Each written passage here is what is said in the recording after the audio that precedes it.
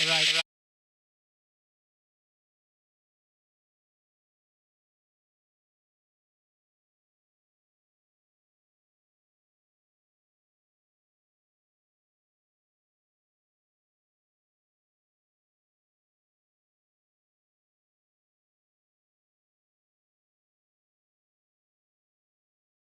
Joined us today.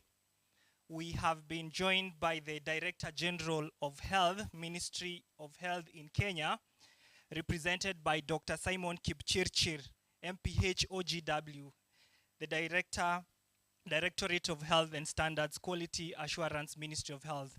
Let's appreciate Dr. Simon Kipchirchir.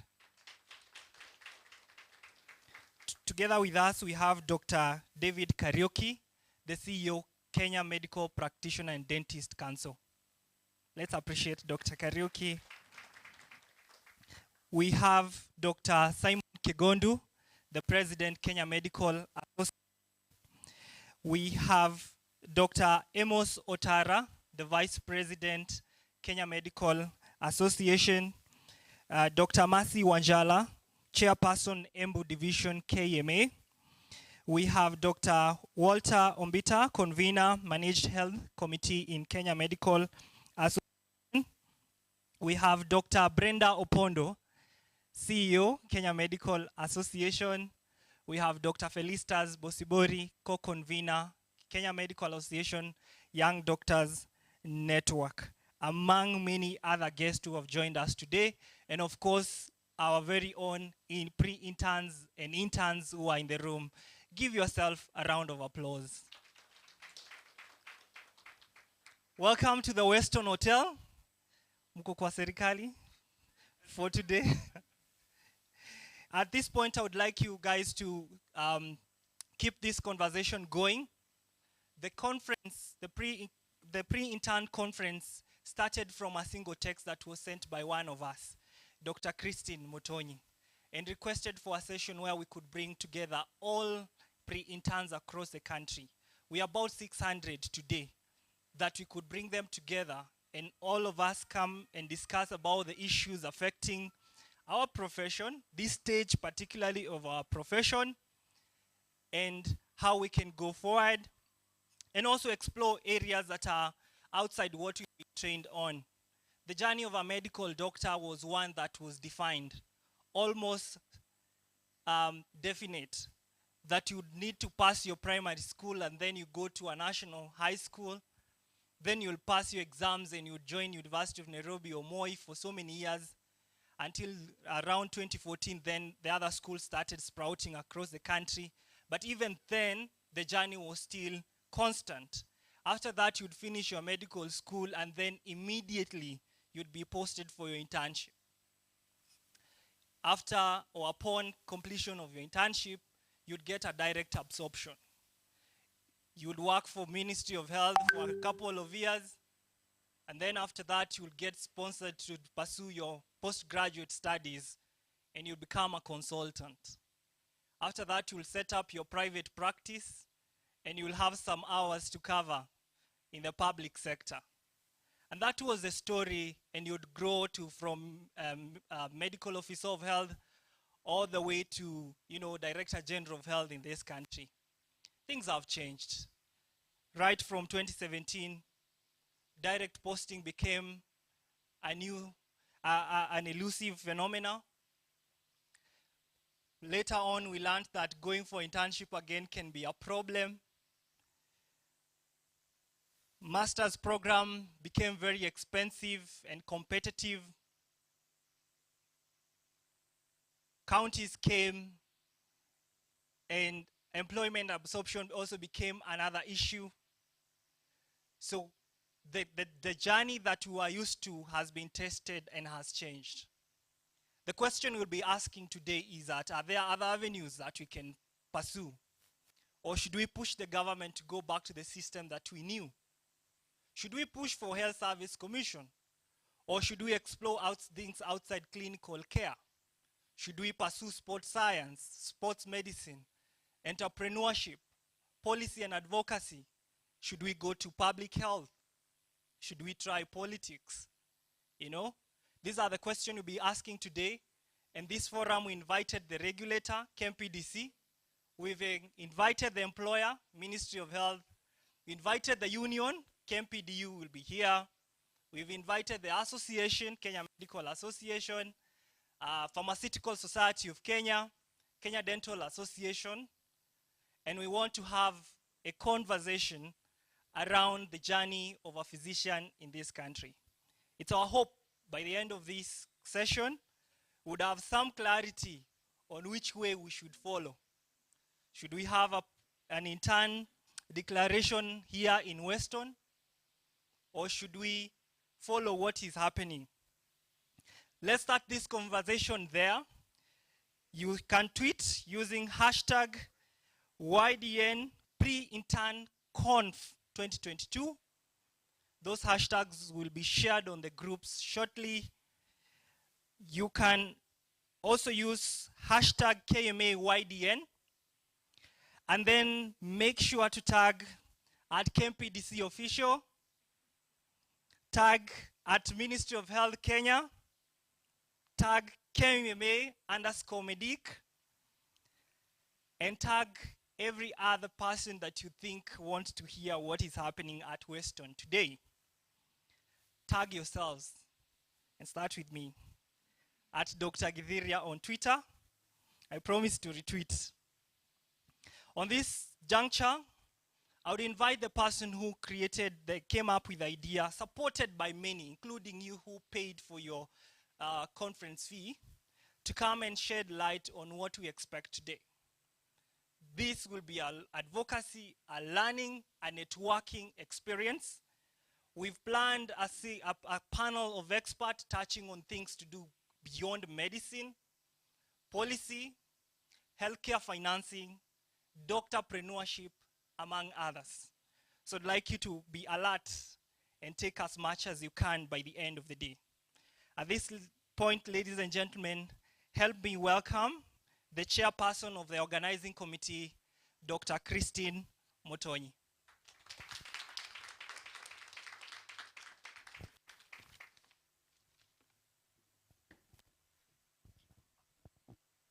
Thank you, Andrew, for that good introduction. Nilikuwa dhani you want to become a pastor soon, but it's okay. Habari zenu.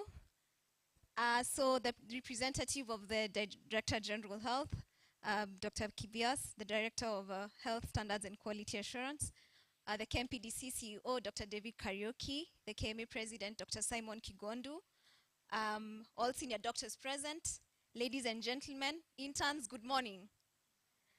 My name is Christine Mutonyi, as you've heard, and I am the chair of the organizing committee for this event. And I can say that I am a very happy person today, because what started as a simple text has now become something that I did not even imagine how it would be. I didn't think I would even be able to bring you guys to Weston. I didn't think that so many people would be interested in it. But it's a blessing and it's a pleasure, yeah. So I just really, first of all, want to appreciate the committee that has worked with me. I don't know if any of them are here. You can just wave and we can clap for you. Yes, so a round of applause for them. These people have organized a committee more or less virtually, a conference more or less virtually, because we were operating in different areas, but we managed to do this. So I will just go directly to the point and just tell you why we're here. I know some of you came because you had people are coming to Weston for 1,000 shillings and you just had to test whether that is possible. I know some of you are also just bored at home because we need to be posted soon, sindio? And some of you just had, there's such a thing as a pre-intern declaration and you want to declare. And I know some of you also just are interested in, just networking and meeting new people. But let me just say that healthcare workers in this country, we are at one of the tenets in the health system. You know the 6 tenets of the health system? Public health, so you know all the 6 tenets of the health system. So one of the most important parts is the healthcare workforce.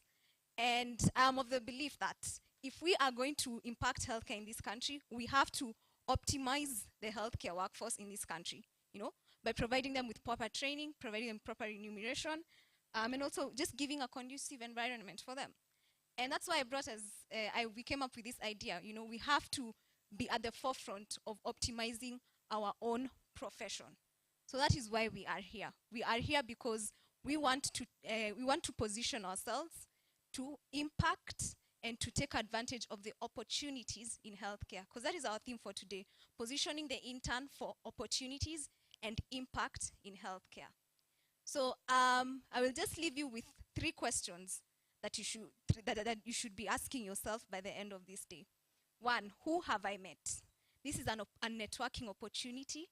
Meet other interns, meet senior doctors. There are so many KMA officials here, KMPDU officials here. You know, maybe if you wanted to meet Dr. David Kariuki, you've seen him on the newspaper. You know, unaweza bahatika, you can meet him today. So get a mentor, make new friends, so that as you go to your career, you know, you're working with people. You don't do things alone. So the second question you ask yourself is, am I ready? Am I ready to be an intern? Am I ready to be a doctor? Am I ready to serve the community? Am I ready to serve the nation? And I think all that question will be answered today by the different panels who are here, by the different words we will be given here. And the third question is, what kind of healthcare worker will I be? Because we are realizing we as health cannot be put in a box. As Andrew has said, our path is not as direct or as straightforward as it was. So that means we have to think outside the box, and most of all, we have to be our best selves. So you answer those 3 questions. Who have I met? Am I ready to be a doctor, and what kind of doctor will I be? And finally, let me just recognize who is here. So we have MOIs, just wave your hand. Woo. Yes, medical officer interns. Okay, then we also have medical officers. Just wave your hand if you're a medical officer. Okay, we also have dental officer interns who are present. And also the pharmacists. Pharmacists mko wapi? I know a number of you are here. Okay, yes, so we are ready, we are excited, and feel at home or feel at conference. Sawa sawa, thank you.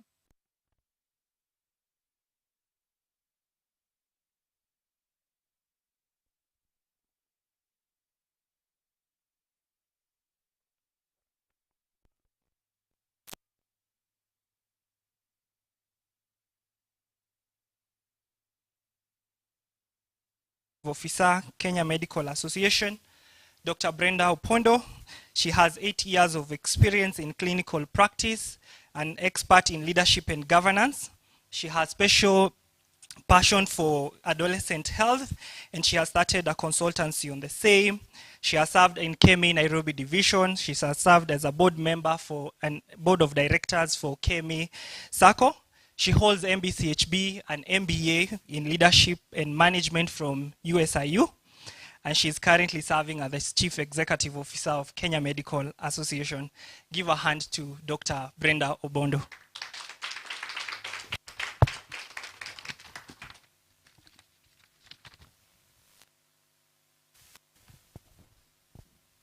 Thank you, Andrew. It sounds nice when someone introduces you. It actually doesn't sound like it's you. It's truly a pleasure for the Kenya Medical Association to be able to host an event such as this, and the first ever event such as this. It's a huge milestone. Mentorship and the young doctors are at the heart of the Kenya Medical Association. So truly, we welcome you all. Dr. Simon Kipchirchir, Dr. Kariuki, CEO KMPDC, our President, Dr. Simon Kigondu, our Vice Chair, Dr. Simon Otara, my colleagues, now that we are all colleagues, good morning. As you've heard, I think Andrew has elaborated. I'm Dr. Brenda. And today I just wanted to introduce Kenya Medical Association to us as interns and let you know that the association is here to walk this journey with you. I hope, Peter, are we able to just put up the few slides I have so that I can share with the interns? Anyway, let me just go on and not bore you with the slides. So, who are we as KMA? We exist to be leaders in engaging medical practitioners and the voice for provision of higher standards of healthcare in the country and beyond.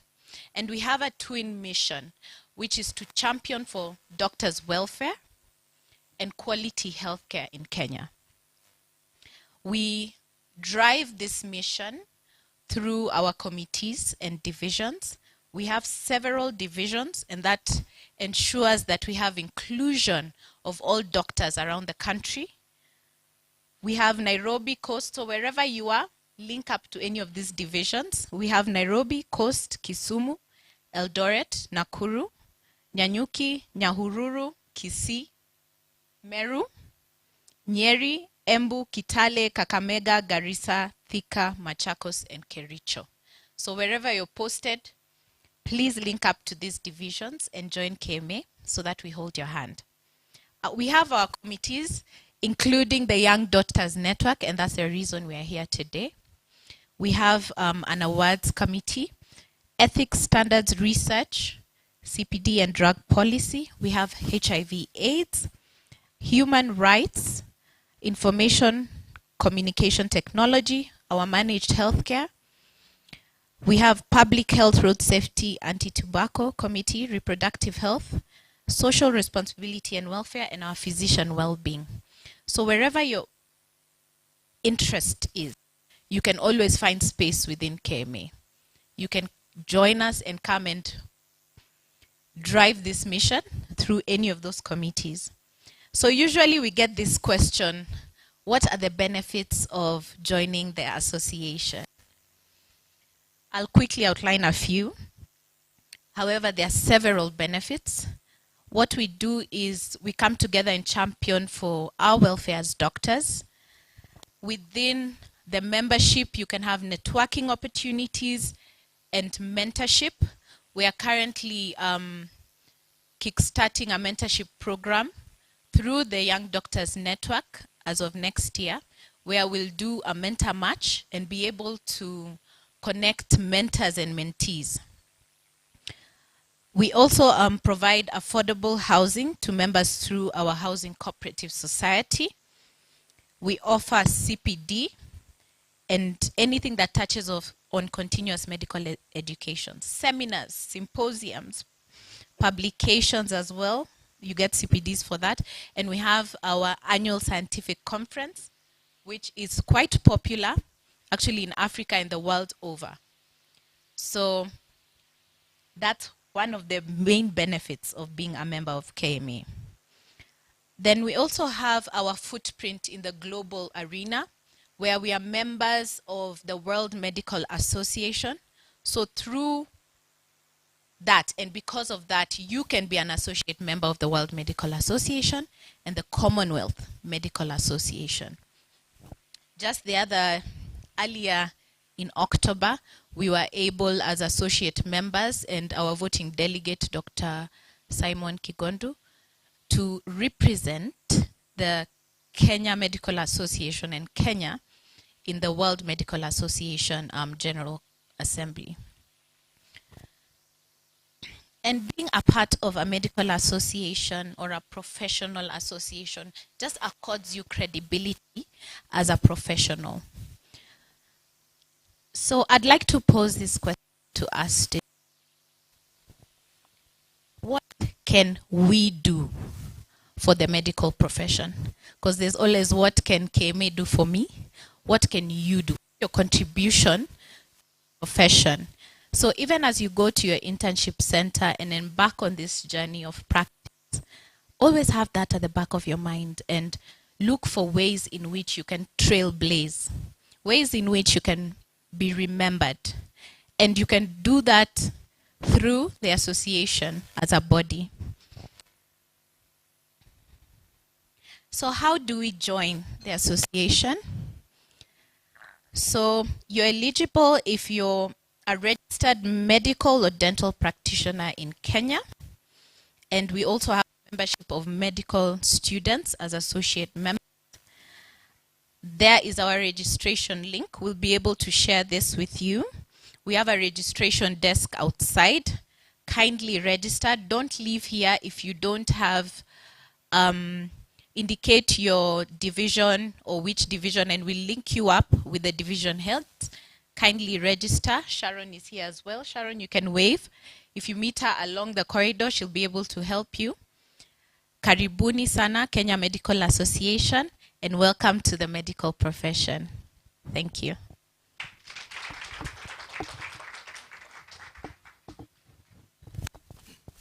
Thank you, Dr. Obondo. At this point, I would like to invite another amazing speaker. She's a medical doctor with a passion in leadership, oncology, research, health policy, and advocacy. She's a founder of Palm Health eHealth, which is a startup that leverages technology to bring medical education closer to healthcare workers. She has served in both private and public institution and sector, from PGH in Nakuru, Kisii to Kenyatta National Hospital. She holds a MBCHB from Moi University, currently an MEd resident in radiation oncology at University of Nairobi. She's a graduate of both Indiana University and University of Washington. She is a Yali and Mandela Washington Fellow, and currently the newly selected co-convener for Kenya Medical Association Young Doctors Network. Karibu, Dr. Bosibori Ondari.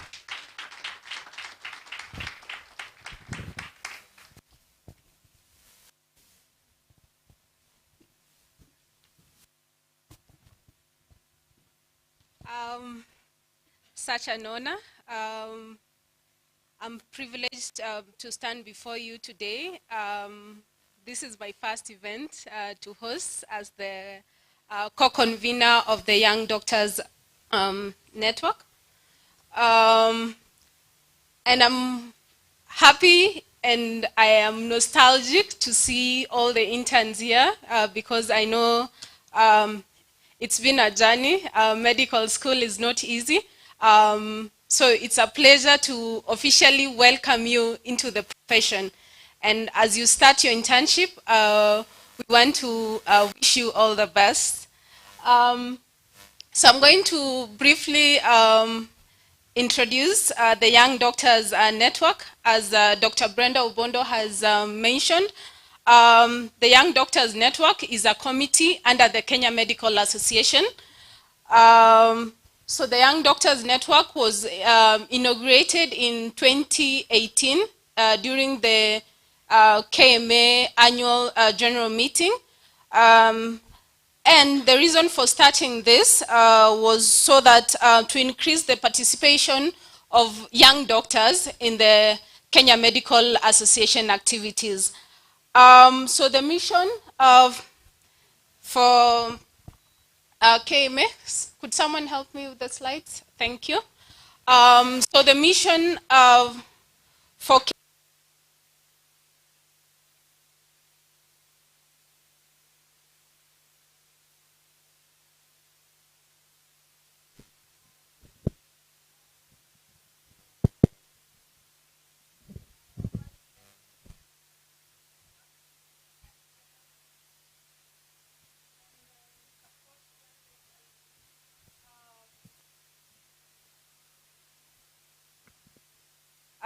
by providing them opportunities to explore and develop and explore opportunities that develop their personal and professional growth. So some of the goals for the organization include promoting health and the well-being of young doctors, and this includes the mental health. We've had quite challenges in the health sector in terms of suicide cases and other mental health issues, and this is one of the things that we've championed, especially during this COVID period. We've had quite a number of webinars and series, training programs on mental health issues. The second goal is to provide a forum for young doctors to share their experiences and also provide solutions for the challenges that they are facing. One of the issues that we've had with young doctors, especially internship, is the issue of posting for interns. We've had a bit of challenges and delays in posting for internship for young doctors. And so one of the goals of the Young Doctors Network is to actually engage the concerned entities, that is the Ministry of Health and KMFDC, so that we get our interns posted on time. So the other goal was to provide a platform to engage in advocacy and policy making. And this we have championed, especially currently we are dealing with issues of, we've challenged a policy brief on pregnancy during internship. We realized that if an intern becomes pregnant during internship, then they are not entitled to a paid maternity leave. And I think this is one of the things that we need to push as young doctors so that we can have it sorted. You don't have to go to an unpaid leave because you became pregnant during internship. Another goal for YDN was to ensure that young doctors are represented adequately in the association. Other goals include continuous medical association, and this we've had through different forums where young doctors are able to access online courses and be able to continue enhancing their medical education. And also another goal is to enable young doctors be able to participate in international and global activities. Next, please. So this is the current Young Doctor Network team. Our convener, Dr. Marie Claire, I don't know whether she has arrived. Dr. Marie, she's not here yet. I'm the newly selected co-convener. So we have our working groups. We have 4 working groups. We have the mental health and wellness working group that is headed by Dr. Ndemange Mutuku and Dr. Charity Kitui. Then we have the projects working group that is headed by Dr. Ted and Dr. Caleb Ugari. We have the membership and mentorship that is headed by Dr. Joanne and Dr. Yasir. We also have the communications working group that is headed by Dr. Lynette and Dr. Ruby. And also the career development committee that is headed by Dr. Christine Mutonyi. So our immediate past conveners for the Young Doctors Network include Dr. Linda Kemunto and Dr. Brenda Obondo, who has risen now to become the CEO of KMA. So I think we need to give a round of applause. Yeah, so young doctors can actually take up leadership and be able to push for the agenda of doctors in this country. We stand at a very good level to push for policy, for reform, and also advocate for some of the issues that affect the healthcare system in general. Next slide. So how do you become a Young Doctor Network member? So you become a YDN member by joining the Kenya Medical Association.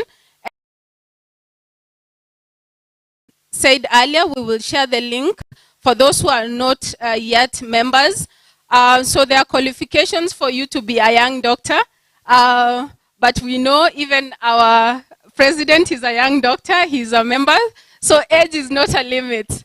As long as you feel young at heart, you are a member of YDN. Next slide.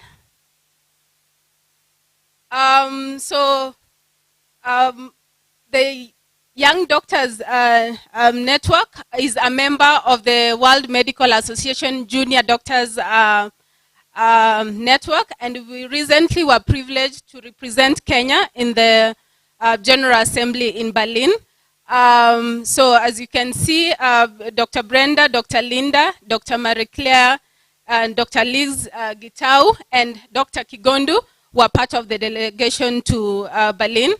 And we are lucky to have had Dr. Marie Claire being elected as the secretary of the Junior Doctors Network worldwide. I think she needs a round of applause. Next. So we are going to host the 223 World Medical Association Council session here in Nairobi next year in April. It's such a privilege and honor for the Kenya Medical Association, and we expect all of you to attend. We will also have the General Assembly happening in Kigali, Rwanda in October next year. So all you need to do right now, because membership for the WMA within 5 years is free. 5 years post-graduation is free. So you need to join the World Medical Association so you can be able to participate in this event. Next. So those are our contacts, ydn@kma.co.ke. In case you have any issues that you need directions on, you can reach to us. Thank you.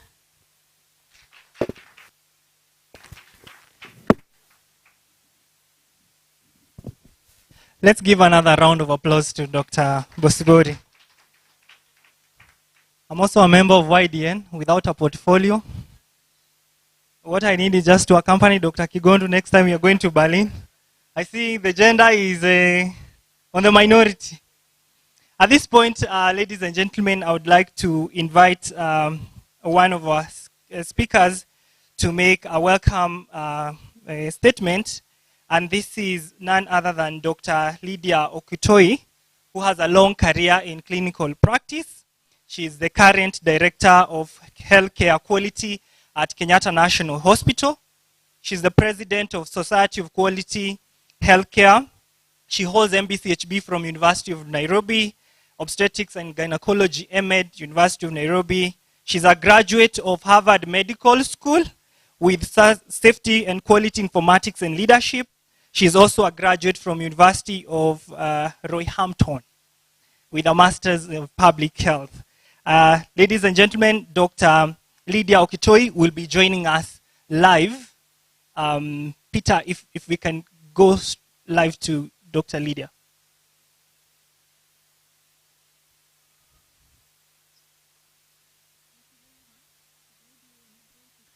All right, Dr. Lydia, if you can hear me, we are ready for you.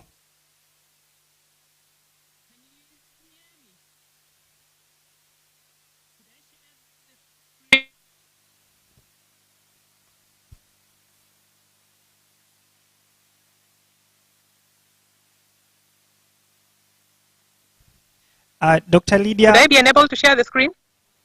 Yes, we can. Hi. Yes, I'm asking to share the screen. All right, we'll do that. Am I being heard? Am I audible? Yes, loud and clear, Doc. Could I share the screen? Yes. Could I be enabled? Peter, let's do that. Yeah, just 1 second. All right, it's ready.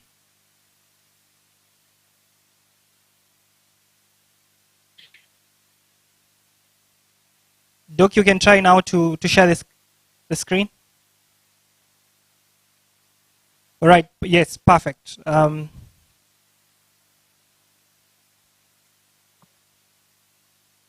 Great.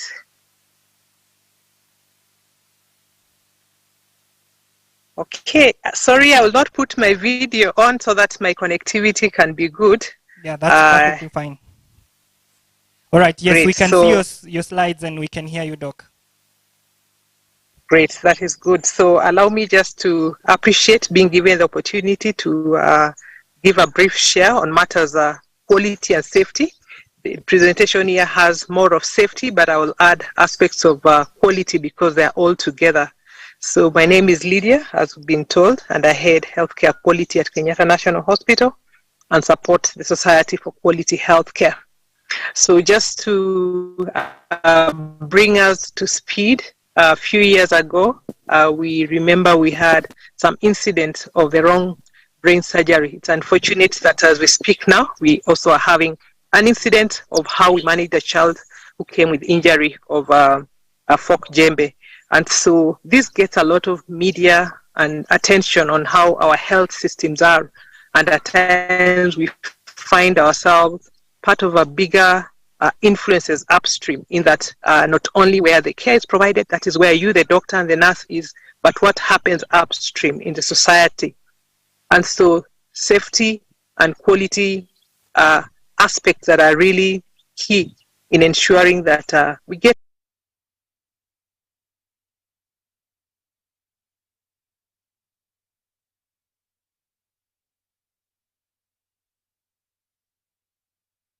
the system.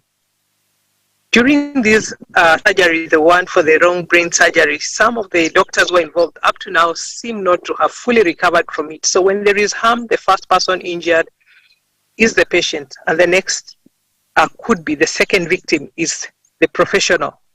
They go through all those grieving stages, and even the institution at times is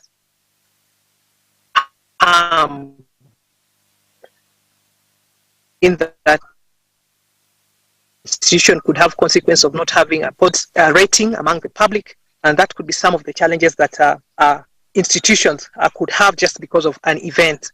So I just wanted to share this slide as an introduction, remembering that in 1999 and 2001 there were landmark publications, that is, to error is human and crossing the quality chasm. So we realize that error happens in healthcare not necessarily because of just the person who is serving or who is providing care, but because there are many underlying factors that make the human weaknesses manifest at one point or another. So the approach as we go towards the crossing the quality chasm is to ensure that we organize ourselves in a manner that care is provided in the safest way possible. That are there checklists to guide us? Are there alerts to guide us? Are there restraints that make us not do what is wrong? Are there reminders? Are we engaging patients? And so these publications brought up the idea that indeed we are very much having loss in terms of the human, in terms of the burden of disease, in terms of the amount of money spent to correct things that are wrong. And so when we address safety, we are able to have a cost savings and have desired outcomes. Another report was by Sir Francis. This is from the UK. It was about some pediatric cases, cardiology, and how there was a failure in the systems. So the whole background is that they are usually system-related issues. So system is a new word maybe to the students here, but it is the idea that things are interconnected. By the time you see that patient, they have come from a community, they have come from a primary health care, they come to hospital, they will not only just come to see you as the one who will perform the surgery or the miracle, let's say so, but they will go through the clerk, they will go through a laboratory, radiology, diagnostics. So all together, we need to organize ourselves that we get better outcomes, and they should also Doc, we can't see your slides. Oh, you can't see my slides? I think you've stopped. Are they moving? They're not moving. We can't see them. Okay. Any change? Probably it's on our end. So, yeah. Just let me stop sharing, then I share again. I've been told. Let me follow that. Yeah, it's fine. It's fine. It's fine, Doc. You can continue. It's on our end. Okay, it's on your end. Great. Yes, yeah.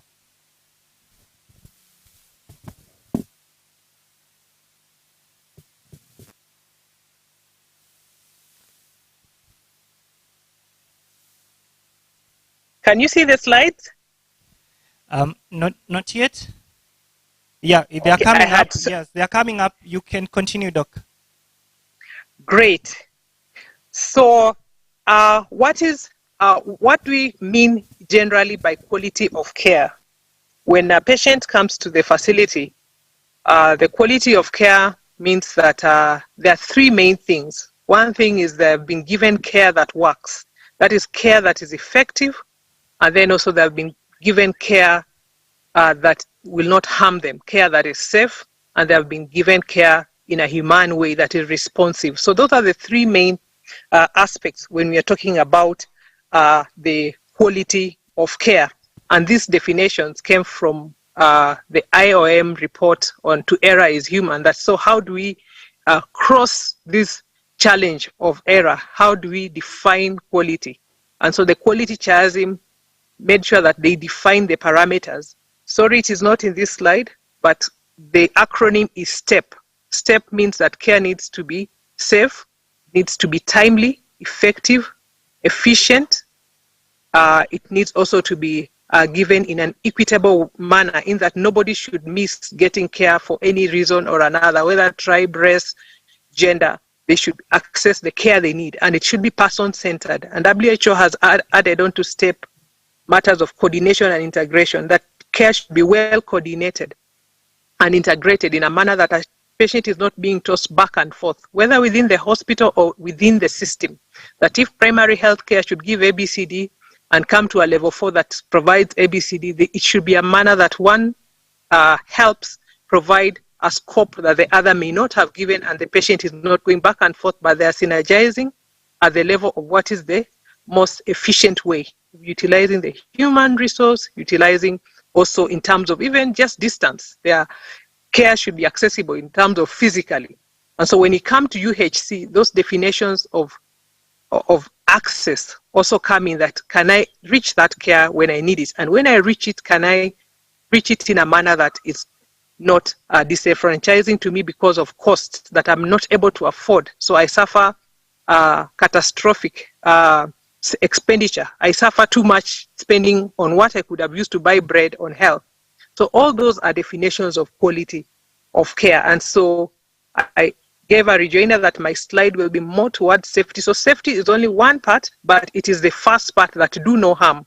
So care should not bring harm to the patient. So in this slide, we've been told that indeed 10 of the safety issues account for the leading burden of disease and safe care are one of the causes of disability and death worldwide. And so this is quantified more in the West, but even in the low and middle income countries, a big number of patients suffer from harm.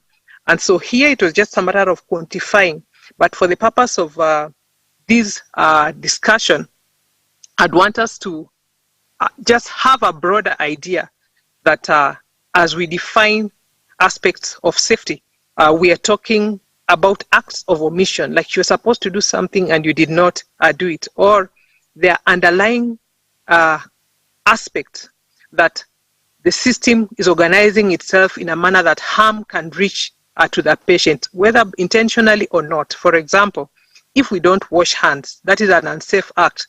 The patient will get infection.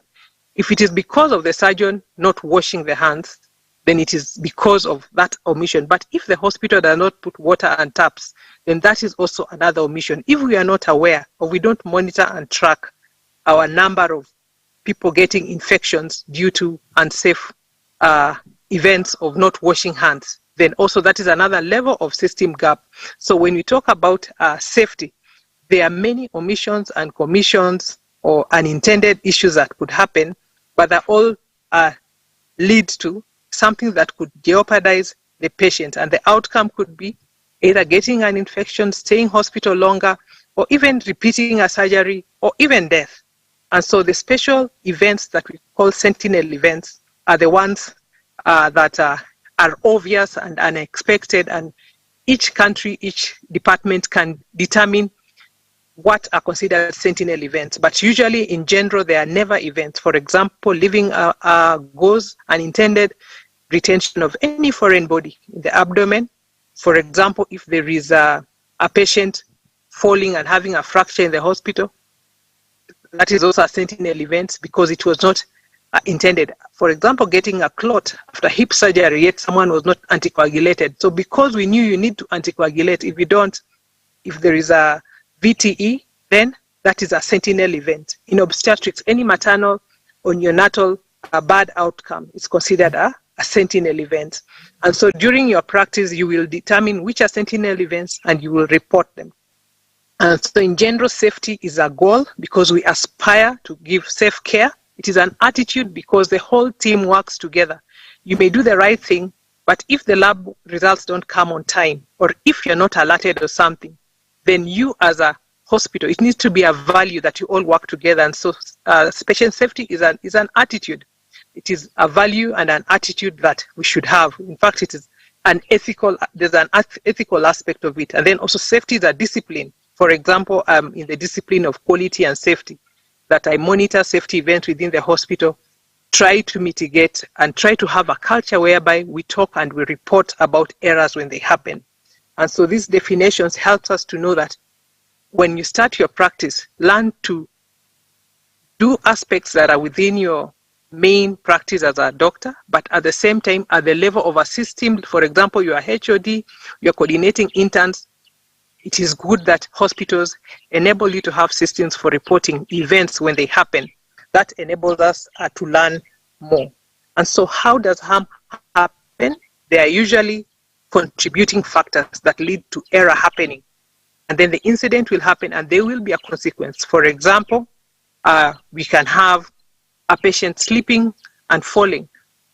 Why do patients fall in hospital? We know that patients come to hospital with catheters, they come when they're confused, they come when they have mobility issues. We give them medications that make them not stable. And so the error will be that indeed there was a patient fall. What contributed to it? Maybe the floor was wet. What was the outcome? A fracture or confusion or longer hospital stay or a wound dehiscence. And so there's a cascade that happens during a harmful event. And so as doctors, we unpack this cascade so that we see what can be prevented. What mechanisms can we use to prevent this harm from happening? And if it happens, can we identify it and ameliorate it very fast? And so this cascade is for the purpose of understanding that we may report a different aspects of the cascade of the event. And so healthcare is provided in a complex environment because there are many interrelated moving parts. There are those who are supporting diagnostics. There are those who are supporting monitoring the patients immediately they come. And yet 10 minutes down the line, the patient may have changed. And so it is complex that when the patient arrived, we thought the patient was stable. Within 5 hours, the blood pressures are going down, the abdomen is getting distended. We need another set of intervention. And so for the doctor, when it comes to aspects of harm, appreciate that it is complex and it is about us being present and being able to make the right decision or calling for the right people to make those decisions when that is required. And I think that aspect of the complex environment and how complex a patient is makes us to be really caught off guard when we think that, oh, the patient was stable 10 minutes ago. Why didn't we? We know that post-op time we need to monitor. Why? There's a chance of bleeding, there's a chance of respiratory compromise, and so the patient should be nursed in a certain way, in a recovery room if possible, under oxygen, because we know that it is complex. Things move, the patient also changes, and so a doctor needs to make the right decision when it is required. Just going to the broader safety aspects in terms of globally, that there's a global patient safety movement, and 17th of September is the date that patient safety advocacy is done. And in Kenya, we celebrated the last 3 or 2 years of patient safety. And this has born something called Patient Safety Global Action Plan, which has various aspects that I will not get into it, but it enables us to have leadership that looks at safety as a value and creates an enabling environment for you to offer care that is safe. Allow me not to go to the details of the action plan. You can read it on the website. And these are just pictures of some of the World Patient Safety Days that we've celebrated virtually as a society of quality healthcare and even as Kenyatta. These are some of the tools that I'm sharing. These tools are about patient fault and risk assessment, but I'll go to a tool that you will encounter, which is called the surgical safety checklist. And also another tool that is common, the WHO safety childbirth checklist. However, even the pathogram. So why do we use tools? Why do we use tools to ensure that care is safe? They remind us of what is supposed to be done, of what is called evidence-based. Because care that is given that is safe is care that works. And so the tools you'll get in your hospital enable you to confirm that you've given care that works. So the surgical checklist will ensure that you are looking at the risk the patient has as you take them to theater, that you're well prepared, you have the correct team who are able to provide that service. And also that you will have the correct, in terms of you have the correct patient also, because it has up to identification of the patient. And are the people aware of what kind of patients they're dealing with, the whole team. So safety brings aspects of the team and even the general quality that the team works together. And so these checklists that you will encounter at your place of work, adhere to them, because at times that is the only saving grace when things go south. Not that they always go south, but these are preventive. The consent, that is also another tool that is used to ensure that the patient is aware, and you have also explained, you have engaged the patient in ensuring that they know the procedure they're going for. For example, if you'll be holding the right leg and it was supposed to be left, if they're not under general anesthesia, it is possible that the patient went through the consent and they knew the operation would be on the right. If it's on the left, then they will raise up an alarm, oh, daktari, it should be the other way. So those are the saving grace or the tools that are available. I was just mentioning a few because you will encounter those tools. They ensure that we have the right treatment for the right patient at the right time in the right circumstances, and we're using the right modalities. So that is the whole aspect of ensuring that when you do any changes, because for example, this surgeon was not available, so you chose ABCD, then you're able to have some adjustments for that. You're able to say, okay, here we were far off, we didn't have ABCD, and so we did this to cover up our gaps. When we improvise, they're called trade-offs. So checklists help you know when you're doing any trade-offs. And as I come to a conclusion, just to conclude by saying that indeed safety is an attribute of the system. You are an individual player to ensure that the patient receives safe care, but it is about teamwork. And during our training as in medical school, you may not have interacted with the nurses, with the physiotherapist in class. However, at the place of work, when you are clerking the patient, you saw the whole team. So as doctors, we are leaders where we are placed. Very few times will you get a nurse being taken to account an outcome of care. It will be the doctor. So I encourage us to have that direct aspect of knowing that you take responsibility, ensure the team is part of what you're doing, optimize the team, and when you take trade-offs, communicate, and be the one who is advocating for the patient. Let us be not the weak link in the coordination and safe care that the patient should be receiving. Allow me to bring this to a close. As I say that every accident is a notice that something is wrong with men, methods, materials, so investigate it. So at times things go wrong, and so as leaders, take the initiative to determine what went wrong and learn from it. So let us have what we call learning health systems in the ward. Is that ward a ward that learns? Is that person, is that team a team that reflects on their outcomes? That these were the outcomes we got, and so we think if we would have done ABCD, the outcomes would have been different. And so let us ensure that we don't only just count that this happened, but we say we learned. And learning means that we will have recommendations or change on how we do things. We'll have an open discussion about how next to improve. Thank you very much. I will bring my short presentation to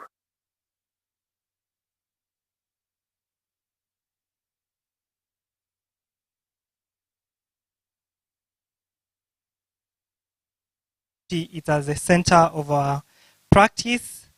And from the foregoing and the cases that Daktari has shared, we've already seen that Kenya is also becoming increasingly a litigious society. Could be a problem with the fact that lawyers are not having enough cases. Dr. Kigondu will remind you of a term they call ambulance chasing. The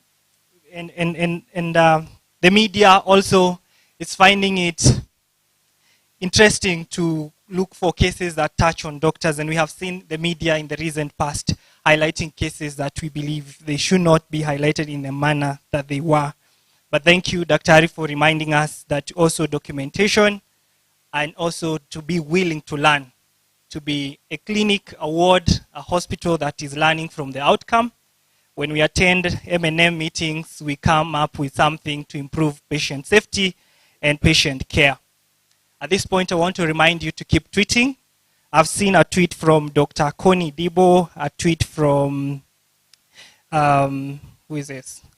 And many of you. So keep tweeting and use the hashtag.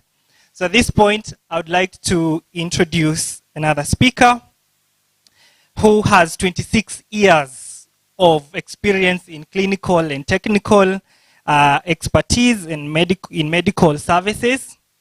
He's passionate about leadership in health. He has served as a senior deputy director for medical services in charge of health policy and research development at Ministry of Health. He has served as a medical superintendent of the mighty Kiambu Hospital. He has been credited for developing the first roadmap towards UHC, universal health coverage, under the Big Four agenda. He holds an MBA from Strathmore University. He holds Masters of Medicine in Obstetrics and Gynecology from University of Nairobi, MBCHB from University of Nairobi, and also has a diploma in health systems. Ladies and gentlemen, welcome the Chief Executive Officer, Kenya Medical and Practitioner Dentist Council, Dr. David Kariuki. The regulator is here, so appreciate him as he comes. We will also ask him about the virtual and wheel balloting system after this. Right, well, what an introduction. I'm humbled by Daktari here for that introduction. When I was down there, it was looking like it was very high.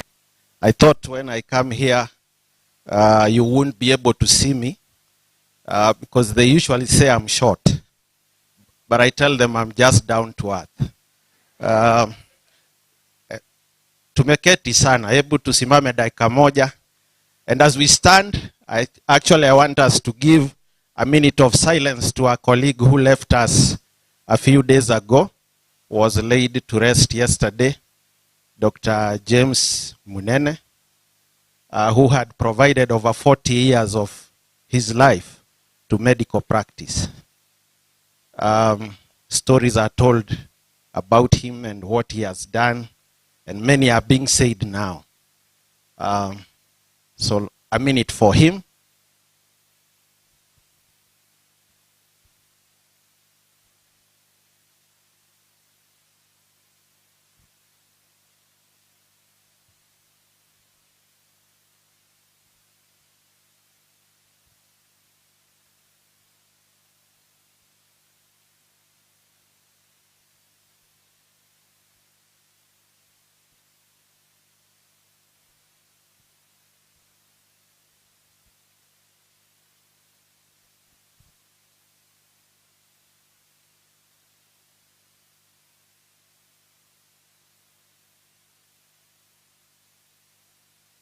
Thank you. It also provided an opportunity to stretch a bit, and then we can get back into action. Last week we were being reminded that one day Dr. Munene was on holiday in Mombasa. Then one of the surgeons at the Coast Provincial Hospital, who was his friend, had talked with him on phone. He got an emergency that ended up being cardiothoracic, which Dr. Munene was a specialist in. And when he went to the hospital, he said instead of referring the patient to Nairobi, and the surgeon is in Mombasa, he called his friend who left his beach hotel to go and help his friend overcome the challenge they had then. During his burial yesterday, there were representatives from Namibia in the south, from the south of Africa, because it is Dr. Munene who supported them to start their first cardiothoracic unit in Namibia. And that's an example of the Kenyan doctor that we want. And today I'm glad that I'm speaking to very many incoming new doctors who will also be the face of the doctors that we want in Kenya moving forward. Not that the likes of Otara, myself, Kibias have not yet done it. We've been doing our part. But we are so happy that we are being joined by others who are so energetic from what I see up here to be able to continue with the work that has been done and continue bringing in new innovations to the services that are being provided to Kenyans. Having said, I'm the first medical doctor to be the CEO of the Kenya Medical Practitioners Council. I'm proud of that, and today showing you that as you sit here, I think when we were in first year, we were told about TOTI and pluripotential things, isn't it? From embryology. So you can become anything if you work and plan towards it. It may not be easy to get there, but it becomes possible if you put your mind to it and work towards it. My session, like the one you're having today, was at the Public Service Club. So mnaona vile maendeleo imekuja that you now sit in such a beautiful place. I know for years you have worked insanely hard, given up, sacrificed a lot of your social life, you know, compared to those others who have been taking other courses. Sacrifice some of your relationships, some of your good time. I don't know how many nights you've had to give up to be in the ward so that you can learn something new when others are in all those other fancy places. All in an effort to put your dedication to helping others, which is what you are starting today or have already started. My respect to you and gratitude for taking up that challenge. It's already the first step of showing that you are ready for the task that is ahead of you. There will be many opportunities that will come to you, and you will be able to overcome them. The first opportunity you are going to get is being an intern. It is the first step that we always take. Internship is that period of supervised practical work for medical and dental practitioners in selected hospitals prior to their registration as full medical officers, full dental officers. It is a period where you translate all the theory that you have learned at the university into practice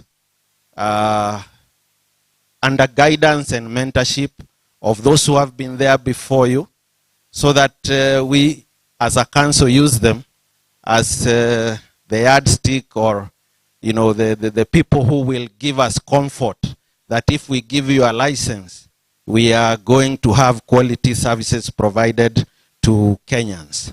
So I'll just tell you a bit about the medical council. I won't take a lot of time, and a little about internship, because I think that's why I have visited you today.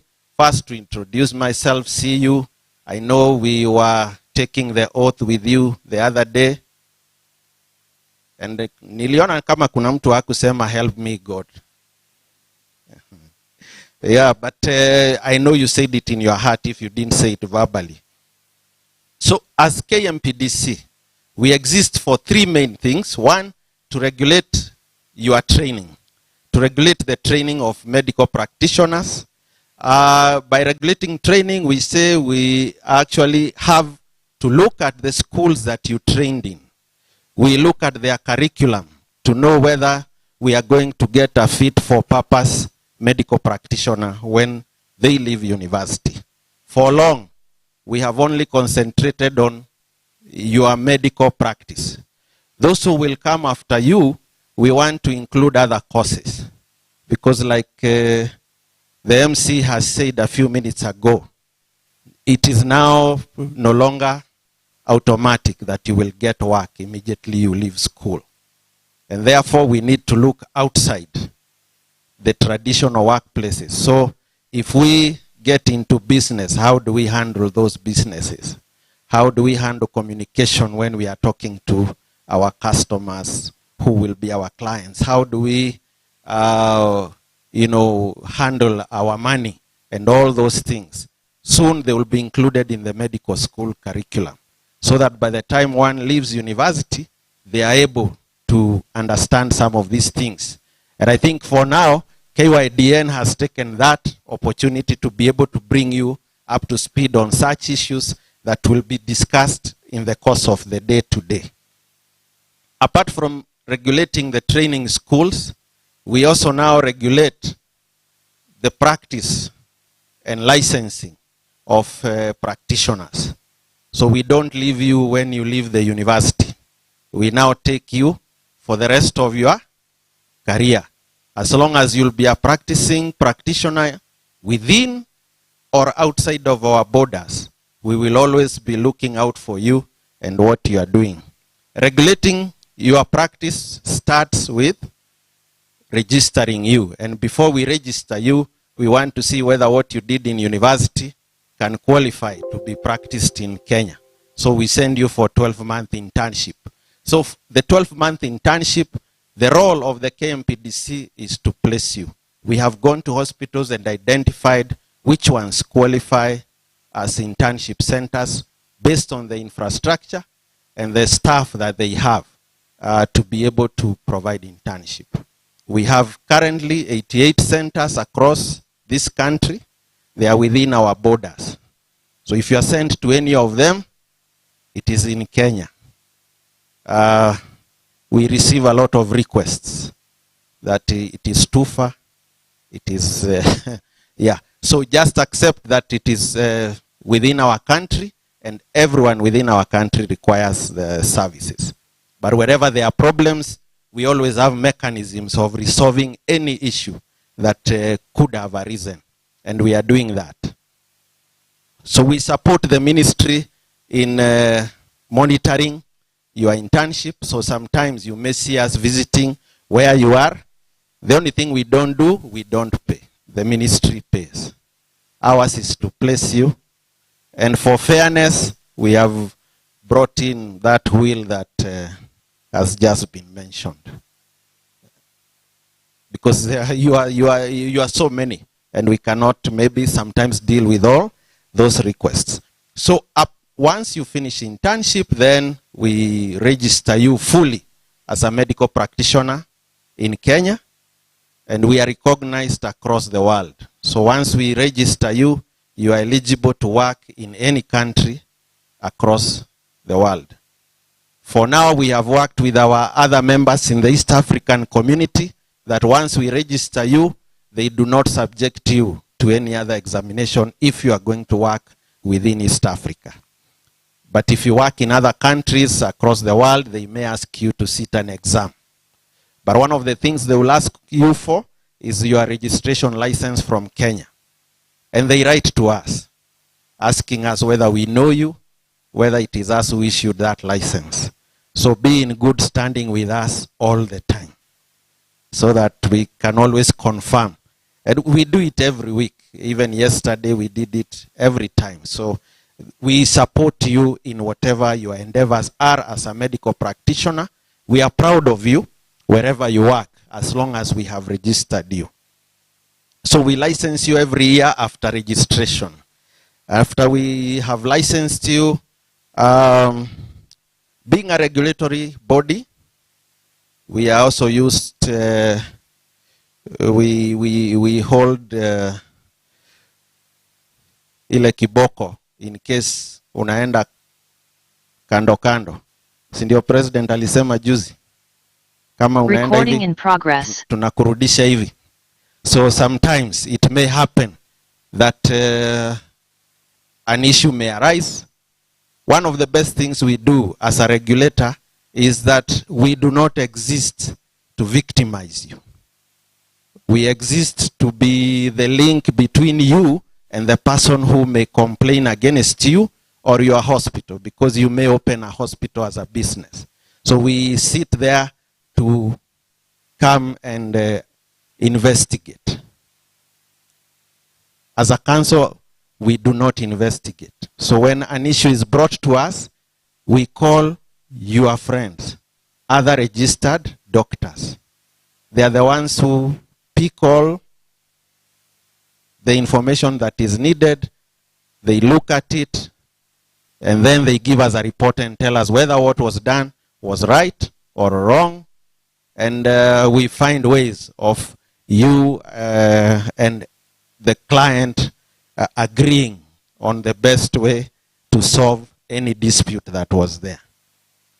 So that is the other reason that we exist as a council. So as I've just said, you'll be proceeding or have started the internship for those who have already started. 12 months of internship divided into currently 5 main departments.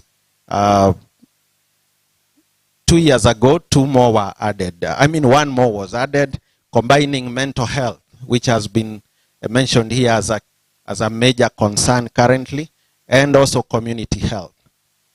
Community health because we want us to get used to providing primary health care services. For many times, we have always thought that we can only function if we function at the specialist and tertiary level services. But there is so much that can be done at the primary care level, even by a specialist. Even that patient who has a heart disease requires services at the primary level, preventive services. You remember the 4-pronged approach to health services. Promote healthy lifestyle. Even for a cardiac patient, promoting healthy lifestyle is what? Exercise, what? All those things, which are not difficult to tell your client. So even a specialist at KNH can still provide some primary care level services. And that's why we want you to start growing with this right from when you start your career. So the others are divided between, you already know, internal medicine, obstetrics, gynecology, pediatrics, and then the surgical disciplines. So for you to go for internship, of course, make sure you get your license after you have taken your oath the other day. And as you get that, get your logbook. These are mandatory. When you will come to be registered at the end of your 12 months, we will ask for the logbook signed duly from wherever you have done your internship. Make sure you have your internship license. And then also ensure you have a posting letter from the ministry. Maybe the director will mention that. Because it also becomes part of how you get paid. And immediately you report, and the ministry asks you for your documents. Make sure you give them all the documents that they will ask for. It makes your first payment coming easier, because they will not be seeing you in person. So they work only on documents. So if they say they want 3 copies of each, give 3 copies of each so that there are no delays. And sometimes because they are done as a group, if one doesn't have, then the whole group is delayed. So just make sure that you give all those documents that are asked for. So in terms of placing you for internship, at the council we have an internship placement committee. I think those are things you probably already know. It's just to remind you, which includes officers from the council, officers from the ministry, your deans from the university, and dental training schools, and any other relevant persons that may need to be there. And it is because we want to make it transparent for you, to be accountable. The reason we include the deans is because they must first accept and to us give comfort that we are not just giving internship to somebody who has never been to medical or dental school. As you go for your internship, remember professionalism, communication with those you find there, because you'll be working with very many people, how to get consent, documentation. One of the biggest challenges we have with the cases that come to us is basically around documentation. Medical practitioners lose cases because they did things but they did not document. Like was just said by Daktari in the other presentation, because of public interest and because that is what also forms part of our mandate, we are actually trying to look into the details of the case that was raised about the folk Jembe story and Mama Lucy also. So we usually come in to give comfort to both government and the hospitals in terms of where gaps could have been. So because the intern will be the first person to see the patient, then documenting becomes very, very important. And you know, put your signature there with pride. See, already you got a degree. So what you have written is the way it should be. Naandika hapo Dr. Karaoke, 10:30 a.m. amesema. These are the things that were done. These are the things that were seen. And of course, as interns, you will work with your specialists and other medical officers who have been there before you. It may not always be very easy to work with each and all of them, but there are ways of ensuring. Remember, as you live here today, your goal is completing internship. Your responsibility is just to ensure that you have learned as much as possible from those people who you will find there, who will be either doctors, nurses, because there are teams in the hospitals, clinic officers, the laboratory people. You'll be asked to do so much. I would just urge you to learn as much as you can. This is the year that you are going to get all that you want, that you will use for your future. There are times you'll be called on phone because you may not be in the ward throughout. Never ignore a call that is coming to you because of seeing a patient. So when you see a call from the hospital, don't say, "Huyo nurse." Don't say, "Huyo MO." That call, take it, it is a call from the patient. They need you. They need your attention at that time. Sometimes if you don't take the call, your supervisor will say this one needs more time. They have not learned how to see patients. Will you blame them if you don't pick the call? So avoid all those things that can keep you longer. Ask questions. Learn procedures, how to do procedures, deliveries, cannulation, all those other procedures that are urgent or necessary for you in your practice. Be there on time. Most of the things you will learn as an intern are actually what you will live by even 20, 30 years from today. because you'll have made it your habit. And you know, habits die hard. So the habits you are going to create during your internship may stick on you for so long and may affect your business in the future. If you are called and you don't appear, one day when you are a private practitioner, you will be called and you will not appear. And your fee will have gone elsewhere. So the things that you are going to learn during internship are important for your continued practice as a quality health practitioner, because we as a council exist for quality healthcare. We only come in when there are issues around quality, but we believe all the time, because everyone you'll find on the ground is already, to us, somebody providing quality services, having been vetted and registered by us. As you continue CPD, continuously develop yourself, there are many new things that are coming up even after you left school. So keep updating yourself. And for us to license you every year, for internship, we will not ask you for CPD points, because we know you are going to learn. And we shall have gotten the signatures from the likes of Kigondu, Otara, telling us this one was learning. But after that, you will need to be providing evidence that that you have been updating yourself. And update yourself in all areas, clinical, non-clinical.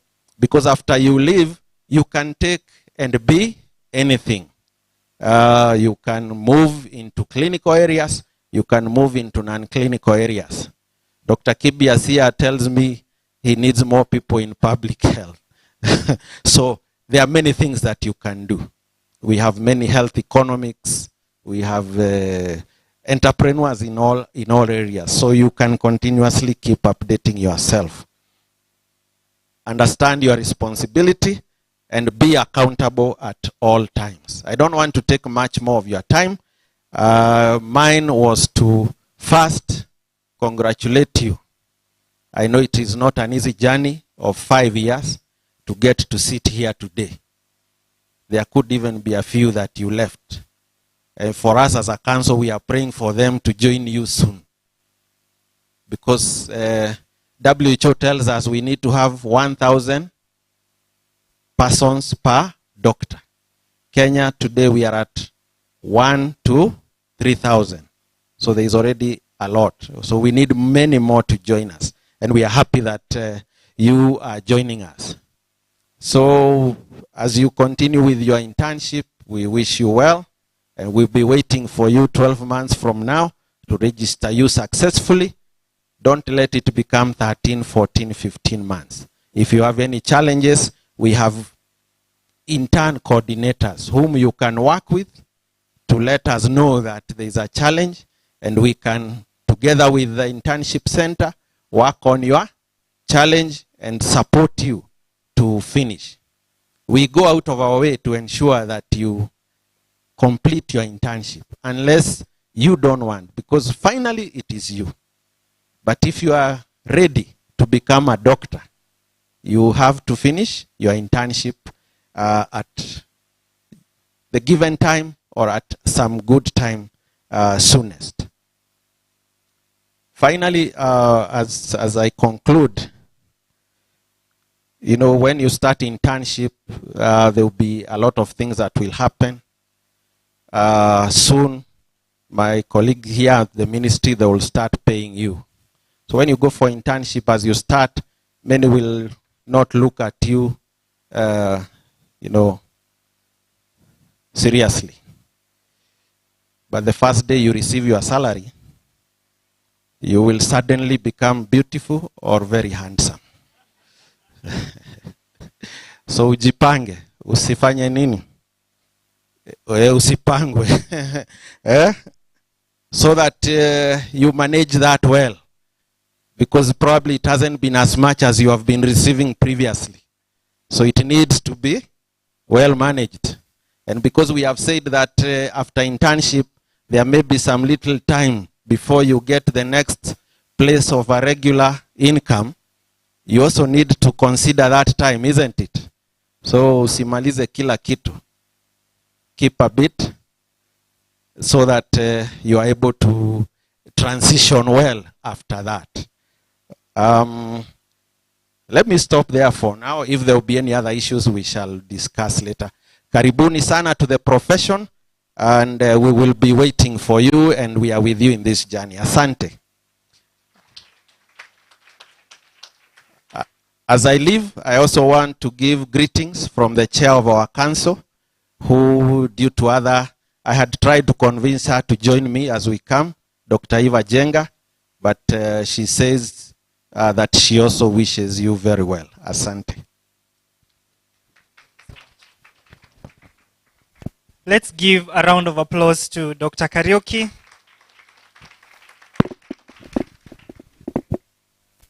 All right, thanks, Dr. Kariuki, for highlighting the role of KMPDC and also confirming that we are going to be paid by MOH. All right, the DG represented here will give us the assurance. Thank you, Dr. Kariuki, for reminding us that the patient safety, documentation, and the role of physician, right from an intern all the way to a consultant. Asante, and thank you for accepting our invitation. At this point, ladies and gentlemen, first I want to remind you to keep tweeting. Now I've seen tweet from Dr. Kigondu. I've seen a tweet from Dr. Salim Ishmael, a tweet from Dr. Kipkemoi Elvis, Dr. Ernest Mutai. Keep tweeting, yeah? Next time I'll be reading what you guys are saying on Twitter. The Wi-Fi password is Weston123. And just to remind you guys, you're in the Weston Hotel. At this point, I would like to invite our keynote speaker, who is a mentor to many young doctors here and within Africa. He is the chairperson of the board of Kenya Health Professional Oversight Authority. He is the executive chairman of Africa Health Business, the chairman of the board of Africa Health Federation, representing 5 regions within Africa. He is the co-founder of Avenue Hospitals, and he has served as a co-chair of the Private Sector Advisory Panel, and also served as a vice chairperson of Public-Private Partnership Health Kenya. The speaker who is joining us comes with wealth of experience from private sector, which has become a very big employer for doctors once they finish internship. And they have also started increasingly providing opportunities for intern to serve their internship period within the private hospitals. Ladies and gentlemen, allow me to welcome Dr. Amit Thakur. Dr. Amit Thakur will be joining us live on Zoom. Peter, could you confirm? Thank you. And just want to confirm that you can hear me well. Yes, we can hear Daktari. Thank you for the introduction and the Young Doctors Network of KMA. I would like to thank the organizers. I want to thank the chair. I want to thank all the speakers who came before me. And I did really follow some of the engagements that I have seen and heard from Dr. Kariuki, from Dr. Kebunto, and also all the other young doctors giving about their experience. I'm going to talk to you a little bit about Kenya Health Professional Oversight Authority, which I chair, and the importance it will play in the health systems we were taught earlier.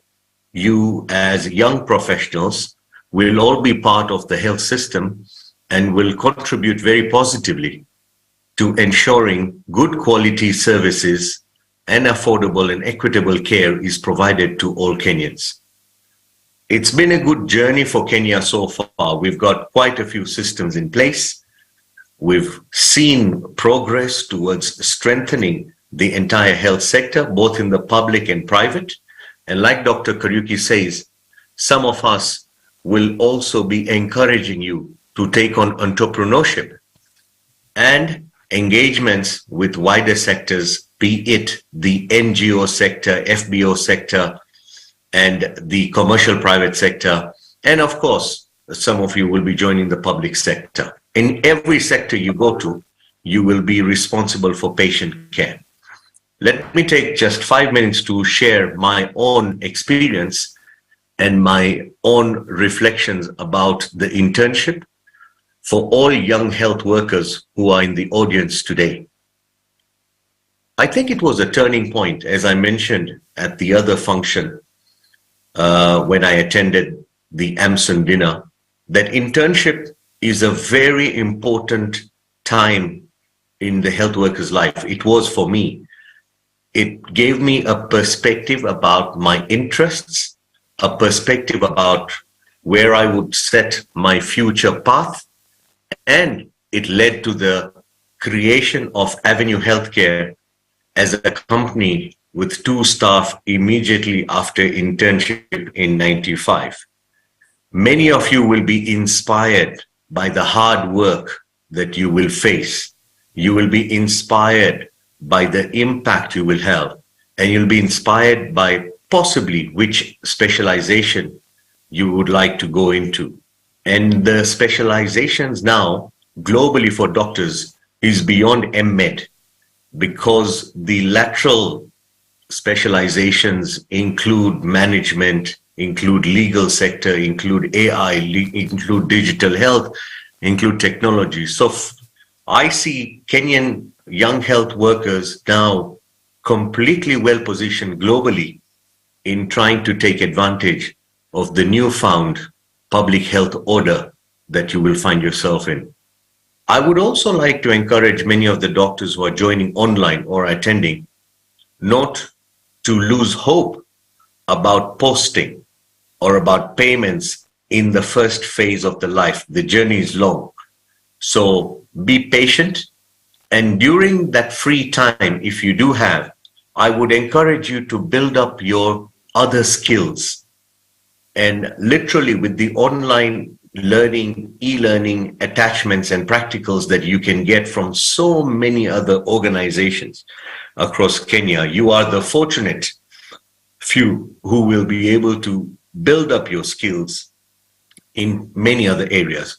So don't waste your time, and do find yourself connected with building up other additional skills.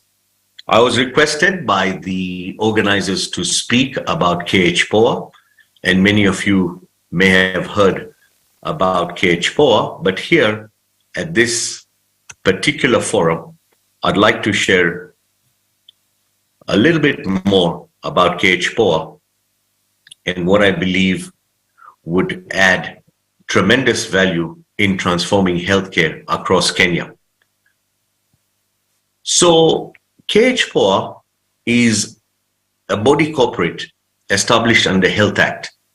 Under Section 46, the KH-POA establishes a board, and the main functions are to protect the public from unnecessary harm and promote ethical practices in the quality of care delivery.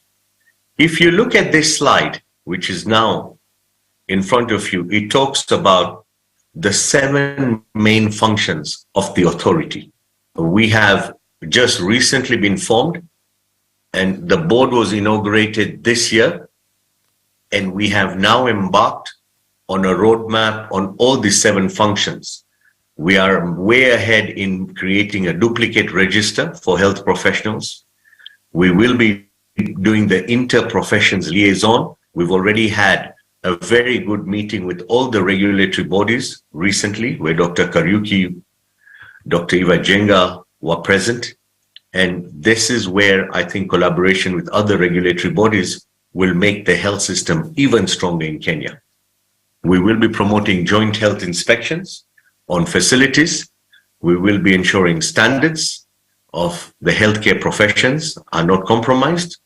We will also receive complaints, but we will ask the primary regulatory boards to deal with those matters first, but deal with the overarching disputes that may need our attention. We'll monitor execution of the respective mandates of the boards and councils, and we will be playing the arbitration role. And these are all by the Kenyan law as mandated for KH4. Our vision, as you have already read on the board, is to provide oversight of healthcare services, training, registration, and licensing of health professionals, coordinate joint inspection, facilitate resolution of complaints, as I've mentioned.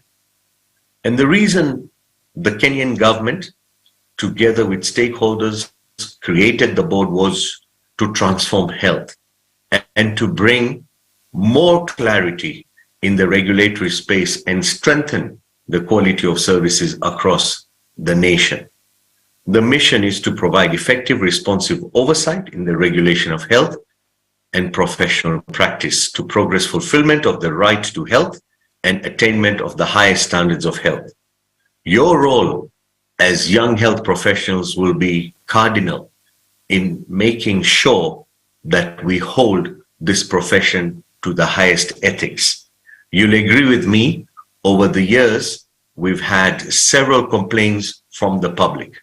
You'll also agree with me that many people feel that there has been a commercial angle and lack of quality angle from the healthcare professions across the country.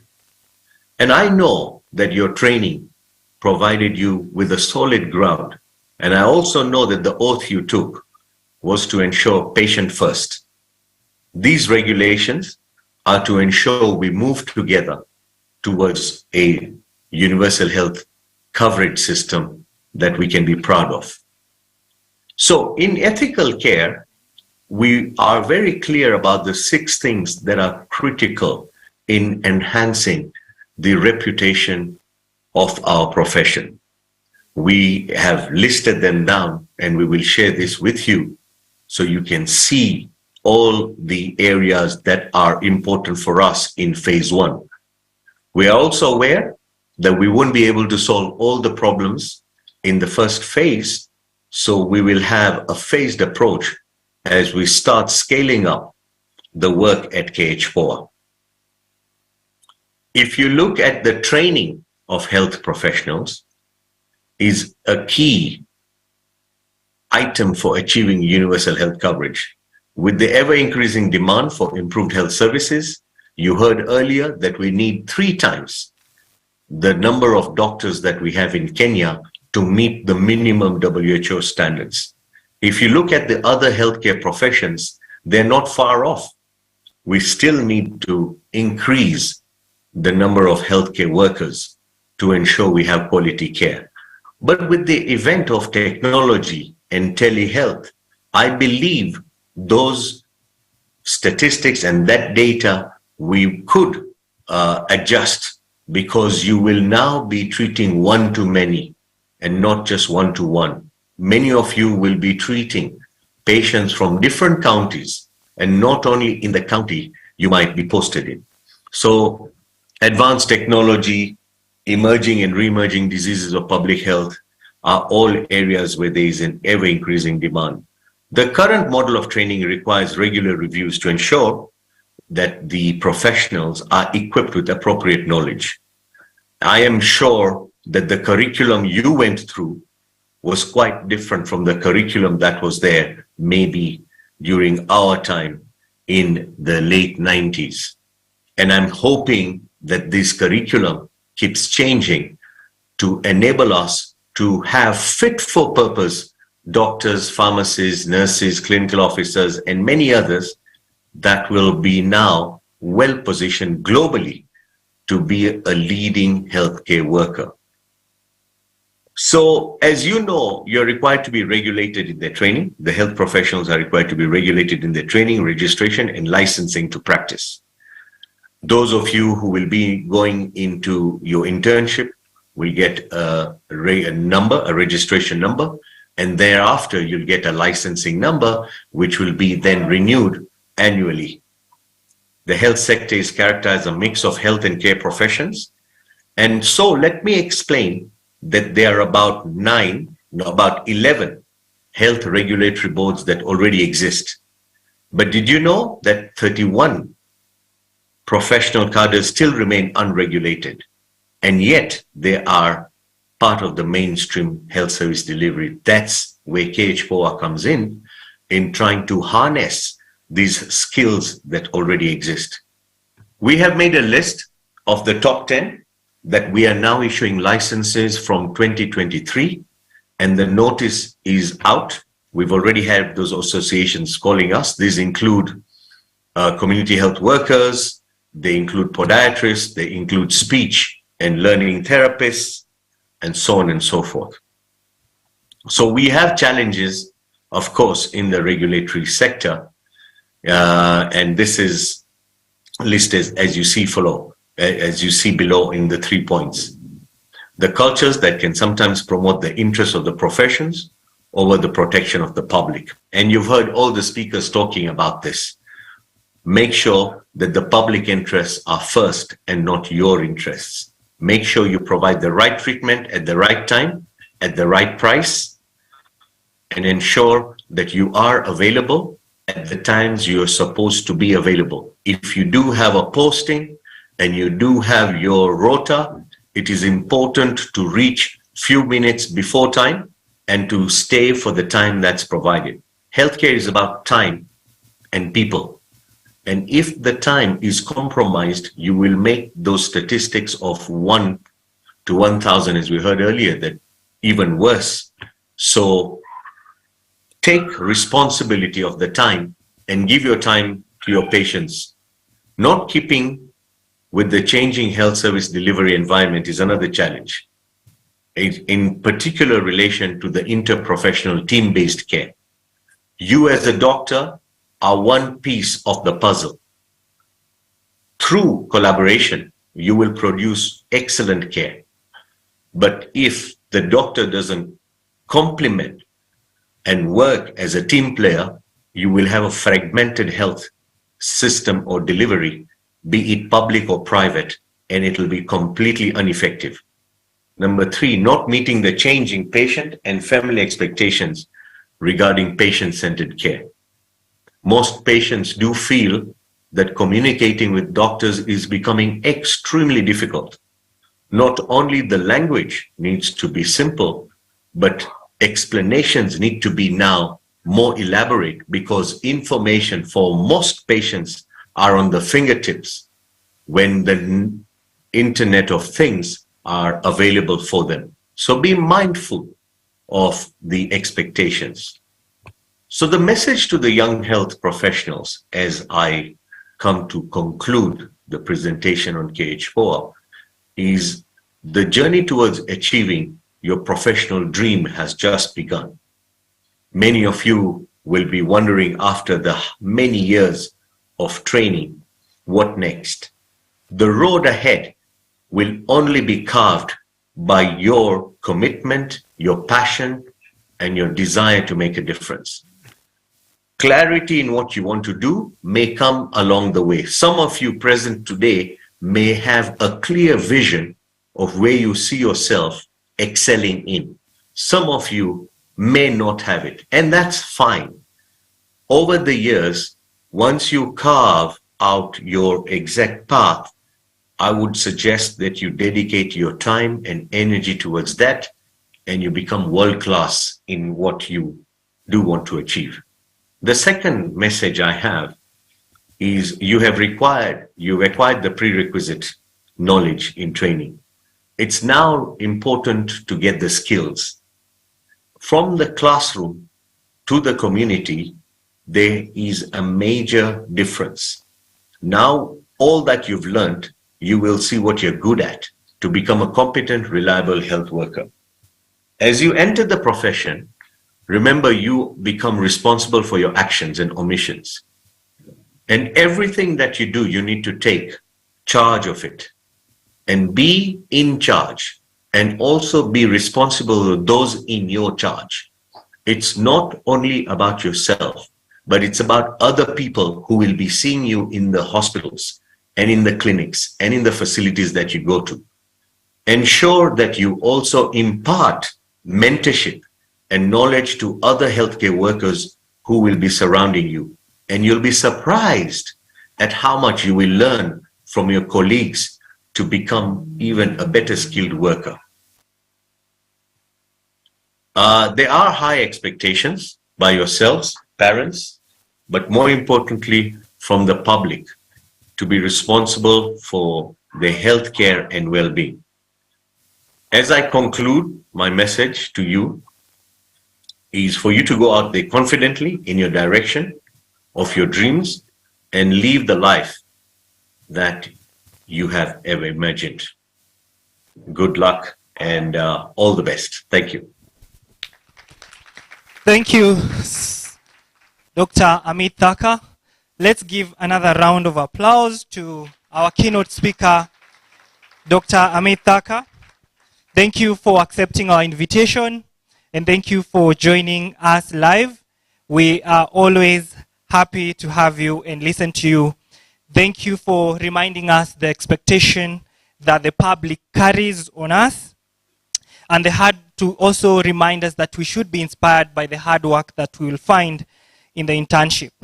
I like your message that we need to build other skills outside clinical practice, and also to remind us to impart mentorship on other people. Very important point Daktari has made is that although some of us may have clarity on what we want to do after this, it's still okay not to have clarity, and because this will actually get with you, you will get clarity at some point on the road. But he says and reminds us that to inculcate the spirit of curiosity and to nurture this when we go to our internship. Thank you, Dr. Amit Thacker, for joining us. At this point, I would like to acknowledge a few other guests that have already joined us here. We've been joined by Dr. Diana Marion, Secretary General, Kenya Medical Association. Let's give her a hand. We've also been joined by Dr. Elizabeth Gitau, Deputy Secretary General, Kenya Medical Association, Chief Executive Officer, Kenya Association of Private Hospitals. Also among us is Dr. Boniface Osongo, who is the Medical Officer in charge of Equity Afya Kitengela and Equity Afya South B. Dr. Osongo. Let's appreciate Dr. Osongo. And finally, we have Dr. Wendy Kimbui, representing Kenya Medical Practitioner, Pharmacist, and Dentist Union. Let's appreciate her. Thank you very much, and thanks to those who are tweeting. After this, I'm going to give an award to the person who has tweeted a lot. I can see the names popping up on my screen. Remember, our hashtag is hashtag KMAYDN, hashtag pre-interns conf 2022, and also tag Kenya Medical Association, Kenya Medical Practitioner Dentist Council, tag Ministry of Health, and tag any other guest that you are seeing here. At this juncture, ladies and gentlemen, it's the moment that we've been waiting for. We're going to listen to Director General from Ministry of Health, Dr. Amoth, who is ably represented here by the Director of Directorate of Health Standards, Quality Assurance and Regulation from Ministry of Health, Dr. Simon Kipchirchir, who is here with us, holds MBCHB and Masters of Public Health, and he also has a Presidential Award, Order of Grand Warrior, OGW. Ladies and gentlemen, let's be upstanding and welcome Dr. Simon Kipchirchir, representing Ministry of Health.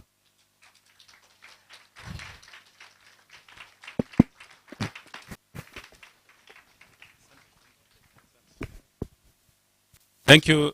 Thank you so much, Dr. Andrew Kidhiria.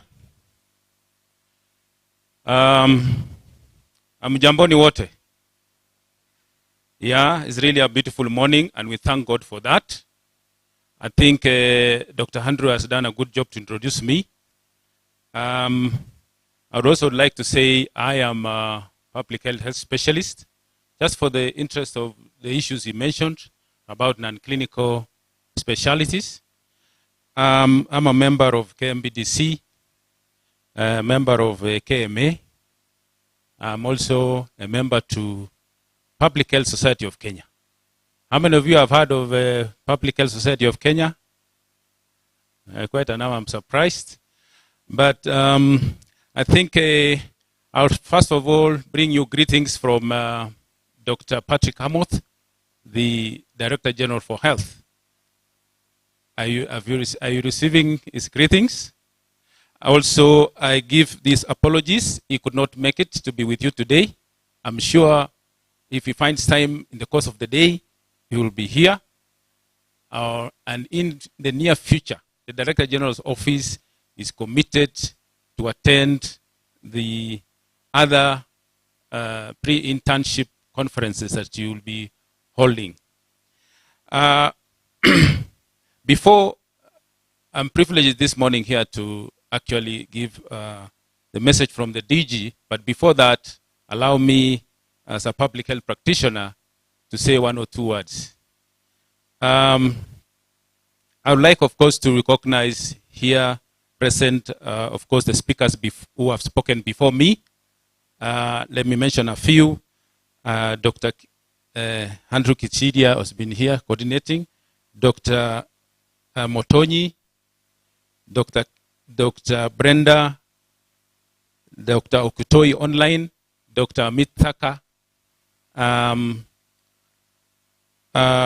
I would also like to recognize the president of KMA, Dr. Simon Kingondu, my namesake, Dr. Of course, Dr. Kisheru Karioki, my alumnus, University of Nairobi, and he is the CEO KMPDC. Of course, I almost forgot that, but I have to recognize and thank him very much for, and congratulate him for being elected the first medical doctor CEO, KMBDC. We clap for him, Cindy. His predecessor used to say he was a doctor in quotes. I don't want to say the other one he used to say, but I think he was praying for obstetrician and gynecologist and a public health practitioner to be the CEO, KMBDC. Thank you, and thank you for the good job you're doing and all the wise words you've given our interns. I'd also like to recognize other officials of KMA. We have KMBDU here. I've had KMBDU are present here.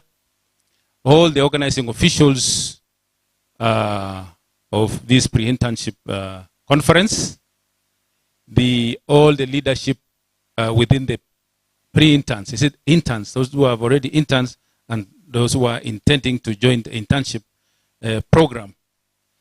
Of course, I also would like to congratulate all of you, yeah, on my behalf and the Ministry of Health for making it this far, yeah. I know most of you, maybe 99.9% were A students. I know why I'm saying A students. And probably best performance in your area, and that's why you are chosen to undertake MBCHB, and now you are ready to take up internship role. A lot has been said around there. I don't want to say much, but allow me to say, being the acting director of Health Standards and Quality Assurance, we've come up with frameworks to try and support your first year of working as a medical officer, intern, or MO. We came up with the internship policy. I will be saying that in the DG speech.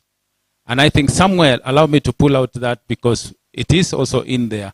But all the stakeholders have realized that in the healthcare service delivery, we only miss one thing, the quality aspect of service delivery. We have been blamed as medical officers, as doctors, for being a little bit aloof and maybe putting the patient second and other things first. Maybe we are all victims because when the patient comes, we start looking at possible investigations we will run. 1, 2, 3, up to I don't know how many. Differential diagnosis, A, B, C, D, and so the patient is not there. The patient is staring at you, but you are in your own world of academia, wondering, looking at the symptoms and signs, and if you have already examined, you're already now playing around with the signs and symptoms and coming out with very complicated diagnosis. And soon you will be engulfed in trying to list down a list of investigations. So somewhere along the service delivery, we forget the patient. So various speakers have talked about quality care. Dr. Okutoya has mentioned it. Dr. Karaoke has mentioned it. I'm sure all the speakers will talk about it. Even Dr. Amit Thacker, the chair of KHPOA. We all, if we hold, most of us, even non-medics or leaders, somewhere in their speeches, possibly the first or two sentences will be, we want quality care. Yeah? So I'm emphasizing the issue of quality care because I think at this time, this age and time, and this time in Kenya, to be very specific, we have the best chance ever as medical practitioners to position ourselves well in that space of quality care. We have never had that chance. Okay? Sini kweli, ama you don't still believe? Do you believe that we have a chance to improve the quality care of service delivery in our country? Please show, by show of hands, let's commit ourselves to participate in improving the quality of care in this country. Thank you so much. I may not be the best person to put it well, but allow me to just inspire you to position yourself intentionally, purposely, as the face of quality in service delivery. Yeah? Sometimes we think it is somebody else. We think it is the person who sweeps the floor or the other person. Or it is a nurse, clinical officer, or a public health officer who is in charge of cleanliness. And that's where we lose it. And then we are blamed. We carry the blame at the end of the day when a mismanagement, an omission, commission, or something happens, an accident happens. Then we look very disturbed when we are blamed. When they say the doctor has amputated the wrong foot. You know, when you see, we carry the blame, even for the blame that's committed by a mistake committed by that person who is wearing a white coat. Nasema daktari amechukua pesa mgonjwa. Daktari amepeana the wrong medication. The doctor is very expensive. All these blames, we carry them. So I would like to urge you going forward that for the first time, the current government is emphasizing on universal health coverage. Why? Because yesterday we had a meeting of the public participation on budgeting process for 2023-24 financial year. And they came up with 5 priority areas. Of course, Kenyans are starving now. And if nothing is done, they will be your clients soon. Sini kweli? So, the government has decided it has to focus on agriculture, infrastructure, and many other areas. But of importance to you is, then the 4th one is healthcare through UHC, primary healthcare.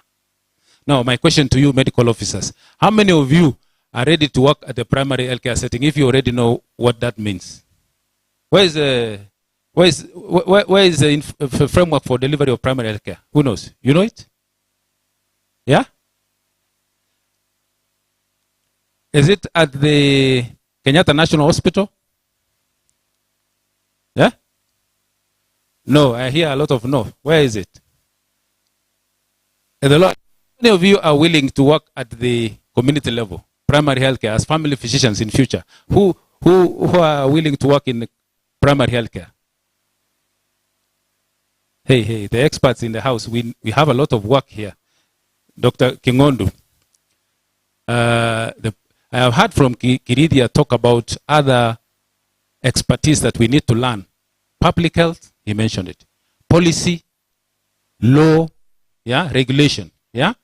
We need to go beyond the clinical setting so that we position ourselves as professionals where the policymakers put their money. Yeah? Most of the times you want more pay. But what will the health economists tell you?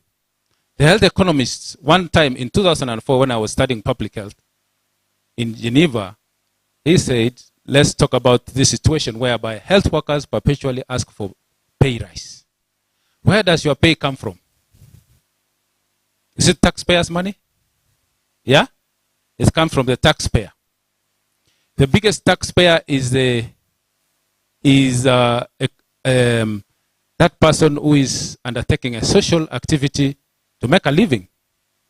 So the households that are the guys who are tilling the farms, the guys who are farming avocados for export, for US dollars to come in, and then the government taxes that and pay you the salary. So there is a reason why we want to have a healthy and a competitive nation globally. The people are the ones who should be healthy in order to spur the economic growth. So why did I say this is the right time for us as professionals to position us, more specifically medical officers. I believe I'm talking to medical officers, all of you, and dentists and pharmacists.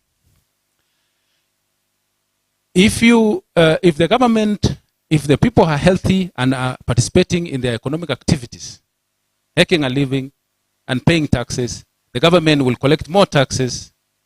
And when they get enough money in central bank, right now they have not even paid salaries because they are still waiting for guys to pay taxes. You didn't know that for October, okay? So when more taxes are paid, then you get the money. So where is the doctor in this space? The doctor is very far away. He's in hospitals. During our time, Karaoke, you can correct me, I think as intern, we always wanted to be where we come out and graduate and we want to be in an hospital with a theater. Yes? So and all the time we distance the players in the economic growth. That one has taken us to a situation whereby we are employed. Yeah? Other cadres have positioned themselves very well. They are coming forward and saying we are ready to work at we are ready to work at the community. We have family physicians coming from all the way from Cuba, and they are willing to work around the community. So in short, I'm trying to encourage you to be ready to be part of the face of the workers who will be growing the economy, so that when the government and the politicians, the policymakers, will be making that decision of whom to employ, whom to give a pay raise, they should see your face there. They have already shown their commitment by prioritizing health as one of the pillars of economic growth in this country. The current government has prioritized UHC through primary health care to spur the economy. Yeah? So those are my own inputs, and to encourage you to be part of that team that will be baking the cake. Don't be on the other side waiting to spend the money that has been you don't be the ones helping the government spend the money. Don't be a lot busy in the recurrent expenditure area, but be part of the investment. The government has decided to invest in you, put in billions. They are talking about 1 billion in and they're expecting 9 billion out. So they should see the hand of a medical doctor, a pharmacist, a dentist, working together with other health professionals. So that I don't forget, I think working as a team will show your leadership, grow your leadership, so that at the end of the day, you're also appointed a leader. Otherwise, we will find ourselves being led. So I want to encourage all you doctors to step forward. When they want somebody to lead something, come forward. If they want a manager, come forward. Don't think your A will speak for you. This is a time now to put, you're no longer looking for an A. Weka hiyo kando. We know you are very good. Okay? That has been our challenge. My colleagues sometimes find it very ridiculous when they hear me planting trees. As a public practitioner, I own a dog. I have some cows. I plant maize. I harvest my own maize. You know, you have to live normal life at some stage. You have to participate in the economic development activities. You have to show leadership. Yeah, you know, your A cannot just define you alone. You get the point? At the end of the day, we will learn to see. My friend here mentioned that you have to also grow our skills in other places. We want politicians. We want leaders. Please go ahead. I have seen it coming in you, and I was so impressed. During our time, we would not talk about that. We just want to see patients. After that, we go to, I don't know, social place. We were just so introvert, I may say. So with you, you are our hope. We see a lot of, we shall support you as leaders of today. Tomorrow you are the leaders. Yesterday we were where you were. Time flies. So tomorrow, I hope you will be better leaders than us. I've seen most of our leaders here already are going for other skills and courses that prepares you for leadership. Don't wait until when like our colleagues, we can't blame them. They were busy in the theater, so the Constitution 2010 was done, and the Health Service Commission was missing. Later on, we were running around with Kigondu, with the BBI, the other thing, trying to articulate the health issues. Now we have probably a second chance to try and address the issue. Yeah? So let's not lock ourselves in hospitals, in the theaters. And my challenge to you is that we come out. So right now, with your permission, it's my humble pleasure. It's my pleasure to read to you the message from the Director General for Health, Dr. Patrick Amoth.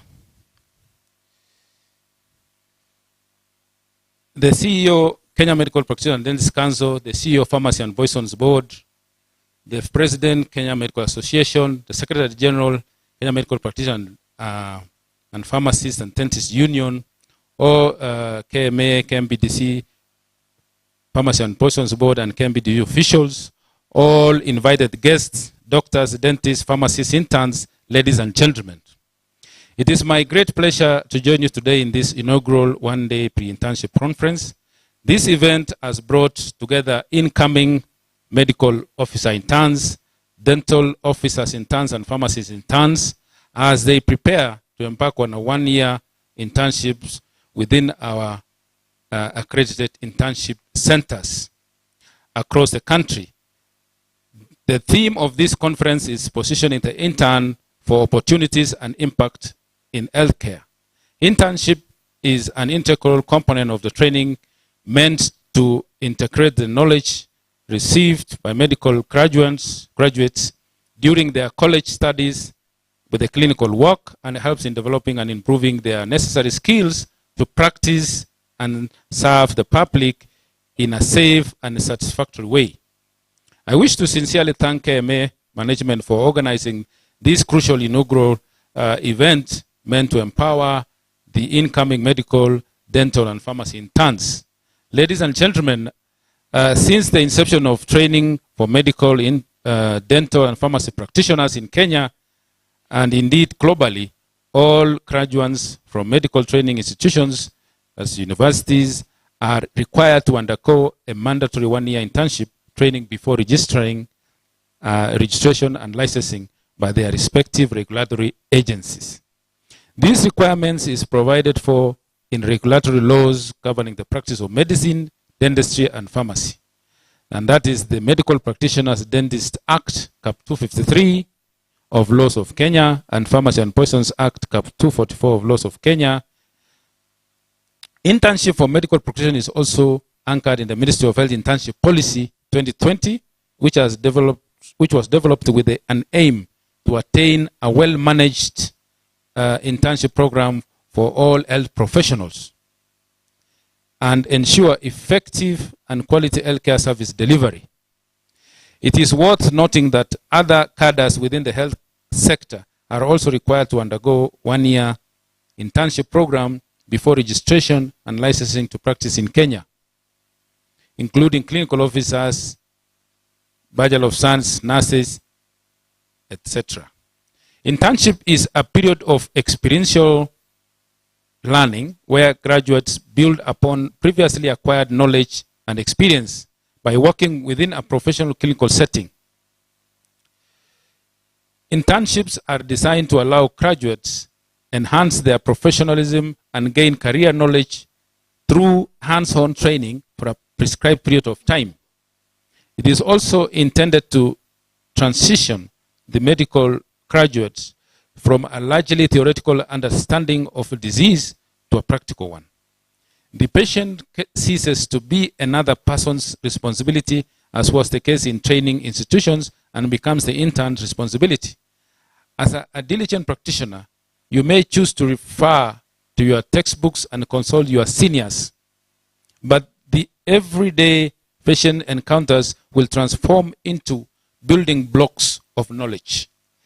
At the end, your skills are expected to be sharp, your mind broadened, and your level of experience multiplied. Ladies and gentlemen, the Kenya Constitution 2010 guarantees the Kenyan population the right to the highest attainable standard of health care, as well as the right to emergency medical care. Essentially, that constitutional provision obligates the government in ensuring its citizens are healthy. To achieve this constitutional requirement, the government is rolling out various interventions with an aim to achieving universal health coverage, including strengthening the human resource for health. The Kenya health professionals to population ratio is undesirably low at about 169 health professionals per 100,000 people, as opposed to WHO recommendation of an optimal health workforce density of 230 health workers professionals per 100,000 people. The ministry therefore recognizes interns as a critical component of human capital, even while still under supervision, as they augment quality service provision in the backdrop of severe staff shortage. Ladies and gentlemen, as you are aware, training of healthcare workers is a function of the national government in line with the Constitution, the Fourth Schedule, and the Health Act 2017. The ministry, through the State Department of Standards and Professional Management, in collaboration with the health regulatory agencies and medical training institutions, is therefore committed to ensuring that standards for training health professionals are adhered to. The ministry also deploys interns who are required by law to undergo one-year internship training to various approved internship centers across the country. These internship centers range from public, faith-based, and private health institutions. It is important to note that majority of the internship centers are county facilities managed by the respective county governments. As such, interns are therefore required to adhere to policies and human resource practices as set out in respective counties, as well as in faith-based or private internship centers. As an intern, you will be obligated to do the following. 1. Gather the relevant documents required to facilitate the internship training and present them to the supervisor as by the guidelines of the regulatory bodies KMBDC and PPP. 2. Adhere to all the rules and regulations as shall be stipulated by the Ministry of Health, county and facility coordinating mechanisms, the Code of Professional Conduct, regulatory boards, and the rules of the internship centers, as long as they are part of the internship program. 3. Maintain a professional demeanor and conduct, including promoting harmony, teamwork, and innovation across cadres. Very important. 4th, seek guidance, opinion of your supervisor, mentor in decision making. 5th, cover the entire intern's logbook with daily documentation as per the requirements. Complete internship as per the guidelines provided by the respective regulatory body. Ladies and gentlemen, internship is a period of service. As our ambassadors, we expect you to serve the community with excellence, diligence, compassion, and a sense of duty. We are confident in your capabilities and are certain you can fulfill your mandate. I urge you all to approach the one here with a sense of duty and commitment to fulfill your role as interns. In the course of your duty, remember to always embrace positive attitude and human face towards your clients and colleagues. Give your best to each client to the best of your abilities and do not shy away from any medical case, no matter how challenging. Strive to always put the patient at the center of your service while upholding professional ethical standards. However, internships may not be a period when life is easy. Indeed, many will encounter various challenges. Some will find themselves in distant parts of the country, away from their loved ones. Some will find themselves in rural communities where they do not speak the local language and may find it difficult to relate with locals. Some will encounter diseases they have only read in books or never even heard of. Those in urban areas may also encounter huge and diverse patient populations, which means they may find themselves a little overwhelmed. All in all, the year will have its challenges. The face of these challenges, you will have to practice fortitude and determination so that instead of it becoming a period of suffering, it will be a period of development of the right values and character. It will be a period of development of the right values and character. As I said, challenges can easily be turned into opportunities if one is willing to extend oneself a little and apply themselves to solving the problems around them. The beauty in it is that there will be room for consultation or airing of one's views. Feedback and ideas from healthcare workers on the state of health in the country are of great value. As such, we encourage interns to report incidents of concern to your supervisors, the Ministry of Health, and other players so as to ensure proper service delivery. Through various channels, including the Kenya Medical Association, Pharmaceutical Society of Kenya, Kenya Dental Association, and Kenya Medical Practitioners, Pharmacists and Dentist Union, the ministry will endeavor to engage interns on improvement of healthcare in this country, as well as improving the working conditions of health workers. Ladies and gentlemen, as I conclude, I wish to reiterate that the ministry is committed to ensuring that professionals practicing in the country have the requisite knowledge, competencies, and skills to spearhead the attainment of universal health coverage. The ministry will offer unwavering support to all of you, your internship, throughout your internship period. I take this opportunity to wish all of you a successful internship period as you await registration and licensing as health practitioners. Thank you so much, and may God bless all of you.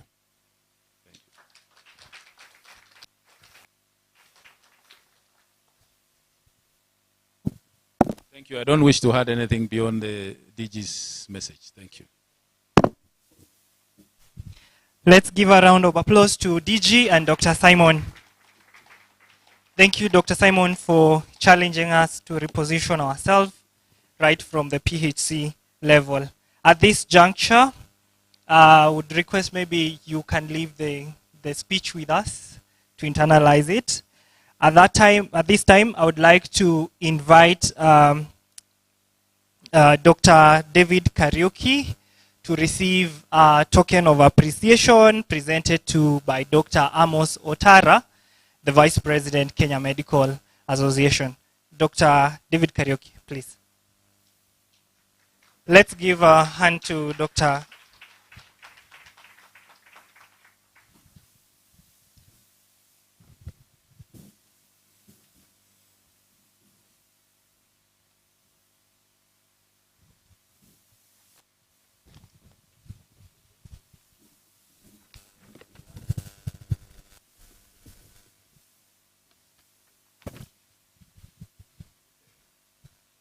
Thank you. Dr. Otara, yeah, one moment. I would like to invite Dr. Simon Kipchirchir to also receive a token of appreciation from the Kenyan interns.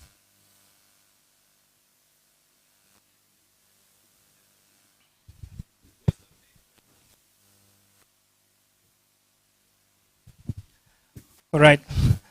Let's appreciate Dr. Simon Kipchirchir.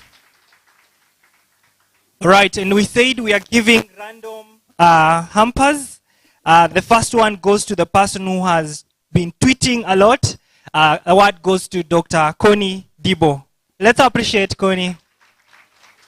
Connie will get an award from Dr. Simon Otar. Amos Otar, sorry. It's heavy, I don't know. Maybe it's money.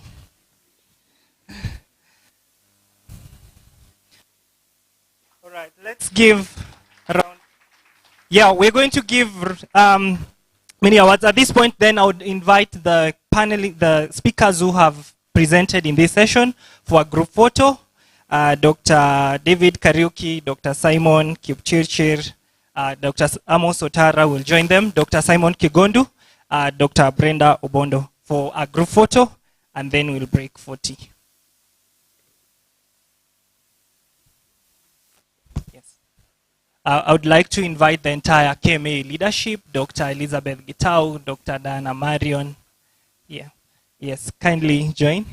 I'm told this is the alumnus of class of 1990, 96. Hey, so.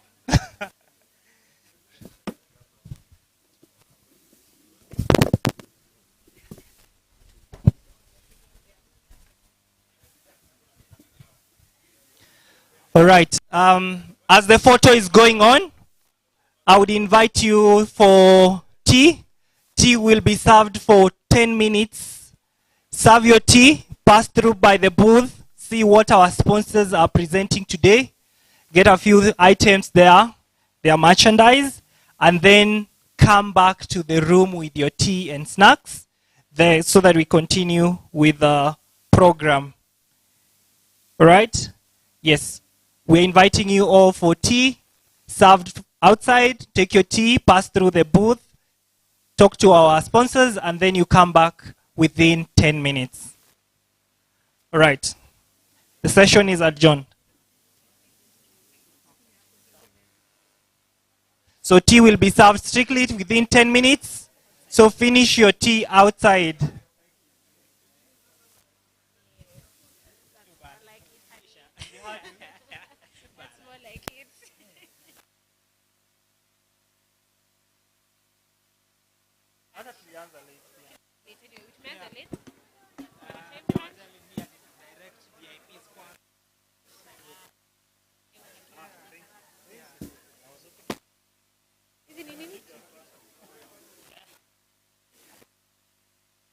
Of the organizing committee for this conference, and I will take us through the next segment of our program. We will start this program with an address from a gentleman that we all know as the Secretary General of KMPDU. But what we may not know about his past is that he was the branch secretary for the South Rift region of the KMPDU. That's between 2016 and 2021. He was also a member of the National Advisory Council in the Union. And at the same time, he was involved in drafting the new CBA proposals for the cycle between 2022 and 2026. He is a labor leader who has been trained in negotiation skills, in international labor processes, and in focusing on union fragmentation and solidarity done in Austria, Vienna. And he has skills in capacity building for leadership, representation, and delivery of services. This gentleman has never been afraid to make noise with and for us. So please help me welcome Dr. Davji Bimji Atela.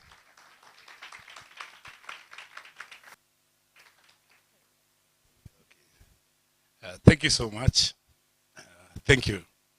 I think in the unions, before I start speaking, there was always a national anthem, actually an international anthem that ought to be sung before we start. So I'll ask you, now that you've had breakfast, or you've had a tea break, You must be more strong now. So you can all rise and sing. Let's all stand.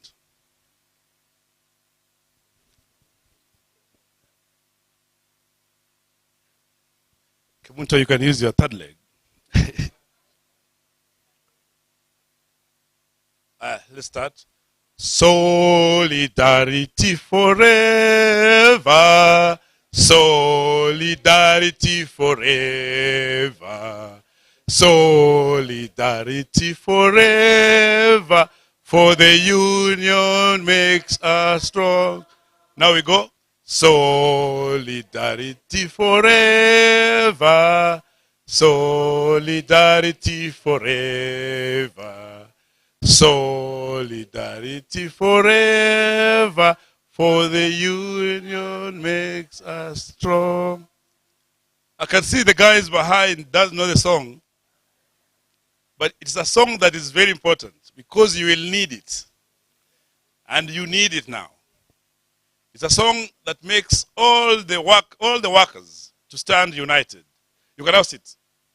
It's a song that makes all the employers understand that there's need to share the profits with the workers. I've been told today to come and speak on why interns should join a labor movement. But then I thought, how do you advise somebody to unite? How somebody knows the value of skills? So one thing I'll say first is at the Bible. In the book of Genesis, chapter 11, verses 1 to 9, there's a story of the Tower of Babel.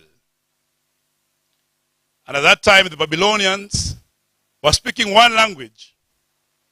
And they thought, if we plan and execute what we want to do, then there's a possibility of us building a tower that will reach heaven. And with that plan, they actually started the construction. And because the same Bible says God created human beings and made them to have ability to do anything that they want to do, so long as they've conceived it in their mind. They were actually in the progress of doing the Tower of Babel. Then the Lord God saw the unity that human beings were having, and he said there's need to have people speak different languages. And at that point, everyone had a different language, and therefore they could not converse and continue with the construction. That's how the plan of the Tower of Babel went down. That was the beginning of what we call unity and solidarity, and that's what solidarity can do. And therefore, labor movement is just a preserve to make everybody who is skilled, everybody who has gone to school to study, everybody who is ready to offer services, to protect jealously and to guard that which they have trained to do. If you have become a doctor, if you have become a nurse, if you are a pilot, the only way to dictate your worth, the only way to dictate the remuneration that you ought to have is through the labor relations. That's why this is a discussion that is not only limited to a country like Kenya. It's a worldwide discussion, and that's why it's umbrella under ILO, where we have a discussion together with employers and with government that you must be part and parcel of the issues to where you will offer your skills. And one of the writers in America says that if, as a person who has skills, you are denied the ability to withhold that skill by anybody, be it an employer, or be it a government, or be it an organization, then you become helpless and you become worthless. And therefore, strikes, as we know them, are actually cornerstones of collective bargaining. The strikes makes the employer sit down with you so that you can decide to share profits that are made by the organization or that are made by the country. That's how labor movement is important. And in our constitution, Article 41 says that every Kenyan has a right to fair labor practice. It also says that every Kenyan has a right to join a trade union. You can join a trade union if you're permanently employed. You can join a trade union if you are on casual employment. You can join a trade union if you're on contracts. But then being in that union, now you dictate to the employer the terms that you need, the terms that ought to be right for you as a service provider. And again, that particular constitution dictates that any person who is a member of a trade union then has a right to strike, right to demand for fair remuneration. And that's why I was giving this talk today. We have a situation that we all know. And this is not unique to Kenya. It's actually happening all over. The last 3 days of the 8th and 9th, you're having a conference where we had all the healthcare unions in Eastern Africa.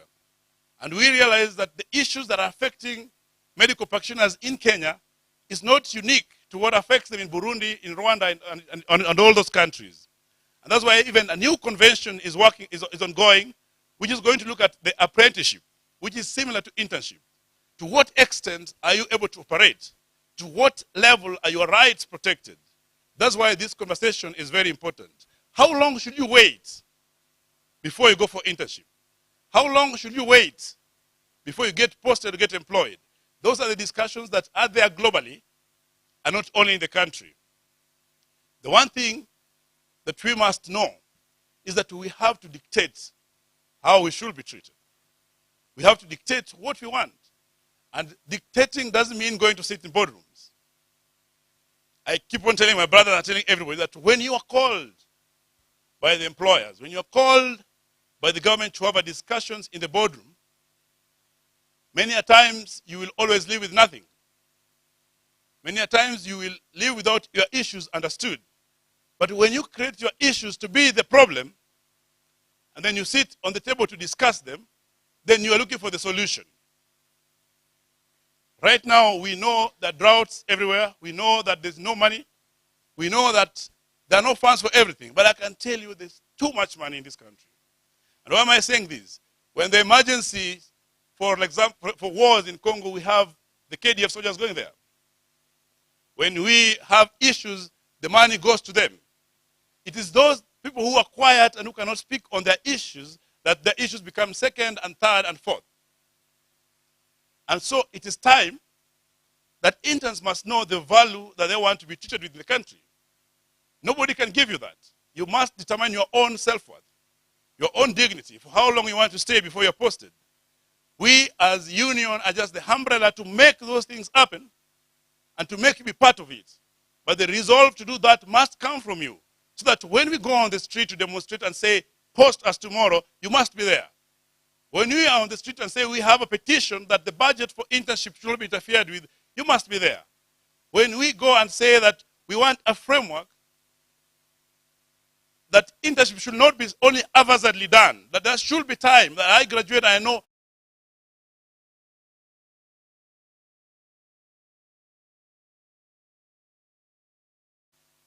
if there's a change to include all the health professionals into internship, then the ministry ought to have planned and budgeted for the same. It should not be a business of that person who is graduating. Otherwise, then the compulsory licensure should not be part of the regulation. But then if you do not do internship, it means that you will not be licensed and will not be a valid practitioner. So we must look at these things on that particular direction. That's why in a meeting on Zoom yesterday, I told you that we're having a discussion, and this morning we had a discussion with the HR director. We are going to have another meeting today at 2 p.m. just for posting. And then we are planning a meeting with KMPDC on that week of 22nd to 26th. We hope to get solution by those meetings. But there could be a problem of budget. The solution, I can tell you for sure, that Dr. Karaoke has an 100% interest to have you posted tomorrow. I do have the same interest. Director General has the same interest. But then, we cannot make it happen. Because there'll be an element of budget. They'll say 1.5 billion or 2 billion for that to happen. When that happens, now you must create your issues a priority. And this I'm saying, that in the week of the first this week of December, you may be called upon by the union. And when you call upon by the union, you don't call to come and sing and laugh. You are called to come and riot and make your issues be the priority. You get me? And when we call you, we ask you to make the president sees that internship budgeting should be part of the allocation that need to be done now. And that only happens when you come out and demand for it. And that's why we are saying it is important that we participate. The tweet, it's good to tweet. You can tweet 20 times, you can tweet 1,000 times. You can insult anybody on tweet. But for example, many of these leaders, and this is a reality, they have Twitter managers. So you'll be tweeting and he will only be shown what he wants to see. So the impact may be there, but the impact may not be there. But we can't wish it away because we are in a digital era. So that's part and parcel of the process to make yourself be heard. But it is more important to disrupt the status quo. That will make the minister or the CS who is there, it will make the president, it will make everybody come to sit down with you. And now they sit with you with solution. They don't sit with you to praise you, to just give you something that will make you relax. You get the point? So that's the direction that we have for internship. The last thing I want to say before I go, because I was only given 10 minutes, is that as you go out for internship, there is a clear internship committee that is housed at the KMPDC that ensures that you operate in an environment that is safe for you, that you operate in an environment that is clean, that in your work that you do, you have time to go and eat, you have time to sleep, and you have time to do everything. That there has to be that process. But many people, because they're either shy or they refuse to speak up about it, keep quiet and feel that is the norm. It requires everybody to speak up when the issues are the place of work. And that makes me, the way I met with Ondari from Nakuru is when there was an issue in the place of residence in 2019. When Cubans came, they were being evicted from the halls of residence. And they spoke up. And the hospital and the county had to change that. So when you go out there, don't expect somebody will come and know what you're suffering from. You must speak up. You must make it to be known. You must tell it to the internship coordinators. And if not possible, you can tell it to the association, to the unions, because at that point, it will be a conversation and that will change. So let's not go there and then keep quiet when you're depressed. Let's go down to internship and actually speak up when there are issues. But while you're speaking up, you must also abide by the regulations that have been set forth to ensure that you finish your internship. You must do the job, because at the end of the day, you have to be remunerated. We've had a case or cases whereby the Ministry of Health is asking that, do interns need to be paid non-practice allowance? This is a conversation that has been ongoing, and we pushed it back in June. It is still coming up because they're looking for 300 billion to be set aside by different ministries. But any person who asks that, we ask them, what do interns do? Because one truth that is in existence is that we do not have enough consultants. We do not have enough doctors. And therefore, interns, when they go as they are trained, they also work. And they're working differently from all the interns from the arts, from the engineering, and from all those other courses. So that is a thing that we have put out clearly. Again, to finalize on our CBA, which I believe has been contravened strongly by the ministry, by the government, because we have a clause that said that interns should be posted 30 days after finishing oaths and graduating. That every year we'll have 1,200 doctors employed. So if that was done since 2017, you will not be having unemployed doctors. That in all aspects, there will be implementations of the basic salaries for all the workers who are for that CBA. But I will tell you, those are things that have not been implemented. And that's why currently we have so many unemployed doctors. While that is happening, we have a big shortage in the hospitals. Recently, I was having a conversation with the Ministry of Finance, and there's one thing that came out. Kenya as a country, we do not have a problem of production of doctors. Because in 2004, there are only 2 universities that are producing doctors. By 2018, there are 16. In 2004, the country was only producing 250. By 2018, it's 1,000.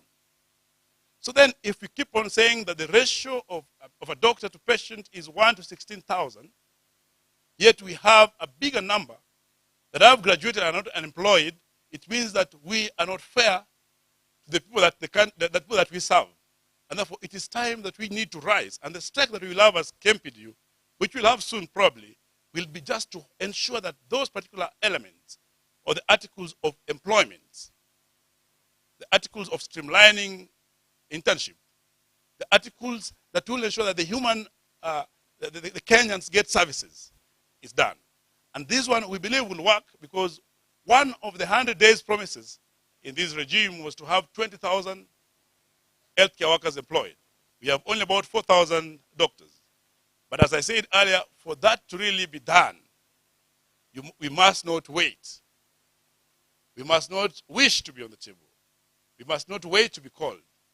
We must not beg to be on the table. But as a union, we must force ourselves to be there, and that the demands that we have that will protect all our members are done. Thank you.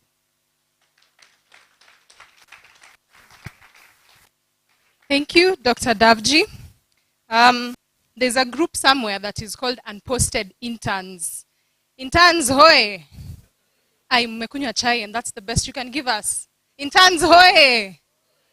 That group, I think, should be changed to soon to be posted interns. Ama namna gani? Hey, you guys, have you not had tea? Have you had tea? Would you like the group to change from unposted to soon to be posted? Okay.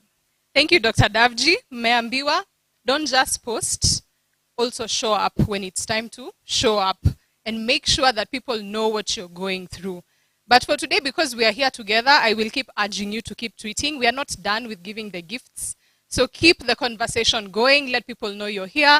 Let people know you're discussing important matters that affect not only you as a healthcare profession, but the whole of Kenya, because your service is what drives this country's healthcare system. So we will move on to the next part of this program. We will have a panel discussion, a very heavy panel discussion that is meant to tell us as interns what is our role in the healthcare system. It is packed with speakers who have a lot of experience in both the public and private sector. We will have Dr. Wendy Kimbui. If she's present, maybe she can start making her way here. Dr. Wendy Kimbui? Yes, she's here with us. Dr. Wendy Kimbui is a medical doctor at the Nairobi Hospital. She is the treasurer for KMPDU Nairobi branch. She is also a member of the National Advisory Council for KMPDU, and she's very passionate about our welfare. That's the welfare of doctors, and what doctors can do in the public and private sector to be able to disrupt what the system is like and bring changes to the system. She has an entrepreneurial spirit as well. She has started Miratsi, which is a co-working space tailored for doctors. So we are privileged to have her on this panel. Let us welcome her with a round of applause. She will be sharing this stage with Dr. Walter Ombita, who is also with us. Dr. Walter has 14 years of experience and deep understanding of this healthcare, the healthcare of this country, the healthcare system of this country, having worked with the Kenyan government, having worked in the private sector and non-profit organizations. He has multinational experience, both in Kenya, Tanzania, Uganda, Sierra Leone, Bangladesh. I could keep going on, but you can check that out on his LinkedIn profile. Currently, he's the director of the Kenya Healthcare Federation. He is also a member of the KMA National Governing Council and a co-convener for the Management Healthcare Committee. He, of course, has an MBCHB degree. He's an MBA candidate in strategic management, and he has been trained in healthcare management, in leadership, and at the Massachusetts General Hospital. He also has training in leadership and management in healthcare from University of Washington, and he also has training in management in health and basic health economics from the World Bank Education Institute for Development. Let's welcome Dr. Walter to this panel.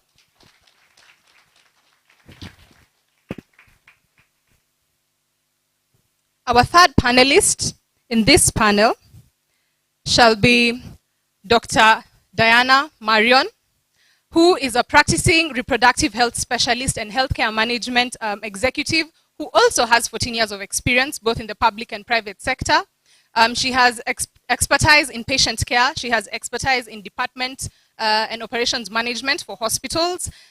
She is very, very knowledgeable in the delivery of high quality, value-based obstetrics and gynecological care, steering hospital department operations, and providing valuable vision and expertise, both to boards and to individuals, driving overall organizational vision, mission, and management. Dr. Diana is also currently a member of the board of directors of the Pharmacy and Poisons Board. She is the vice chair of Kenya Consumer Protection Advisory Committee. She is a member of the East African Health and Scientific Conference National Steering Committee, Sexual and Reproductive Health Rights Committee. I could keep going. It's a really long bio. So please help me welcome Dr. Diana Marion onto this panel. Our last panelist today is Dr. Mercy Wanjala. Dr. Mercy Wanjala holds an MBCHB from the University of Nairobi. She also holds an MEd in family medicine from the University of Havana in Cuba. She also has an MBA in healthcare management, currently going on at the Strathmore Business School.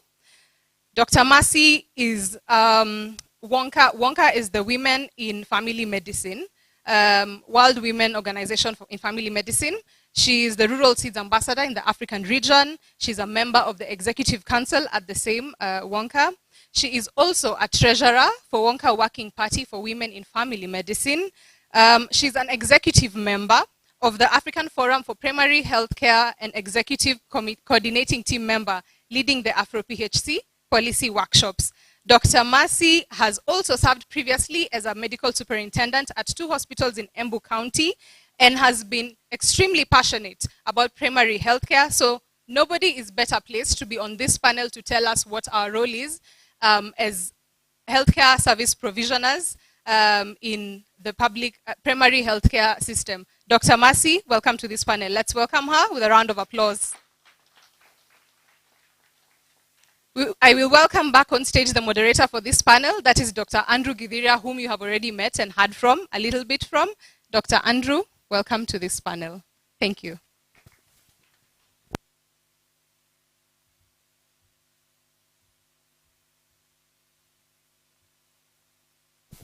Interesting conversation. So the structure of this conversation is that I'm gonna... Maybe just before we continue, we'd like to give this to Dr. Davji kindly. KMA CEO, Dr. Oboro, please come and present this to Dr. Davji.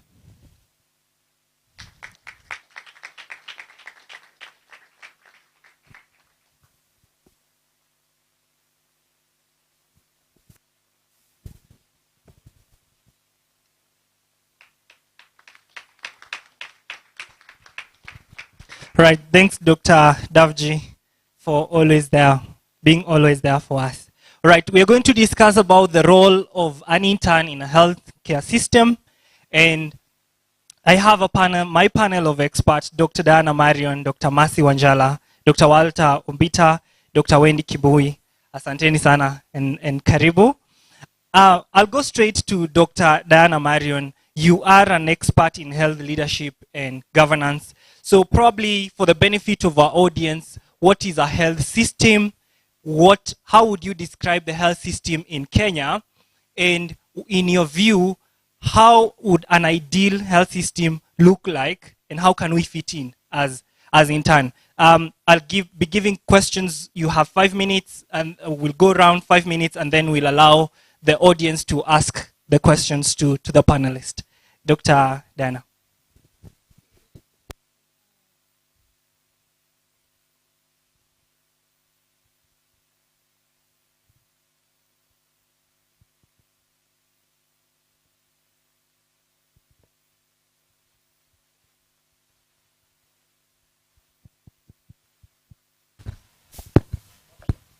So I want to gladly welcome you to this panel discussion.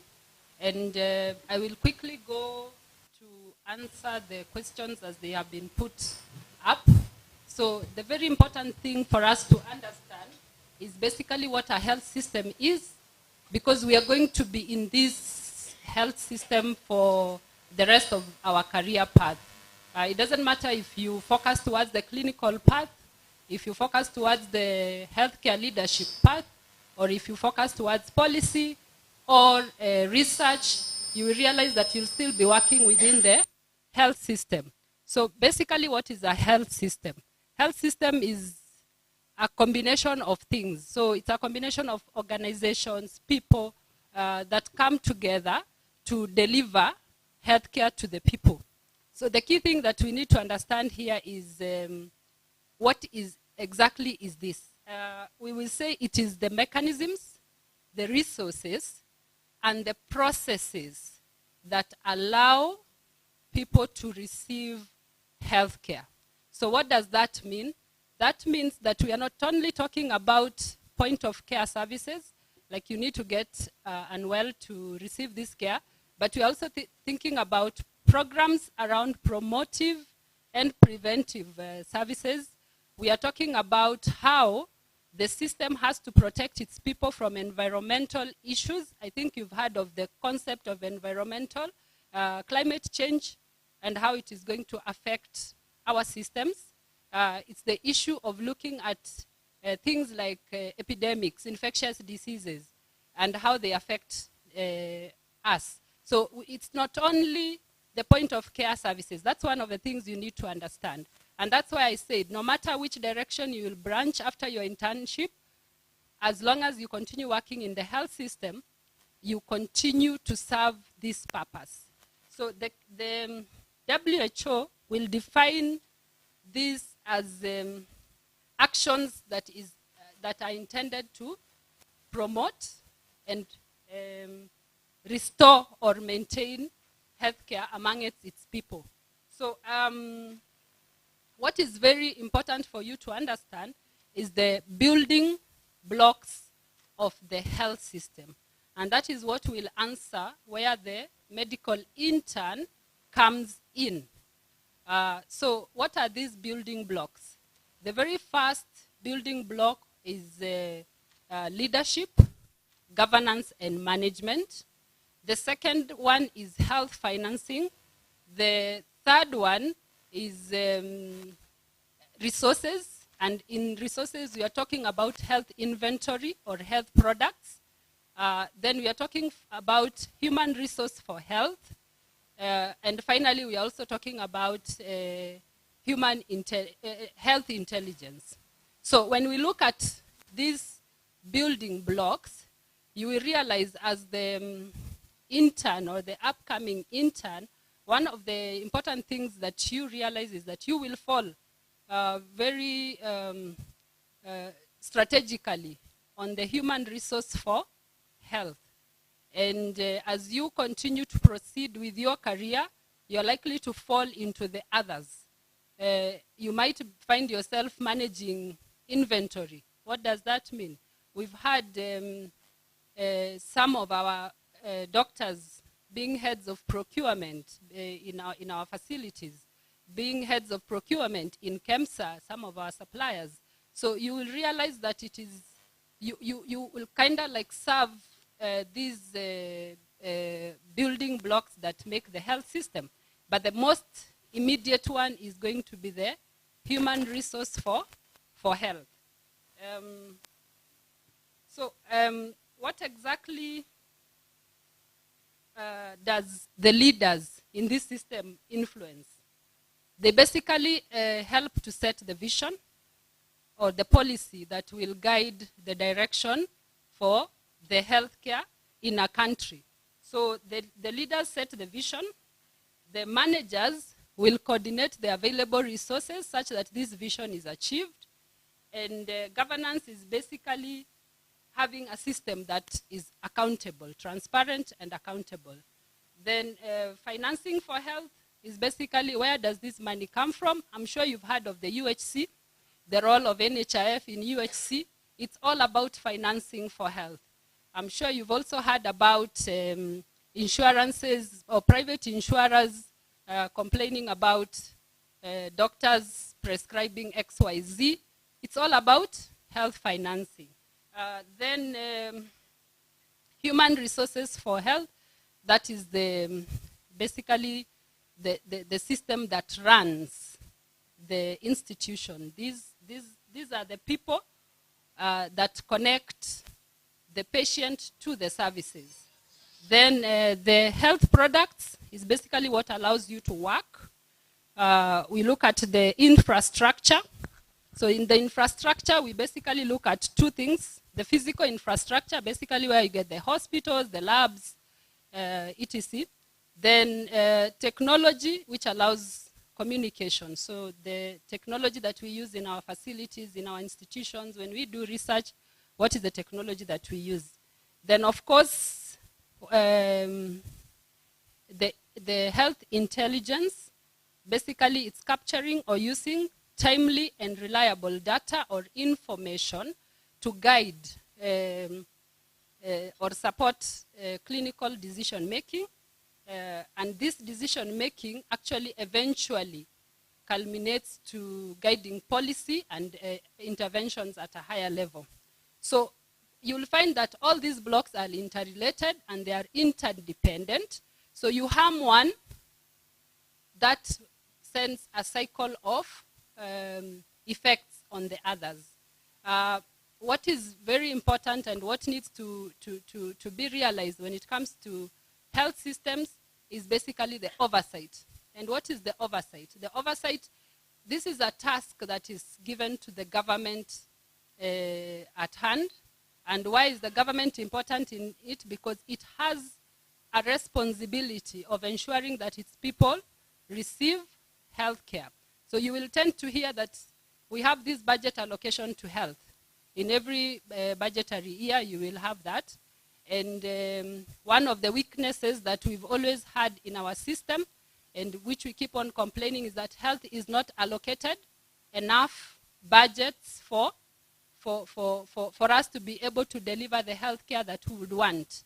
The other challenge that we pick from our Kenyan system in the healthcare is the human resource for health. Dr. Davji has just spoken. We have unposted interns, over 500. At some point, we imported Cuban doctors to kind of like bridge the gap. So we look at that system and it keeps on failing. And we need to look at the very good example. When we were faced with the COVID pandemic, what happened? We found ourselves not well prepared to handle the pandemic. And the biggest thing was healthcare financing and human resources for health. So what is it that, how is our health infrastructure, or how is our systems in this country?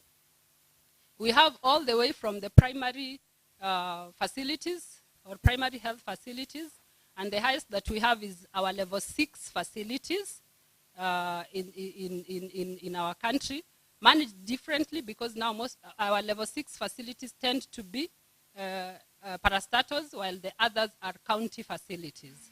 They have a system of referral, and that's how basically when we look at it, the biggest weakness you'll realize, if you pick the highest level of our facilities in a situation like a pandemic, you want to go back and refer to COVID and what happened at Kenyatta National Hospital, because it's one of the examples of our level 6 facilities.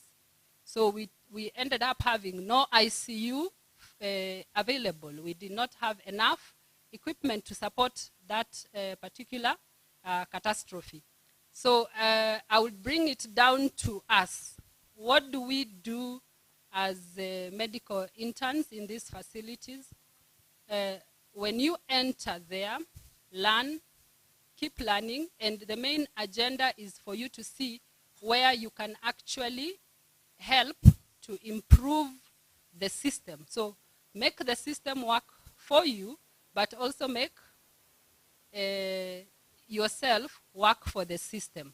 But either way, at this point, I think the biggest challenge for the intern will be the human resource. A lot of us would want to be in the system, after the internship, a lot of us would want to be employed. That's a bigger challenge that we are still facing and trying to handle. And so I think, Dr. Yes. Yes. All right. Thanks, Dr. Diana. And I want to pick from where you've left that, the role that an intern can play in a healthcare system. And I'll go directly to Dr. Mercy Wanjala. You have a global perspective and you have interacted with other jurisdictions. So how do other countries take care of their interns or junior doctors when they finish medical school? How is the transition? And at the same time, picking on what Dr. Diana has said on health financing, there has been a conversation about PHC and UHC in Kenya, primary healthcare and universal healthcare. What is the difference, or rather, what is the correlation between these two for the benefit of our audience? If you can answer that in the next 5 minutes, that would be good. Thank you so much, Andrew. I think there's a lot of question and discussion around the role of the intern in the healthcare system. But I'll do one better. I'll ask you, and you interns, what is your role in life? Because the role that you're going to play as an intern is not just about you as an intern. It's about you as a person. Why did you go into medical school? Why did you become a doctor?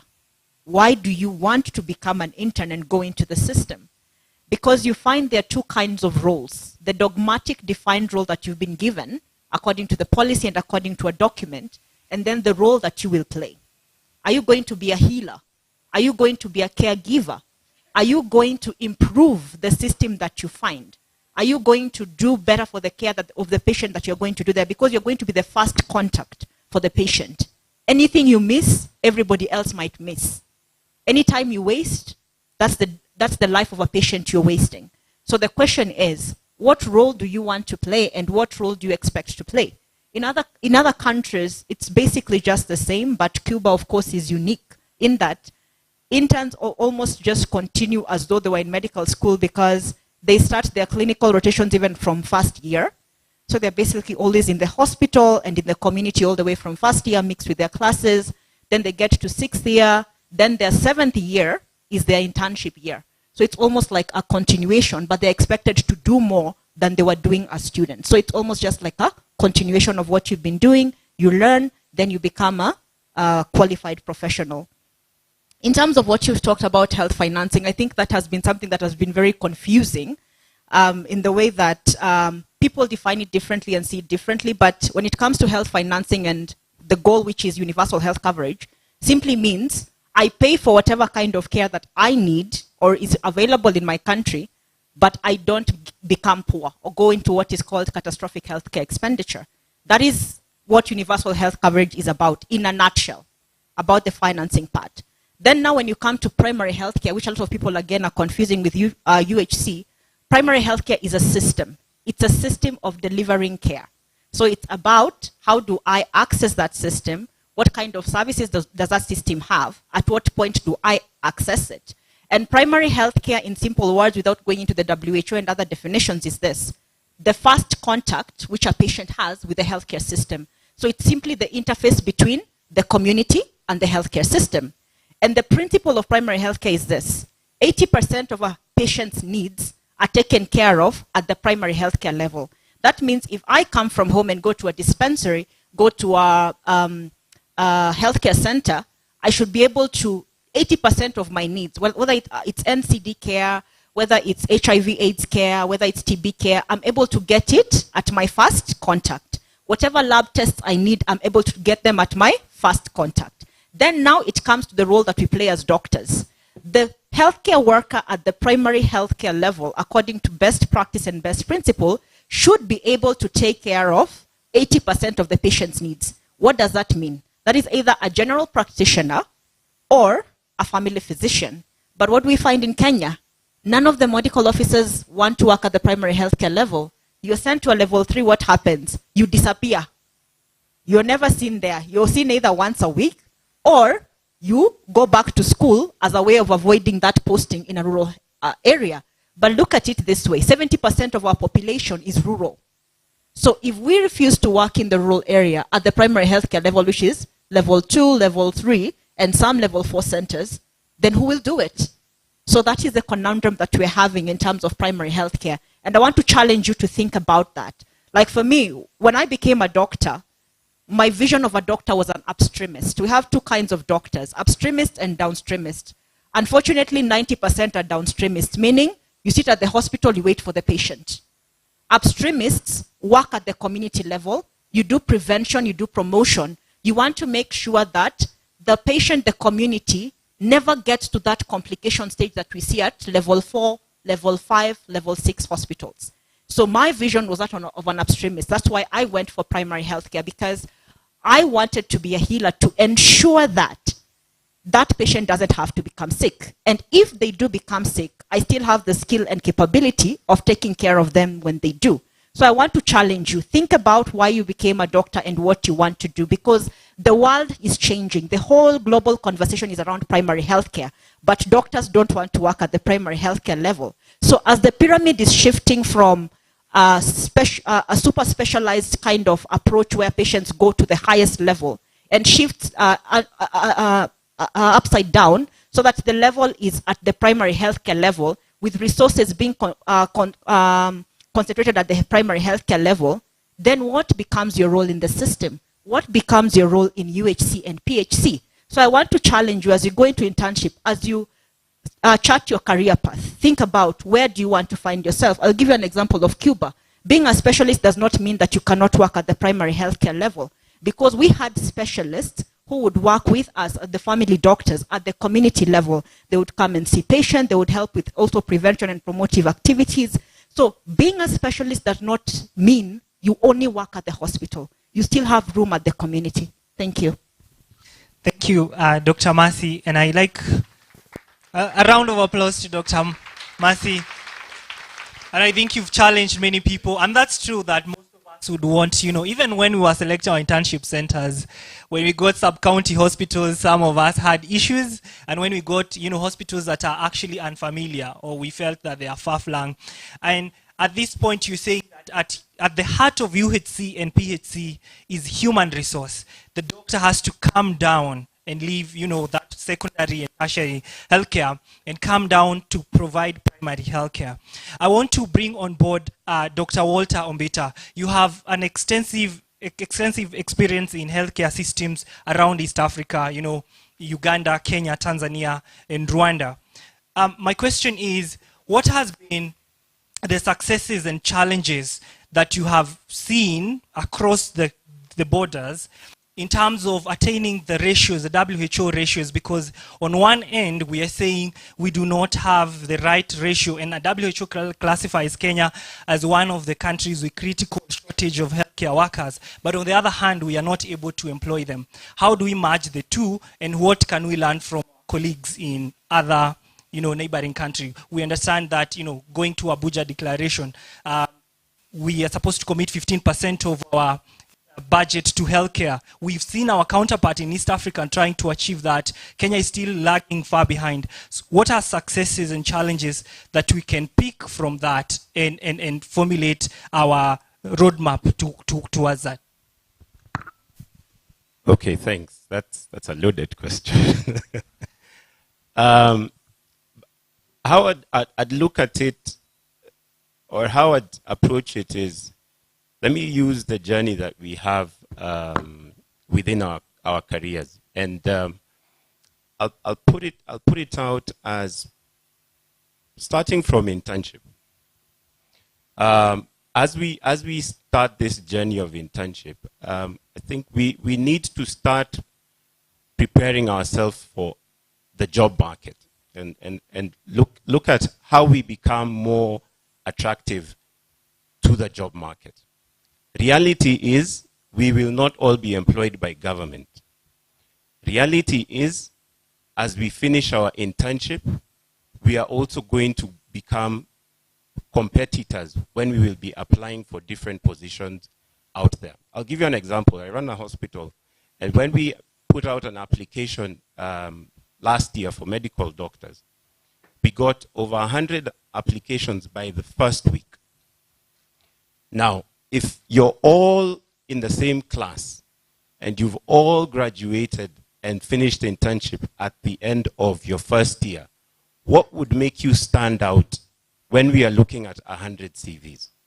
To prepare yourself for the job market, start doing these small courses during your internship. If you're able to start figuring out, what do I do to become unique out of 100 CVs being presented? How do I become unique so that I can be able to provide my services and be available in the job market? By being available in the job market, that's how you begin to start impacting your ability to be a doctor or a pharmacist or a dentist in the society. So that's one. Within the East African region, good thing about our regulators is that they have, as you were told earlier, they have come together and they have been able to recognize all healthcare workers working within the region. And so if you're trained in Kenya or Uganda or Tanzania, and you come back to Kenya to practice, your specialist training can be recognized within this country. And what does that, and taking that forward, as you're thinking of your training post-internship, there are many other avenues right now that you can be trained, and not only MED. Right now, we have about over 200 specialists who are qualifying every year. And this is not only through the MED programs, but the collegiate system whereby if you want to do surgery, you can join the surgical program through COSEXA. Right now, there's one for physicians also going on.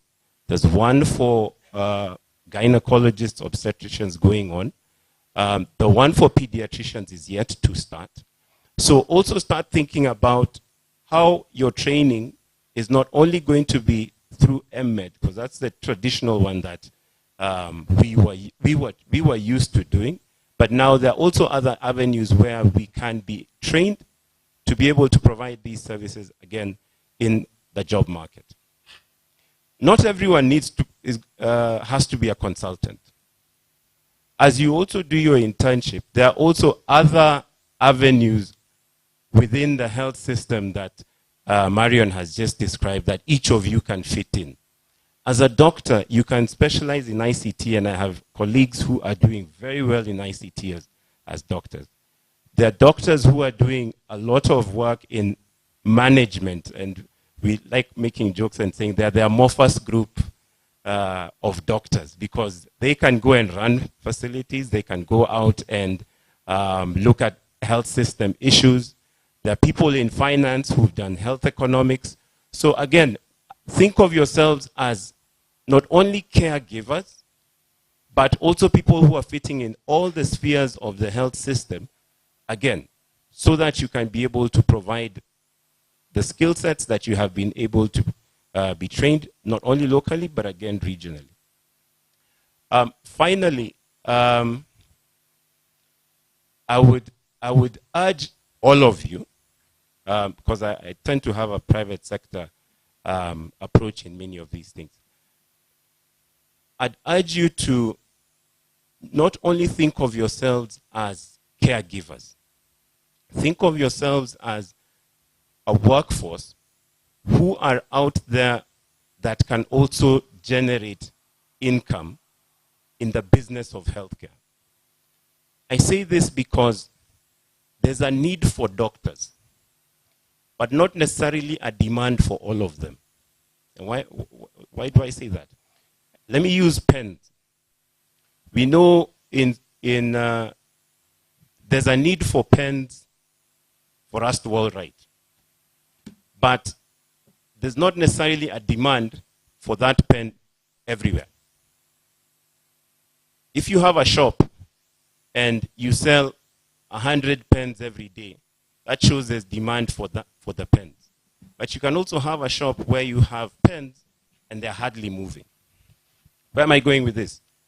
As you also think about where you want your career path to go, start looking at the market and consider areas there is demand in the market for that skill set.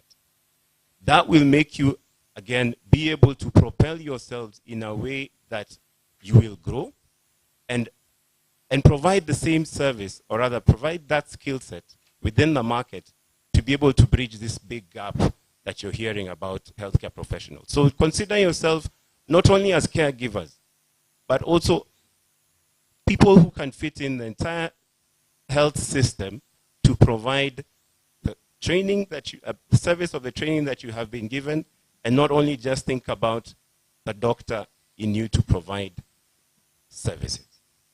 I hope I've done justice to your question. Yes, you have, and I like your point. You're saying that, you know, KMPDC says they are working across as a team, so it means that if you're licensed in Kenya, then you have recognition across the states. You know, you're saying you're giving us avenues of, you know, thinking outside MED, their collegiate systems, and also reminding us that we should think outside, you know, being caregivers, and think of the clinical knowledge that we have and skills as a business venture, and look at areas where they are profitable. I like your point where you say that there is need for doctor. If you go out there, people wants to meet doctor, but there's no demand. And I like your analogy of pens. I want to bring on board Dr. Wendy Kimbui, and you are the treasurer of a union. I want to ask a question that merges the two. On one side, we are going to talk about money and the union. Union is one that is fighting for rights of doctors. And then on the other side, the government is saying that we are spending so much money hiring doctors. So how can we repackage healthcare as an investment? How can we repackage healthcare as a development spending, so that when the governors are spending money up to 40–50% of their revenues on health, they are not seeing it as an expenditure, but rather as a development spending. If you can be able to help us how we can merge the two within 5 minutes, that would be very helpful. Thank you, Andrew, and thank you for this platform. So, as you are aware, I'm the branch treasurer for the union, but Nairobi branch. Previously was the Secretary General who oversees all our branches. So when we're looking at reinvesting in healthcare, I think we have to change it and make it like a paradigm shift, starting from you as the MO interns to what we call other experienced or senior colleagues within the profession. So we have to look at it as not that it's our right to be paid because we're healthcare providers, we're doctors, we are the cream of the society, but we have to be able to engage, one, the societies which we serve, and then we also have to engage the politicians, because the truth of the matter is the person who passes a policy or implements it is actually the person who has the strength.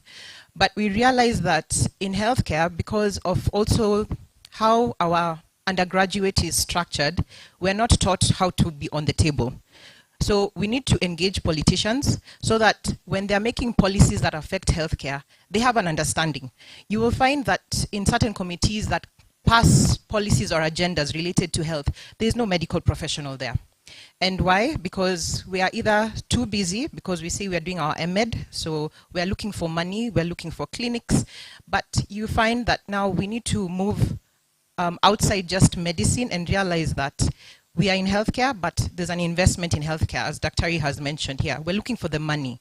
So we're going to engage the politicians, make sure that they understand that when we invest in healthcare, what do we mean? It means you're having a healthy population. A healthy population is a productive population. A productive population means that your GDP as a country goes up, meaning that you actually have more income to develop your country. But you have to put it in a way that the person who is implementing the policy or pushing the policy understands it from their point of view and is able to relate to the people who they're discussing it with. We also have to engage our communities. When we are focused so much on being caregivers, we forget that the community that we serve need to understand the need for having a doctor.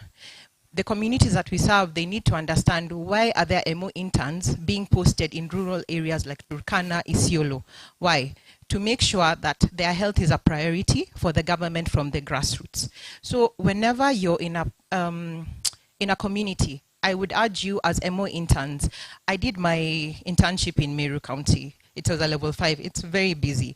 But what we realized after we finished, because you find that you're really like running against the clock to try and finish your internship and say, I'm leaving, I have my license, thank God. But you have to engage with that mama mboga or the lady who you go to the market and she tells you, daktari leo nakupatia kuku kwa sababu uliniserve. Yeah? And you have to tell her that she needs to engage her local leader because it is her right. She's a taxpayer, it is her right to get health. So we're engaging the political and policy makers, we're engaging the communities that we live in, and we're engaging ourselves in different forums. Like today, I'm hoping by the time you're done with this forum, you've networked and met quite a number of different people from diverse backgrounds, because we have to appreciate that. Get at least maybe 6 numbers of different people. It doesn't mean that you have to look for the panelists, no. It can just be other MO interns, and you keep talking, you keep engaging and trying to see, well, you're in the healthcare system, even as an intern, and you're providing the services, you're bringing fresh ideas, you're bringing in innovative platforms, which when you're seeing a patient or looking at a healthcare system, let's say you're in an internal medicine rotation, and you're seeing that the hospital you're working in can actually see more patients, maybe through the hypertensive clinic, and you come up with an idea and you're saying, okay, if we structure the clinic this way, we have appointment basis, and we reach out to the local governments and make sure that the medicines are available, because healthcare also has to be accessible, and for it to be accessible, it means that when the patient is coming, you're able to accommodate their needs. Meaning, if I come to the hospital, I expect that I'm going to get my medication and I'm going to be seen on time. So as young professionals in the system, you have budding ideas. Don't keep them to yourselves. Talk about it, and you find that when you brainstorm and someone throws an idea there, an idea here, you find that you actually help your facility with income generation. Now, let me move away from that. When we are saying, I'll say what my SG said. We are told that there's no money, but there is money. It's just about appropriation and putting health as an agenda as a country. You find that we say Abuja Declaration says 15% of the healthcare of the budget should go to health, but you find another priority will come. Like recently, we're redeploying, I think, army to DRC. That means there is money. The problem is who is engaging at a higher point for doctors, for patients, for the nation, to say that health is an agenda and we must push it. So as colleagues in the profession, I work in a private hospital. So you'll find that in a private hospital, there's always, in the background, you know that you have to generate income. That's the only way the doors stay open. When you look at a public facility, depending on which part of the county it's in, you'll find that leadership and governance are very important in that avenue of revenue. Because if you have a CEO of a hospital, a government hospital, who has looked at the health system structure and has been able to know where can we generate our own income regardless of whether the government is giving us a subsidy. Because you'll find that most of the books of accounts for government hospitals are usually negative.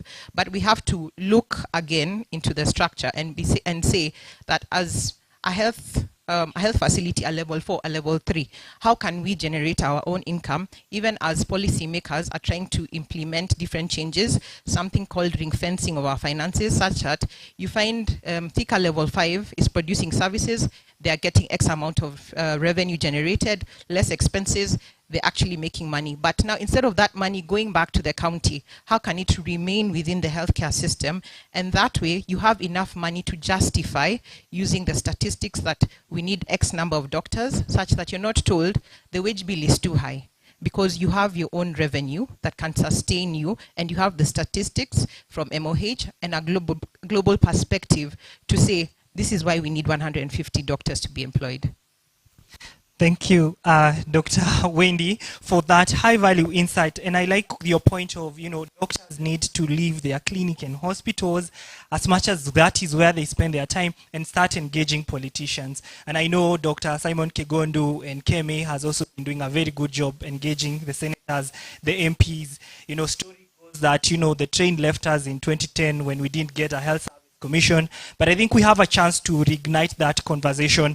And at this point, I would like to open the floor to the audience. Anyone who would have a question to my panel, you can raise up your hand and then the mic will be brought to you for 5 minutes and then we'll close.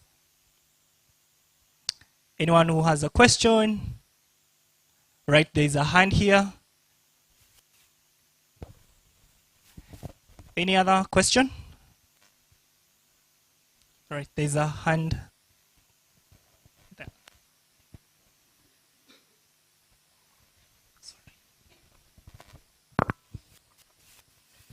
Hello, I'm Acheng Laventa, finalist KU, and here is my question. To Dr. Wanjala, you say that we should go back to the primary health care. But then again, in the village, we find it so hard to work there or do our internship there, simply because there is, you're not going to learn in those places. We don't have consultants, we don't have theaters, we don't have medicine. So going to that place is like you're going to be a student who is treating the patients. So how are we going to do that? The next question is, in Kenya, we really have good policies. We really know how to jot down the policies, write them, and by the time you read those policies, you're like, wow, we're going somewhere. But then again, who is there to implement the policies? Because the writings are so nice, the wordings are so good, but there is no one who is implementing these policies to work on the UHC and the healthcare services. Thank you. Wow, give her a hand. Any other question? Maybe we can pick another question and then we'll have Daktari answer them. All right, there's no other question. So maybe Dr. Mercy.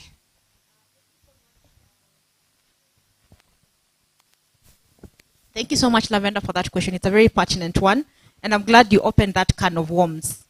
I believe in this world there are two kinds of people, problems and solutions. So whenever you're not the solution, remember you're the problem. And when you look around to ask yourself who is going to implement, first of all, look in the mirror. And I'll tell you why. My first posting after internship was in a health center in a county I do not know, in a very far off rural place. It's dry, it's remote, sparsely populated, all that. And I'm going to address your fear number one.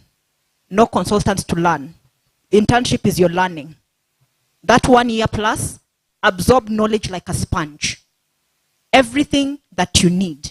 With the basics, there's so much you can do, because the principle of internship is by the time you leave, at least 80% to 90% of patients' problems you should be able to address. What is super specialized? You refer. Do not fear. Fear will paralyze you and will prevent you from doing what you need to do.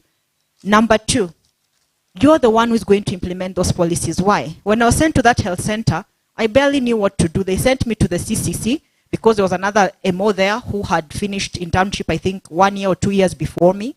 Soon that MO left, and I was told by the chief officer of health, take up leadership. I had never done a management course. We don't do management courses in internship or anywhere, do we? But I still did it. I stepped up. I went and borrowed manuals from a clinical officer who had done senior management course before, because he told me, Doctor, don't worry. I read those manuals. I read the Kenya healthcare, I think it was something strategy. At that time, I think it was 2000 to, I don't know, 2000 and what, but I read those policies and I implemented them. Right there. If there was anything that was not in the health center, I asked for it, it was given. We didn't have personnel. I found one CEO there. By the time I was leaving, there were 6 general CEOs and 1 specialized to see the pediatric patients there. So what I'm telling you is this. You're the one to implement that policy. Don't look around for anyone else. And I think most of the panelists have already spoken and said, we have a role to play. Who is going to engage that MCA? You are. Who is going to ask that MCA to give more money in the county assembly? You are. Because I found out at some point, the MCA in the region where the health center was placed was the one in charge of the budget. I called him. I told him, this health center is very far. We need a theater. We need a radiology building. Do you know he went and passed it in the county assembly? And that way, we got money for projects. So again, I tell you, you are the one who's going to implement. Don't be afraid. I believe you all have what it takes to do whatever you need to do. So just don't remove the fear. You have gone through 6 years of medical school. That's a lot of learning. then you have 1 more year to do more learning. So trust and believe in yourself. And where you see you do not have the knowledge, don't be afraid to build capacity. There are so many courses on management which you can do online, courses on leadership. All these policies and manuals are online. It is up to you to read and implement. So don't be afraid to do it. Mine is to you. You're the solution we're looking for. We're saying the healthcare system is failing. You're the ones who are going to fix that healthcare system if you want to, because there is room. You just need to be brave enough to do it. Thank you. Wow. I think the audience already like you because you're pushing back the responsibility back to us. We were coming here to apportion the blame and responsibility to someone else, but it seems it's coming back to us, which is okay. And I think that would be a big parting shot from Dr. Mercy Wanjala, that we have the responsibility to create the change that we want to see. In a minute or two, I would like each one of my panelists to give us 1 sentence, a word of advice to intern based on the topic, the aspect you've talked about. What would you like to be our take-home message? 1 minute each, and I will start with Dr. Walter Ombita. I think my parting shot for you would be, as you do your internship and as you approach the close of your internship, think of yourself as a global resource. Prepare yourself for the global market, the regional market, so that you're not only competing for positions within your county, because you'll be positions will be probably advertised in your county or other multiple counties. You have the region to think about. Think global, act local. 2, the job market is changing. And that's why I kept bringing up the point. Don't think of the public sector as the only place you can work. Start preparing yourself for all options.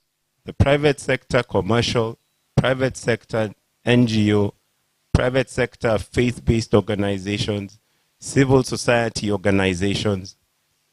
It's not only government. Out here, it is now a market. Prepare yourselves adequately from internship and as you move forward. Thank you, Dr. Walter. 1 minute, Dr. Wendy.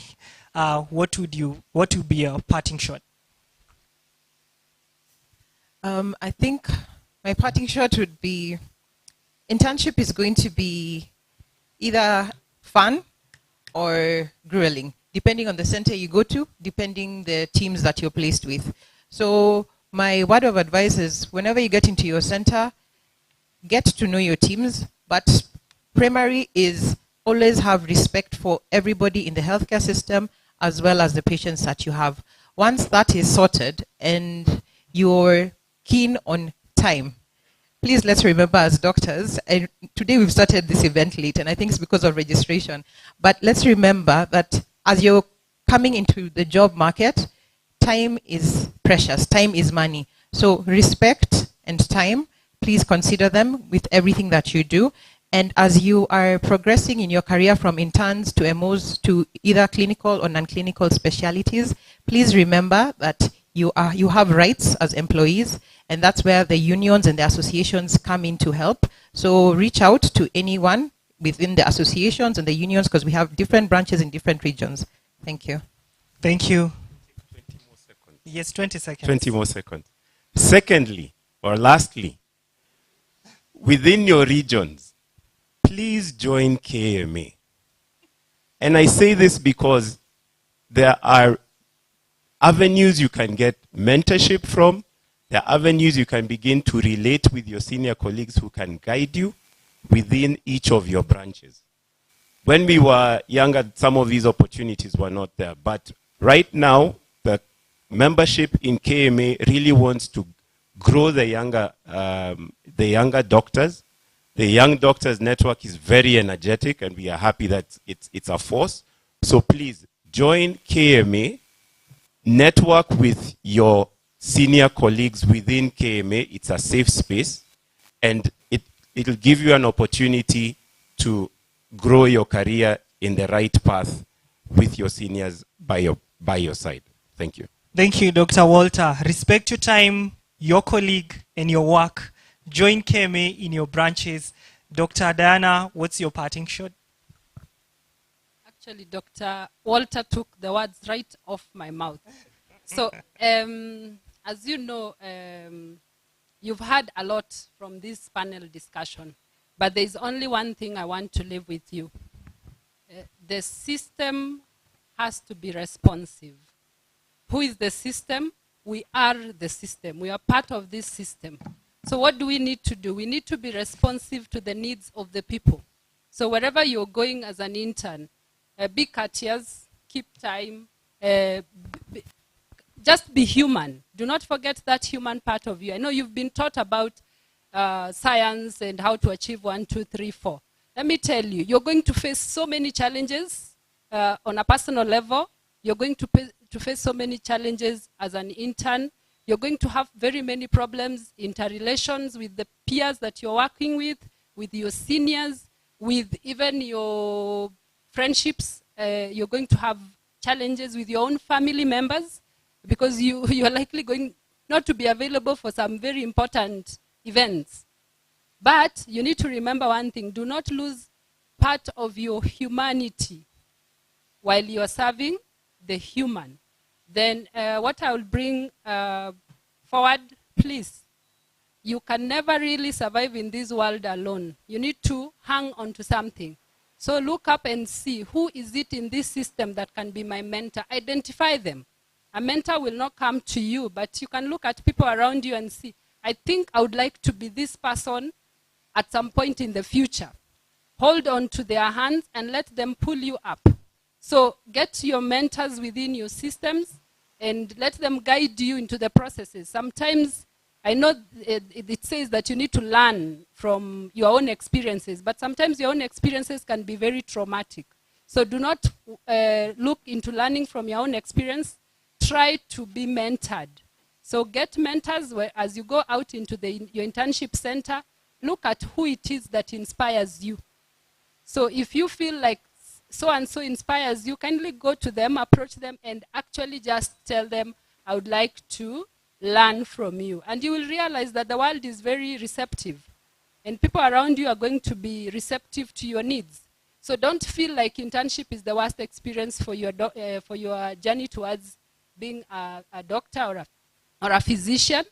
I would really encourage you to know that there are very happy moments. When you experience pain, you will also experience happiness. You're going to be treating patients. You're going to lose patients. You really need people around you to support that. Thank you. Thank you, Dr. Diana Marion. Once again, Dr. Mercy Wanjala, Afro PHC Coordinator, Dr. Walter Ombita, Managed Healthcare Committee Convener at KMA, and Dr. Wendy Kimbui, Treasurer, KMPDU Nairobi Division. Thank you for joining our panel and sharing your insight. Asanteni sana. Let's give them a hand as they take their seats. Thank you. Thank you very much, Andrew. Thank you very much to our panelists for this session. Let's give them a round of applause as they go to seat. Thank you. That has been a very heavy session, reminding us to join the bodies that support us, reminding us to continue seeking help. Even if you have a traumatic experience, somebody else has been through it and will be able to walk you through it. Thank you very much for that insight. We want to continue with this program, listening to a speech from our primary sponsors. When Christine started this morning, she said that some of you were wondering how you're going to be at Weston for 1,000 shillings as your registration fee and still get to eat. Some people texted us asking us if they should carry snacks. So somebody made sure your stomach will be filled and that you will not be hypoglycemic through this program. So I would like to welcome the representative of our Platinum Plus sponsors, Harley's Pharmaceuticals. And this presentation will be done by one of us because this conference is for us, by us. His name is Kevin Barte. He is a member of Respect General Advisory Council. He is one of the top 100 youth change makers from across the world who have been selected to join the Youth Delegate Program by Unite 2030, which is an affiliate of the United Nations Foundation. I could go on and on, but all I want to say is that he has been with Respect, he has been with Cambridge Stanford Research Program, he has been with Msake, he has been with MSSR, he is with Young Doctors Network. Therefore, let us put our hands together and welcome Dr. Kevin Barté.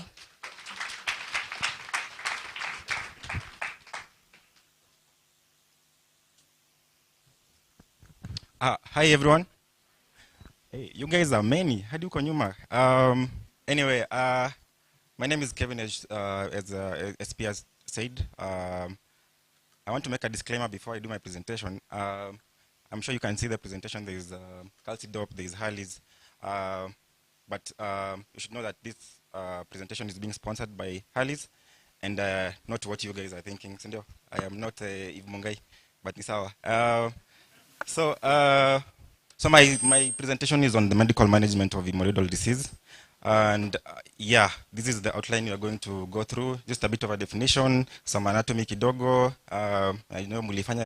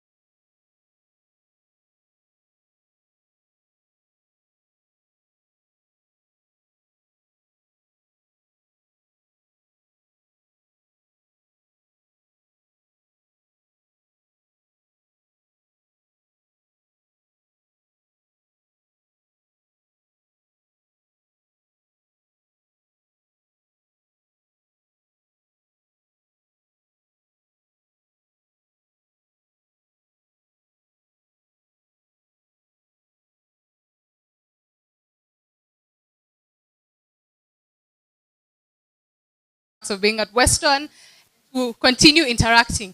I'm not sure how many of us kept time this morning. I'm not sure how many of us regularly keep time when we have meetings, but today we want to appreciate our earliest guest, Eric Musia.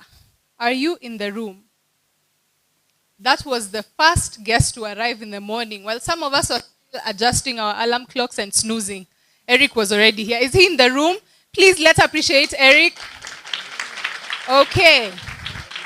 He's not here. We will find him. He needs to be appreciated with a gift. So we will find him and he'll get his gift a bit later. You can also win yourself a gift by continuing to tweet the insights from this conversation, take photos, take selfies, and we have a challenge for you. Following Dr. Kimbui's instruction that you interact with other medical practitioners that are not just the panel members, we want to see who will gather the most career stories from this room.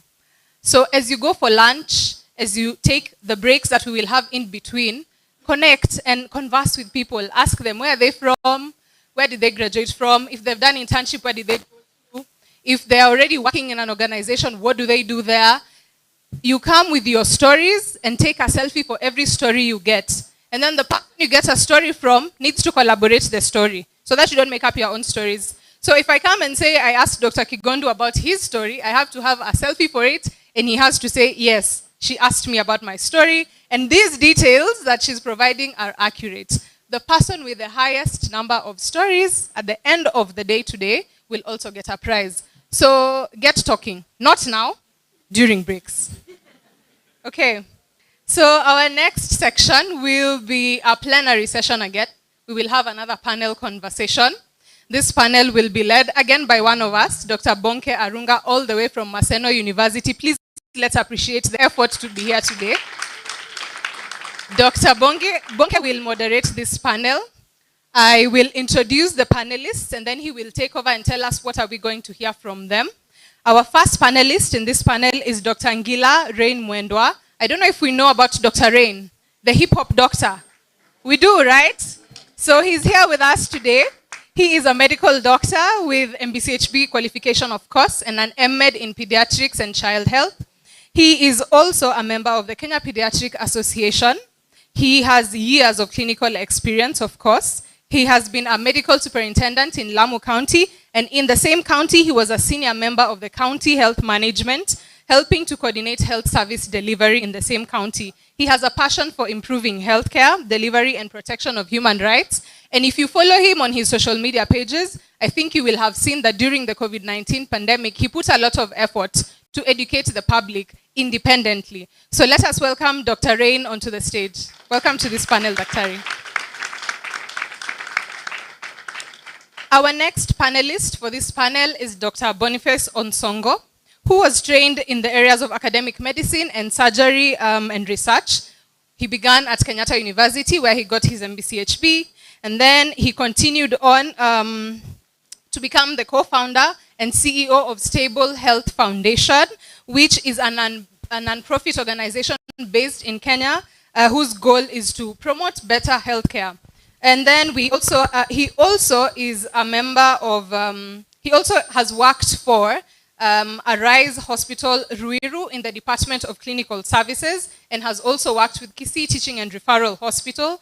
He is a health entrepreneur and also an economist, having contributed to the implementation of leading doctor-owned chain of franchise medical facilities, Equity Afya. We've heard about Equity Afya, right? So he's here with us, Dr. Boniface Onsongo. Please welcome him to the stage for this panel discussion.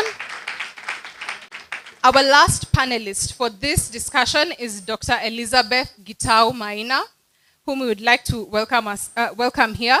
She has an MBCHB from the University of Nairobi. She also has an MBA in healthcare management from Strathmore Business School. She is the immediate past Chief Executive Officer at the Kenya Medical Association. She is actively partnering and has been actively partnering with government and non-government actors to provide healthcare policy formulation and to continue with the implementation of the same. She is an alumnus of the prestigious German Academic Exchange Program and Equity Leadership Program. Welcome to the stage, Dr. Elizabeth Gitau Maina.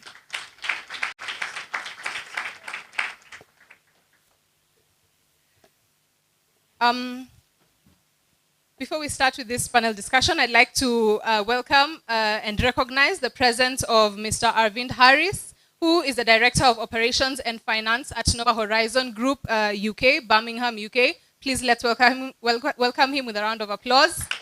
Let's appreciate his presence. Thank you for being with us here today.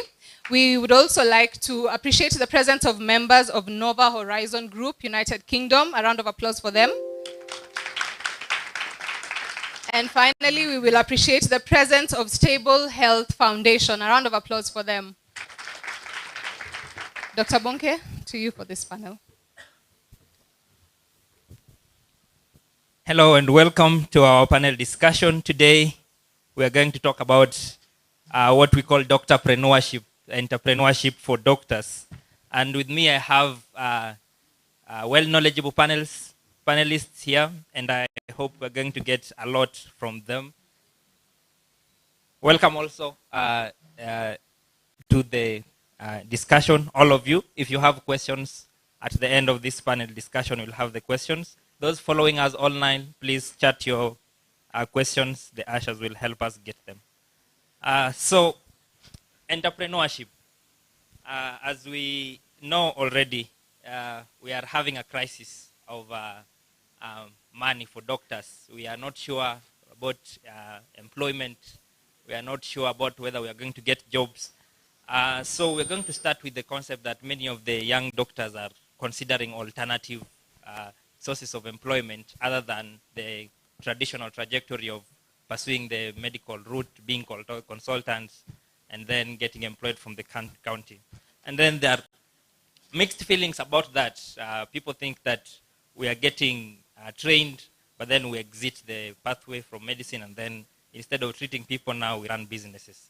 So I just want to get the general perspective of all of you. What do you think about doctors pursuing entrepreneurship? Not really the classical clinical practice, but the direct deviation from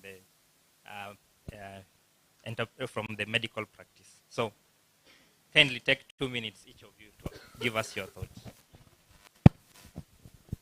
Okay, thank you. And thank you guys for having me. Thank you for KMA, Young Doctors Network, for having me. So, most of you know me as Dr. Rain. Technically, I'm Dr. Ngala Mwendwa. That's how the board knows me, the KMPDC.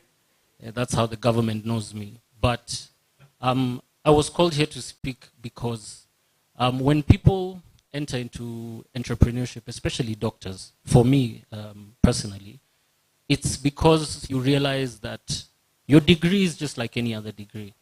You know, the other day, I think guys who watch news had seen how somebody had qualifications. I think he had a degree, first-class honors, and he's unemployed. And he says now he wants to get into content creation. And I'm here because I've managed to establish myself or find a niche in a market that really has a high demand for health practitioners.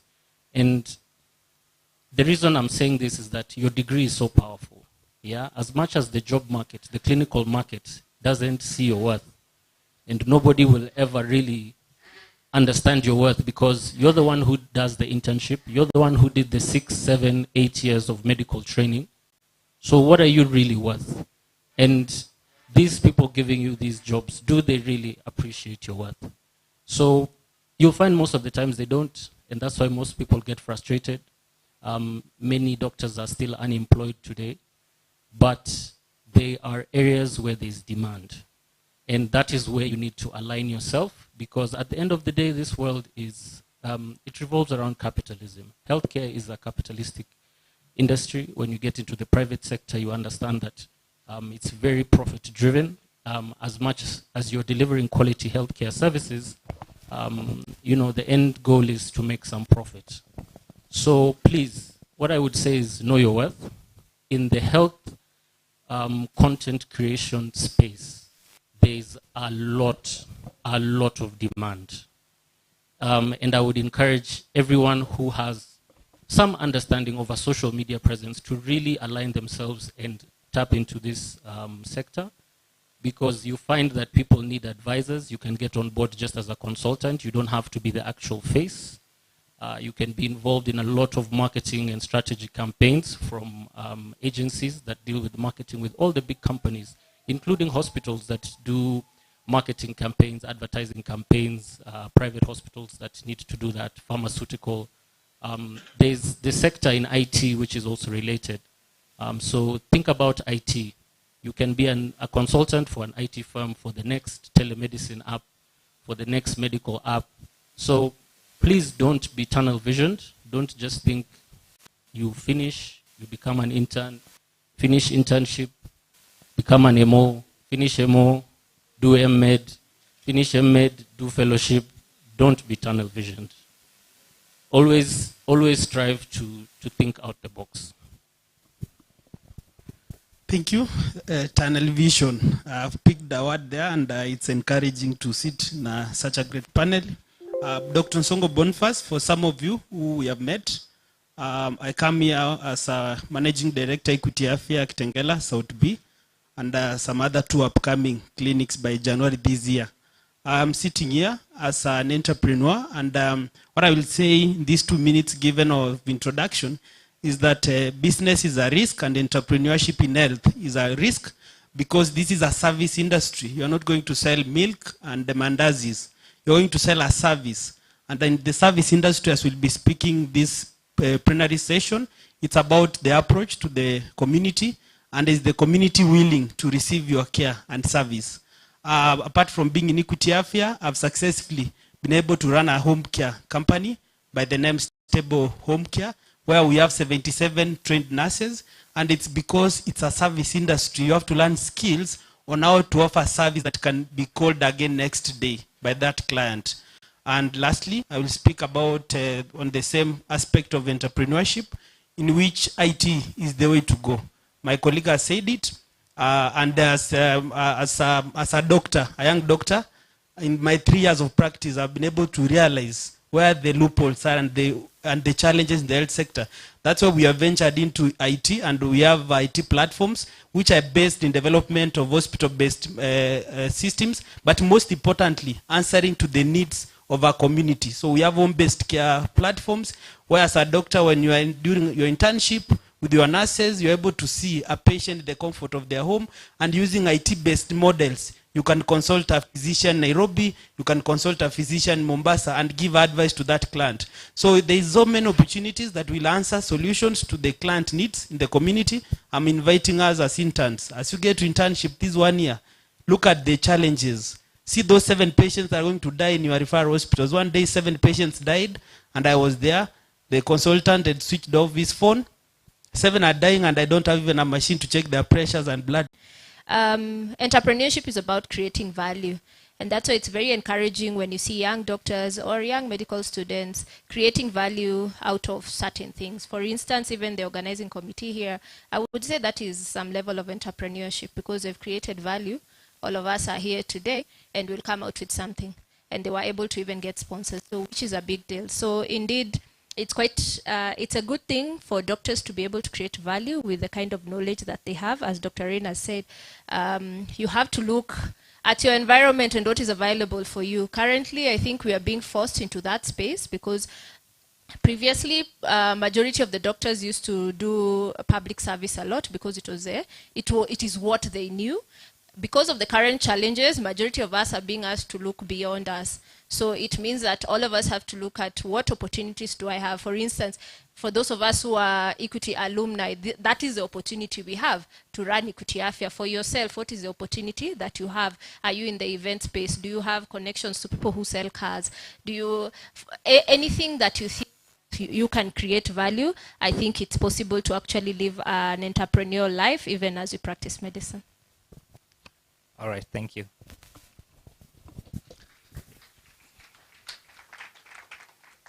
Hello everyone.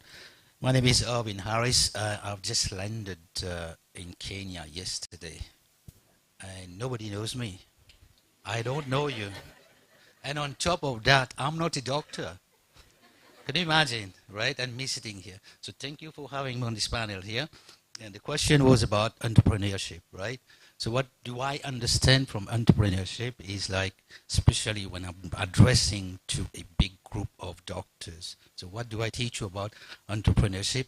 The simple, what comes in my mind is like, now, first of all, you were all students. You have invested your time, money, resources to study to become a doctor, right? And do you want something in return? What would that be in return? Is it a good employment? Is it money? What is it that you're looking for? So this is very important as well. And if you want to go and start business, what kind of business do you want to start? Within the medical sector? Do you want to open like a private hospital or work additional in different health setting, right? This is all entrepreneurship, right? My simple sort of way of looking at the situation here and what I've learned since yesterday, right? Okay, there are lots of doctors here, right? Lots of nurses here as well, lots of medical people here, but there's a problem with the employment here, I believe, right? So this is the main issue. So how do we address this issue? Those doctors, are they being employed? Do they get the right package? This is very important as well, right? After spending so much time, money, resources, are you getting back what you wanted, right? So maybe this is the problem in terms of what you want or where you want to be, right? What we offer, what we can offer, I'm not selling, I'm not a salesperson, right? Okay. So what we can offer exchange program from people who can come from abroad to here, or from here, they can go abroad to country like UK, USA, Canada, New Zealand, right? So this is something what we can offer as a suggestion, okay? And we have exchange program, that's one thing. And we have a migration program as well for doctors and nurses, right? So if you want a challenge, if you want to be somewhere else, you think you can become a better person in terms of your career as a doctor or nurses, right? We are here to help, and we will be meeting you a bit later today. Thank you. Thank you so much for those introductory remarks. You've set the pace for this. Now we'll go around with another set of questions. Then after that, we'll take the questions from the audience. So in preparation for this, Dr. Ngala, because of your presence in social media, I sent a poll yesterday to people who probably follow you online. And then I sorted the questions in two categories, which I want you to answer in the next 3 minutes or 4. So the first category was people who are still in school. So they were saying that if you look back to when you're still in medical school, what message could you tell your younger self about entrepreneurship in general as a doctor? Then the second question was for people who are already planning how to do the entrepreneurship thing. So there comes the ethical issues, the challenges with revealing patient information online.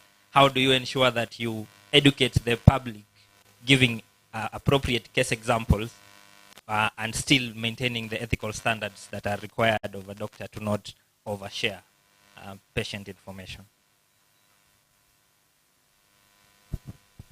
Okay, I didn't know polls were going on without me, but it's good to know. Guys were asked. So medical school, back to my younger self, it's very easy for me because I didn't train in Kenya, I trained in Russia, very, very cold, St. Petersburg, minus 30-degree weather. And I was not sponsored, I didn't get a scholarship. My parents were the ones who really tried to educate me. And to survive every month, it takes quite a toll. So the money that my mother would send me was really a lot in terms of Kenya shillings. But I never actually told her that that money is not enough because I knew how hard it is to come up with that money. So what did I do? I've always been an artist. I've been a rap artist since I was 16 years old. So I decided, this is before YouTube, this is before TikTok. I think we only had something called MySpace back in those days. And I used to MC in clubs. It used to make me extra income. I used to start earning $20 here, $50 here.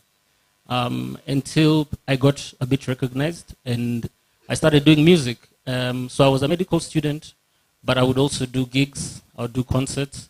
By the time I was in the 60s, I was making around $2,000 to $5,000 a month. And that was more than what a doctor was earning. This is 2010, 2011, yeah? I finished my medicine in 2011. So there are things you can do. You just have to find where the demand was. And where I found demand when I was in Russia is that there weren't many English rappers who sounded American, and they really had this culture of hip hop, and I fit right in, you know, and I really capitalized. I made sure even when they do posters, sometimes I would drop the Kenya name. It would be and then from USA New York, so that I could get $3,000, $5,000. Okay, so you have to survive. Yeah, it definitely was.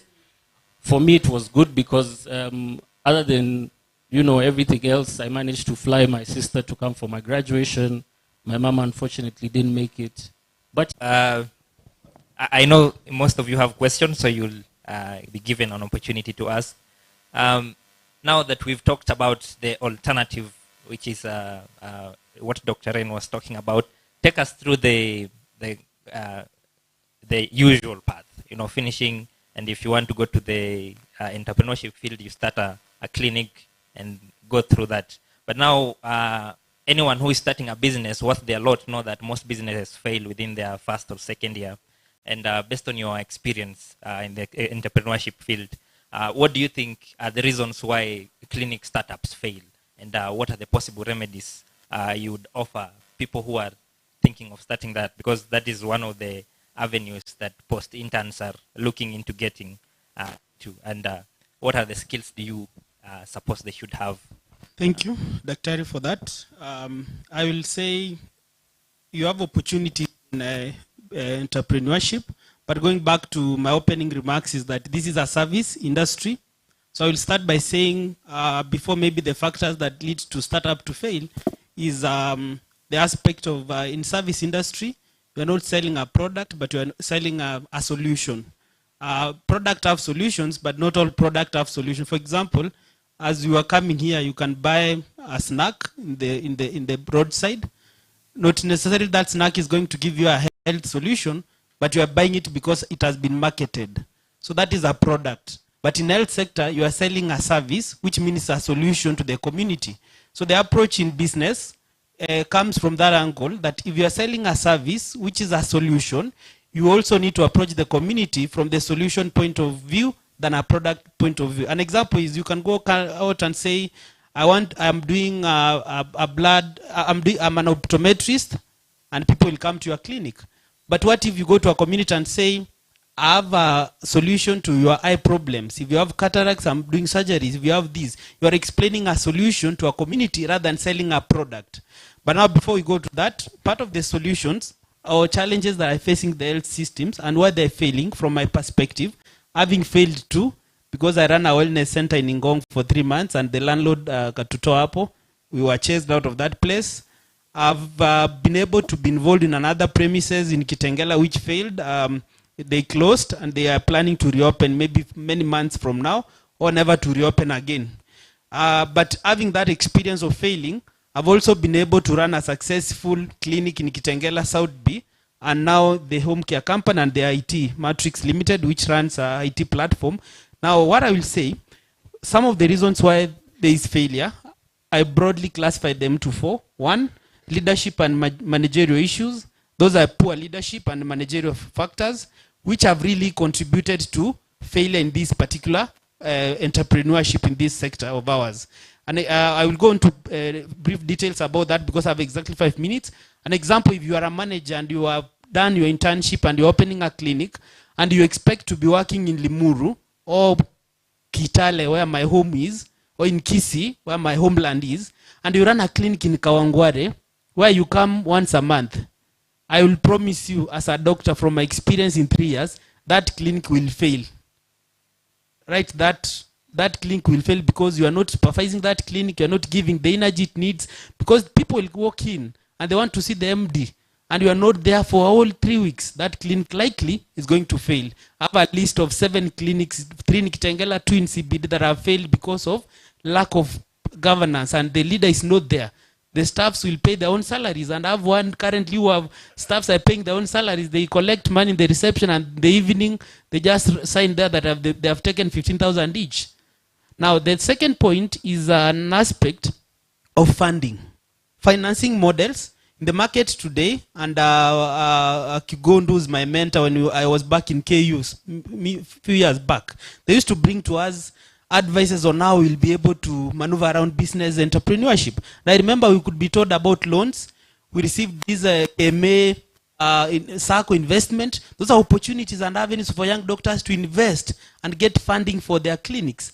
And if you are within Equity as a customer, not necessarily Equity Afya, you can receive funding to open an hospital in your name by getting resources from the bank. Today I'm seeing one of their partners here is ICL. Those are group and financing models that can support you to open a clinic. Another financing model is insurance. So many doctors make mistakes. You go to the village just because you love the villagers and you don't want to come to Nairobi to look for the insurance companies. You are not educating your community to uptake insurance policies. So you run a clinic on cash basis. And it's very difficult, for my experience, to run a clinic like I did in Ngong on cash basis. Those clients of yours will be poor in the next 2 months because the health systems are expensive. So you must invest in insurance, you must invest in NHIF and educate your community why they need to register and enroll in a serious NHIF protocols and policies. You have to get to your MCAs, county offices, to encourage them to educate communities on NHIF uptake. The other factor which I will say is, as I complete, staffing factors, and that is poor recruitment. And this is where most of us fail. One doctor in Nembu, I will not mention the clinic, put a CEO and a doctor and a clinician, and now one of the clinician, the doctor attending to patients daily, I will say in Kiswahili so that my friends from UK will not understand. Alikuwa ananuka mdomo. So in our feedback in one of the platforms is that some patients never went to that clinic kwa sababu daktari ananuka mdomo. You are having staffs who are not on uniform. You are having a doctor without a stethoscope, and if he has a stethoscope nile miasta nilikuwa natumia KU third year yenye imeraruka one side. Even now with that transmission come to, these are basic skills on poor staffings, underqualified personnel, and licensed medics in the clinics. You are not licensing your pharmacy, your lab. You are digging your own grave in this entrepreneurship. From day one, you must register your department. You must put qualified staffs in your department and then give your energy. And you will say, lastly, because of time, is an aspect of marketing. And in marketing, I look at it in 2 ways. Currently, 85.5% of the population in Kenya are using OTC consumption, outpatient care. And as they get older, we reduce that percentage to 36.4 because they have given up, they are going to die, they see you. Now, at 70 years, they are coming to see you because they have been going to the chemist and pharmacies to take drugs. My focus as a doctor is this. And that's what I've been researching for the past years since I left KU, through what I call Stable Health Foundation, which is my initiative. And other people who are here, who are members, I can see they're here. They will be sitting with us maybe in the afternoon to give us some highlights. Why? When we go to the communities, we want to ask the question, why is 85% of the Kenyan population not coming to see you as a doctor? You are in KU for 6 years, Nairobi University 6 years, you go to Kisii, the clinic that is employing you is seeing 2 patients per day. And the following day, 10 patients are dying in Kisii referral. They could have seen you and they could be okay. They are not seeing you, you are poor, there is no money because they are not coming to you, yet they are going to Kisii referral to die. My question is this. Are you answering to their needs? And how do you answer to their needs? And this is the way to answer to their needs as I complete. Number 1, are your health services affordable to them? Number 2, is it accessible to them? Are you taking the clinics to where the clients are? Number 3, are you having insufficient information to educate the citizens on why they need to see a doctor? Some people don't know migraines can be a stroke in 10 years. If you are not educating them in churches, barazas, mikutanos, and that's what I do as a doctor daily. Every day my program, there is 1 health talk per day. everywhere. And Dr. Lida, Aida Moturi is here. I've been sending her in some areas where I can't reach in Kajiado interior sections, where I have to educate the community on why a doctor is important in their lives, so that we reduce the 85% uptake to even 20%, so that 80% will see a doctor and there will be no unemployment in Kenya. Today we have 70 clinics in Equity Afya. We want 300. We can't have 300 if these young doctors are not educating people on why a doctor is important. We have to give information to citizens so that the more hospitals we have, the more doctors we employ. Each Equity Afya center has to have a medical doctor. Who are those medical doctors? They are the interns here. I'm opening a clinic in Nyamira in 2 months from now. I need a doctor there. But if there will be no patients because the doctor intern there is not educating citizens, then there will be no employment. The clinic will close down. Lastly, the system does not encourage regular checkups. As a young doctor, I will tell you for sure, we are in a reactive approach model, which is very dangerous. We need to get to a system where we encourage our citizens to get to hospital the way they will get to an hotel to eat food. What we call proactive.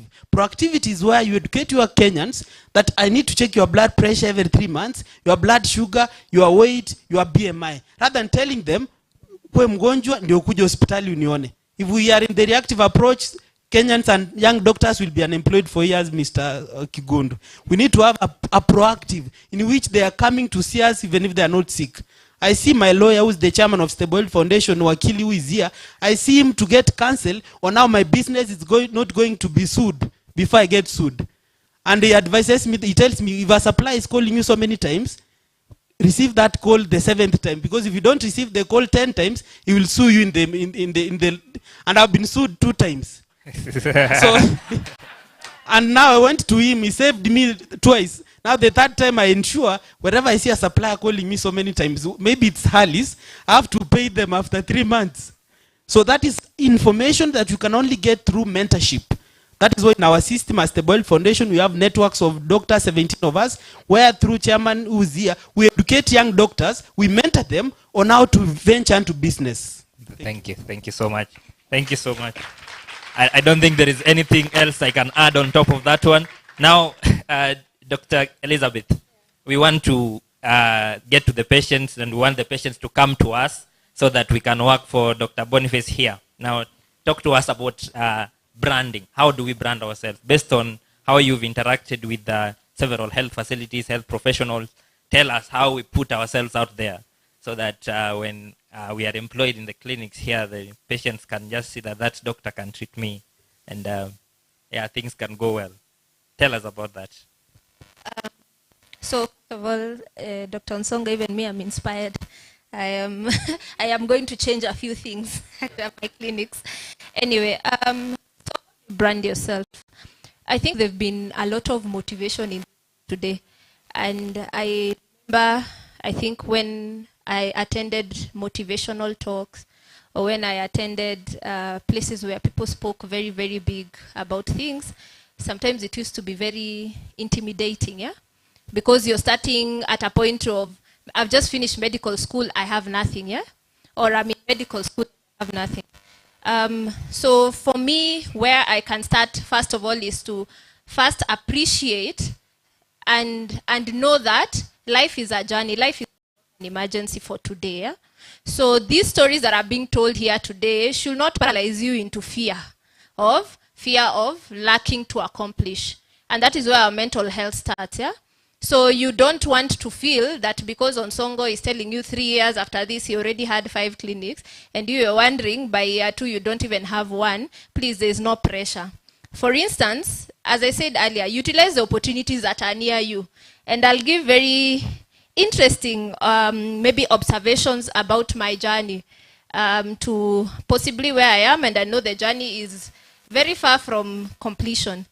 Maybe in medical school, I think once in a while we used to do those small entrepreneurship things where you sell bra, you sell t-shirts, you sell anything that can augment your 5,000 to be, the 5,000 the mark sent you to be 10,000. So whatever you're able to sell to your colleagues, that's a small, it looks like it's very small, but it teaches you a lot, because there are days you'll buy 10 t-shirts and nobody will want them. And it teaches you, how do I appreciate failure?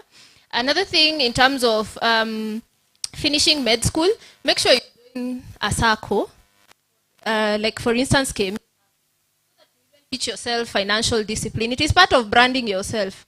Because if you go into getting the, I don't know how much interns are paid. We used to be paid, I think in Muranga used to be paid 99,000 or something.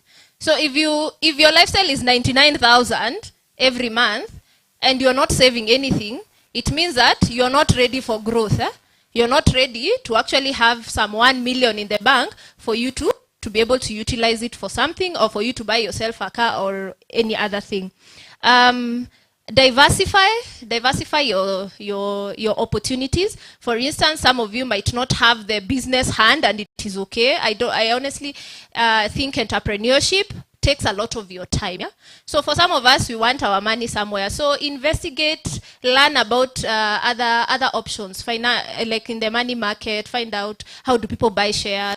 Find out where do people buy bonds. So those are some of the ways of entrepreneurship that people don't think about, but are actually possible. A funny story, myself and Dr. Stella, I'm sure most of you know Dr. Stella Bosire.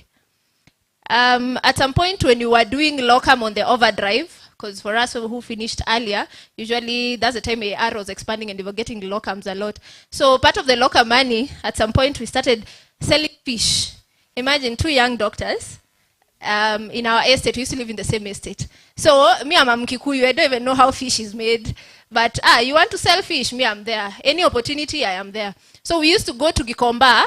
You know Gikomba? We buy fish early in the Saturday morning. Buy fish, come. She taught me even how to fry the fish and sell to our neighbors every Saturday until we possibly became too busy. And also, that opportunity of also forming company with certain people with entrepreneurship skills, and that is also part of your branding skill, is also when you interact with others. We even went ahead and formed a company, tried to sell kitenges, tried to sell tumba bales, etc. A lot of things, but we failed thoroughly because we were concentrating on other things. But however, what we learned from that experience is, how do you even open a company? Unless you have opened a company before, you would never know. Yeah. So we actually got into the experience of how do you open a company. At some point, we even opened a foundation. So there's a lot. Just jitume.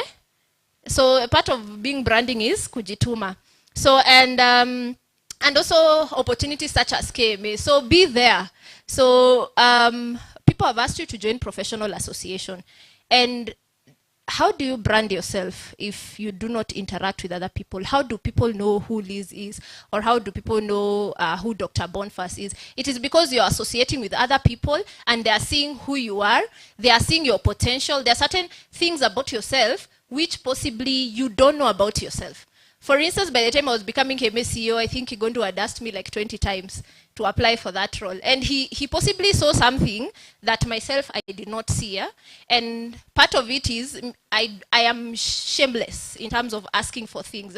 If I want to go to Berlin today, I am very shameless because I will ask almost everyone in this room to contribute for me to go to Berlin. Yeah, and that is part of entrepreneurship. You have to be shameless. If you see an opportunity online, it's a scholarship, you know, it has read 3 years, but you apply for it because it's 2 years. Somebody asked me, I was in Colombia last week, and somebody asked me, why you?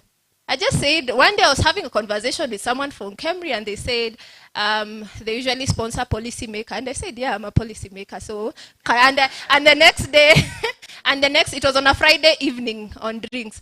On Monday morning, I wrote a reminder email to say, hey, niaje ile trip ya Colombia. So please send yourself. The other thing about branding is about leading yourself. Before you lead other people, you have to lead yourself. And that is where discipline comes in. So you have to be disciplined by yourself financially, personally.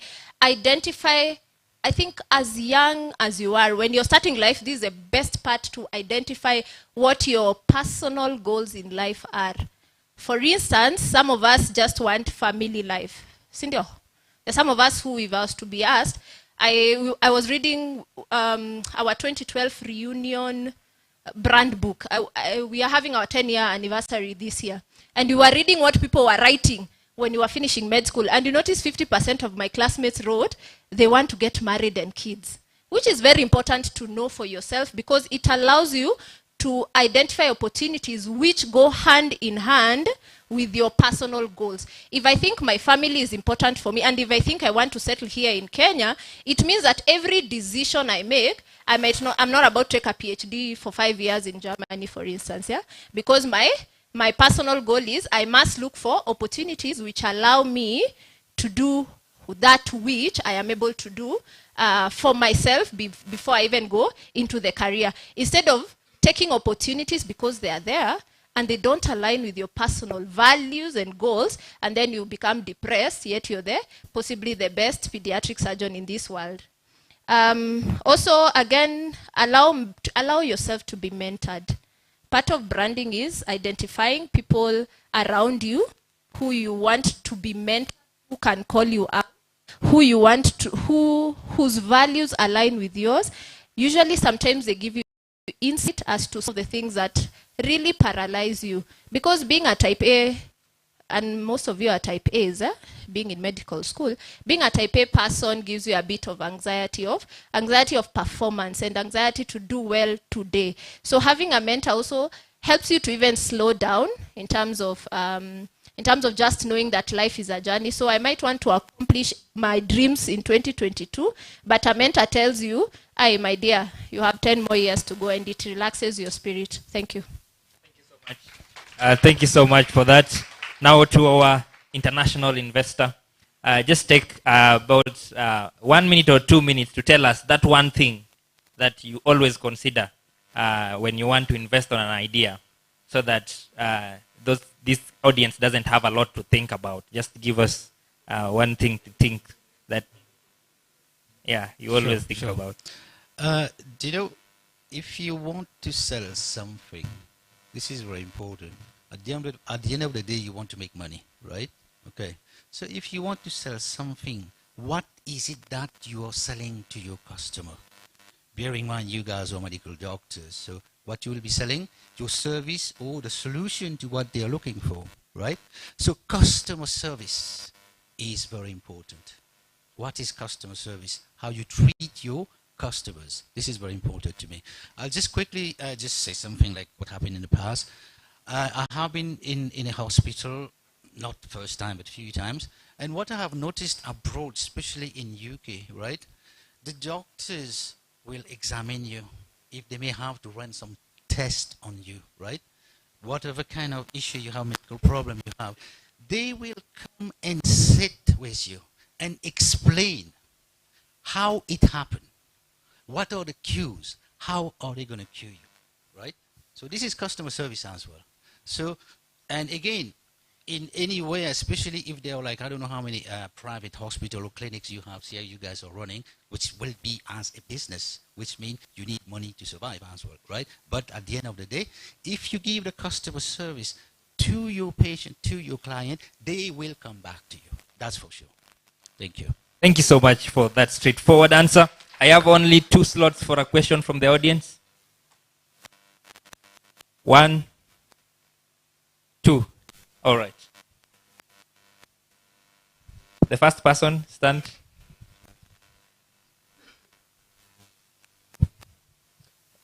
Thank you, Dr. Bonke, and our amazing panelists. So I have 2 questions. The first question is for Dr. Rain, and the second one is for the panelists, all of them. So for Dr. Rain, unfortunately, in our societies, our actions are mostly judged by the social norms and stereotypes. So my group here, we are wondering, from your experience being a rapper and a performer, have you experienced any challenges in terms of interference with your professional practice? Have people actually judged you that you don't take your professional work seriously because of involvement in other activities like rapping? And for our panelists, I have 2 questions now. The first question is on medical ethics and practice. We've seen doctors brand themselves, I would say in the spirit of doctorpreneurship, quote unquote. We've seen doctors brand themselves or advertise their practice on social media and websites. So I would say, for example, my name is Dr. Mwiruri, and if you want consultation, this is my number. I'd like to know what is your take on that? Is that legal? And also, we've seen the same instance with medical interns who have oathed and took long to be posted. Some of them went out of their way and actually started practicing. So what would you comment on that? Thank you. Thank you so much. Can we have a second question here?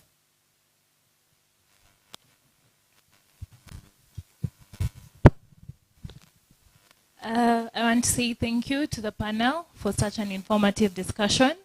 So I have a question. When you're having conversations about entrepreneurship, I think it's very important to talk about NGOs because they also involve their own version of a different model. So what advice would you give in regards to funding, management, and how to incorporate healthcare into managing the social issues that we face as a country?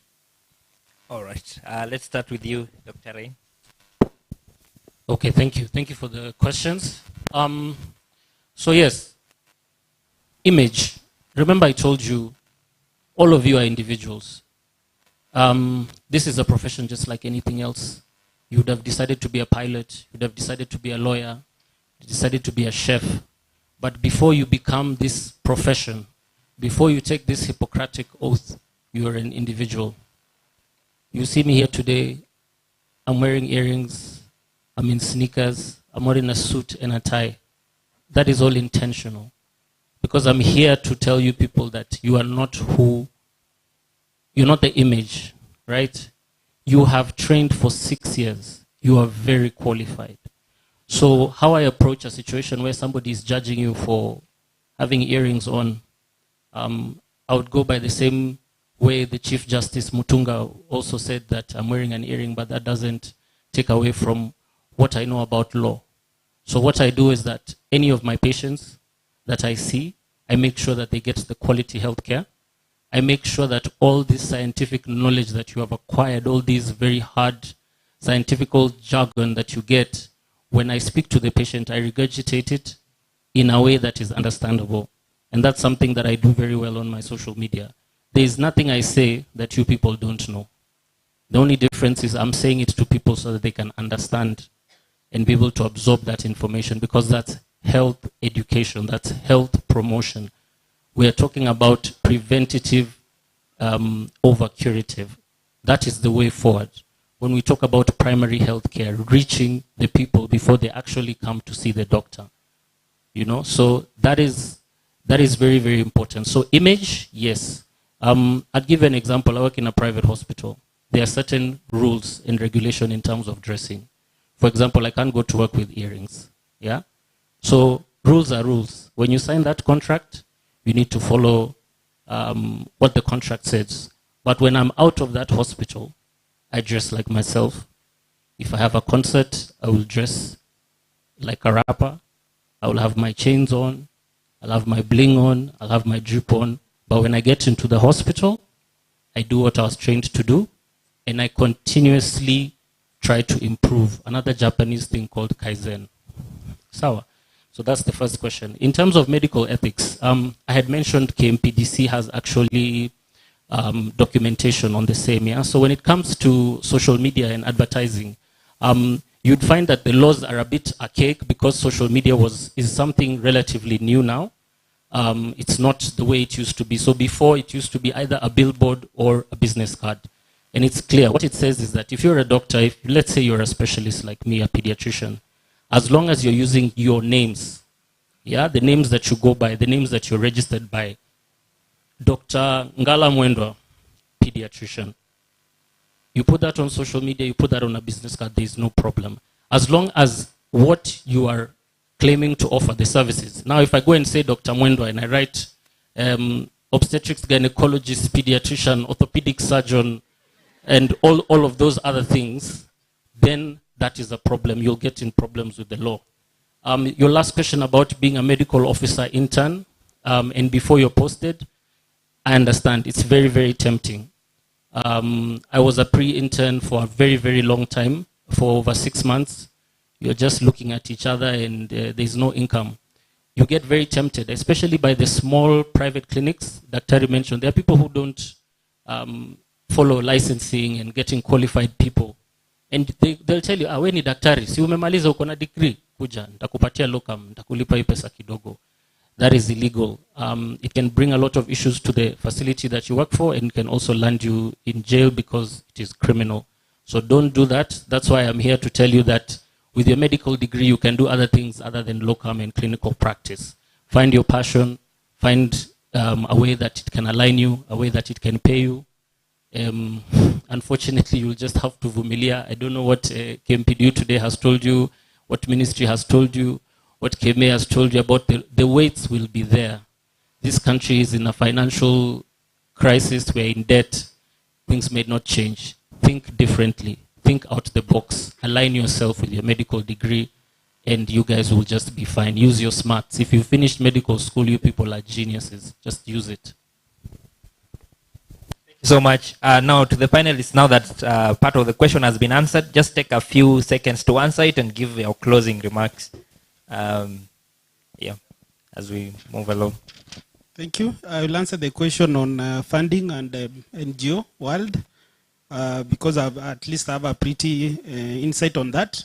I will say first it's an element of if you are registering a non-government organization, you have to go through the normal policies, the government protocols and policies. Then you have to be very strategic and systematic in terms of getting the right people. I opened the foundation in KU 2017 because of personnel and maybe the people I had with were not serious in terms of getting funding and going out. It never peaked until recently. So getting the right people, getting the right partnerships.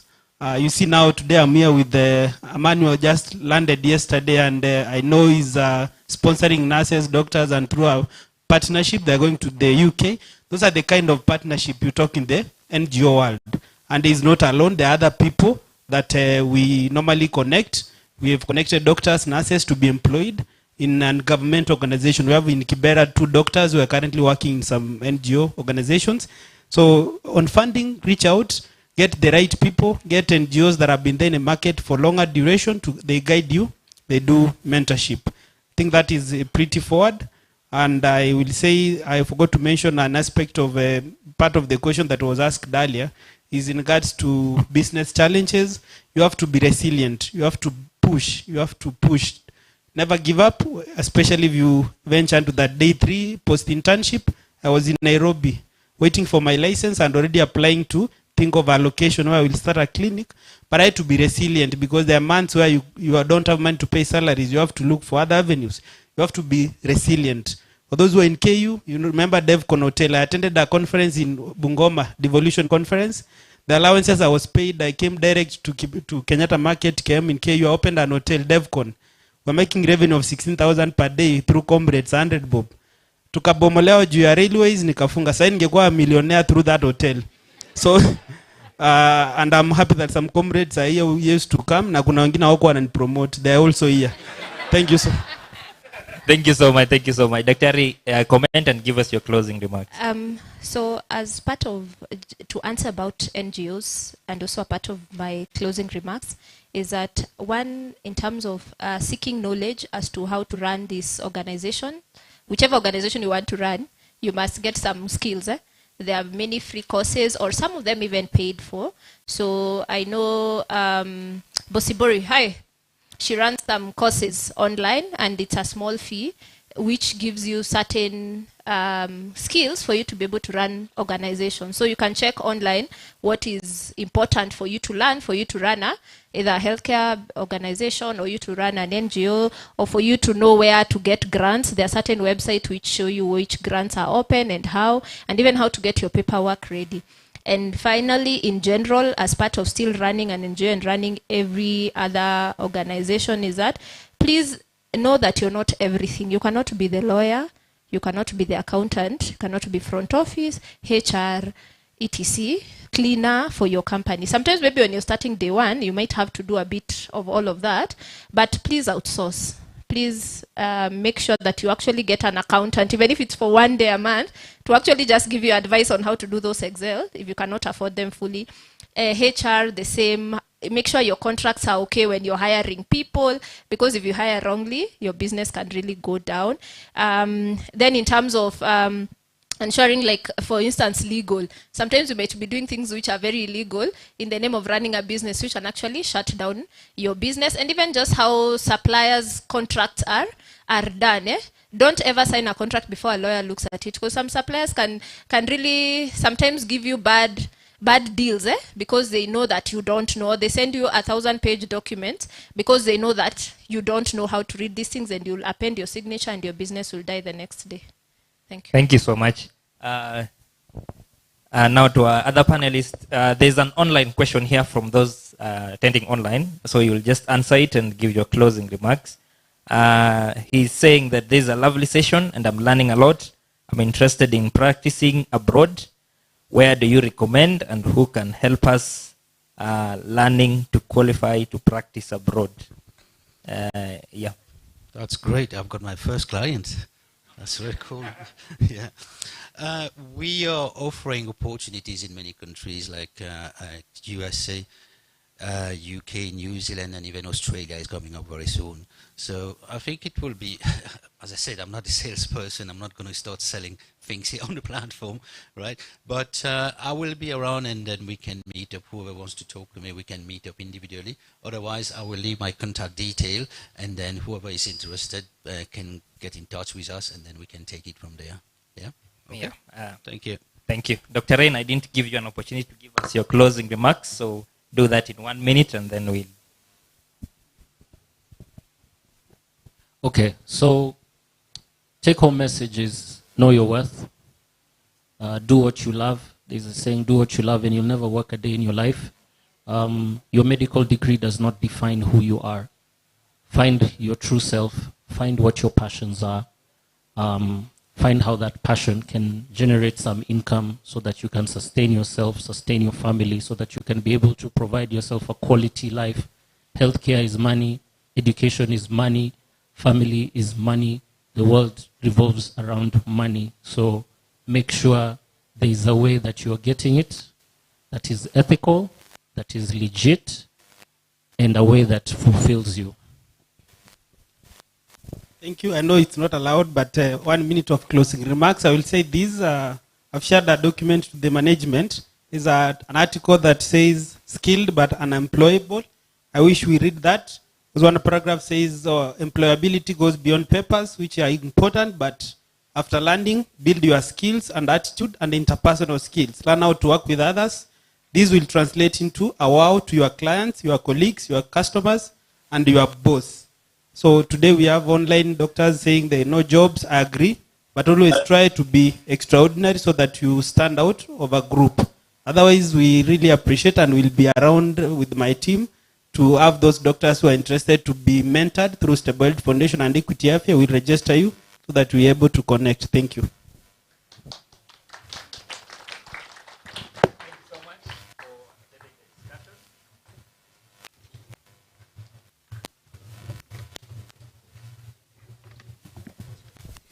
Thank you very much, our panelists, for that interesting, informative, engaging session. Let us appreciate them one more time. I will request Mr. Arvind not to go too far. We did not anticipate that our event will garner global traction. We are very appreciative that you made time to be a panelist with us today. And so for that, I would like to present you with a token of appreciation presented by Dr. Simon Kigondu, the president of the Kenya Medical Association. Please make your way here.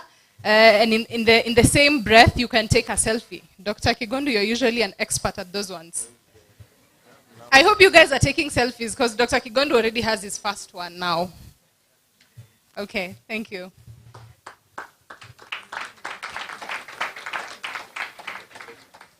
Thank you very much. All the best with your Kenyan visit. As we continue, I know that time is fast spent. We are almost getting to our lunch break. We have one more thing to do before that. We will have a laid-back conversation. Hopefully, they'll be able to make it as laid-back as we can handle now that sugars are going low. I would like to invite Lynette Kiriga, who is also one of us, pre-interns from Kenyatta University. Lynette has been our logistics and registration lead during this organization of this conference. Very useful in making sure Everyone knows where to be, what to do, what is going on at what time, and she's actually also the same person making sure your meals are there for you. Lynette is also a Young Doctors Network member and the secretary currently. So I will welcome her so that she can introduce the members of her panel. A round of applause for Lynette, please.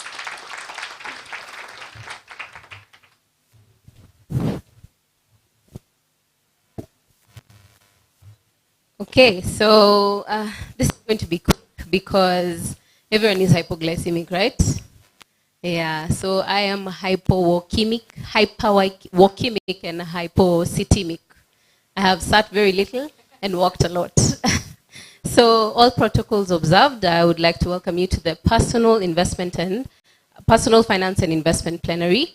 I have 4 participants and just like to quickly introduce them. So I'll begin with a quote. Our acts can be no wiser than our thoughts. Can anyone give me where I've gotten this quote from? Anyone? Okay, I think we don't read so much about finance, but this was penned by George Samuel Clason as he wrote the bestseller, The Richest Man in Babylon. So you can guess I'm going to quote a lot of that today.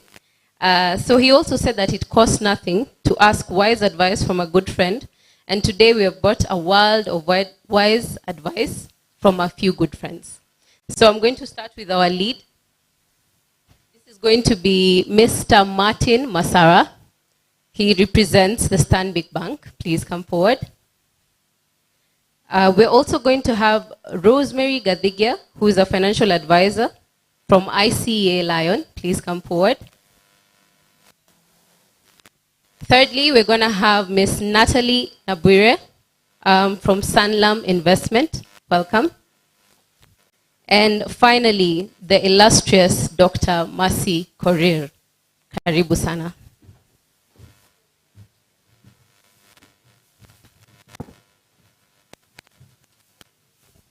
I think Martin.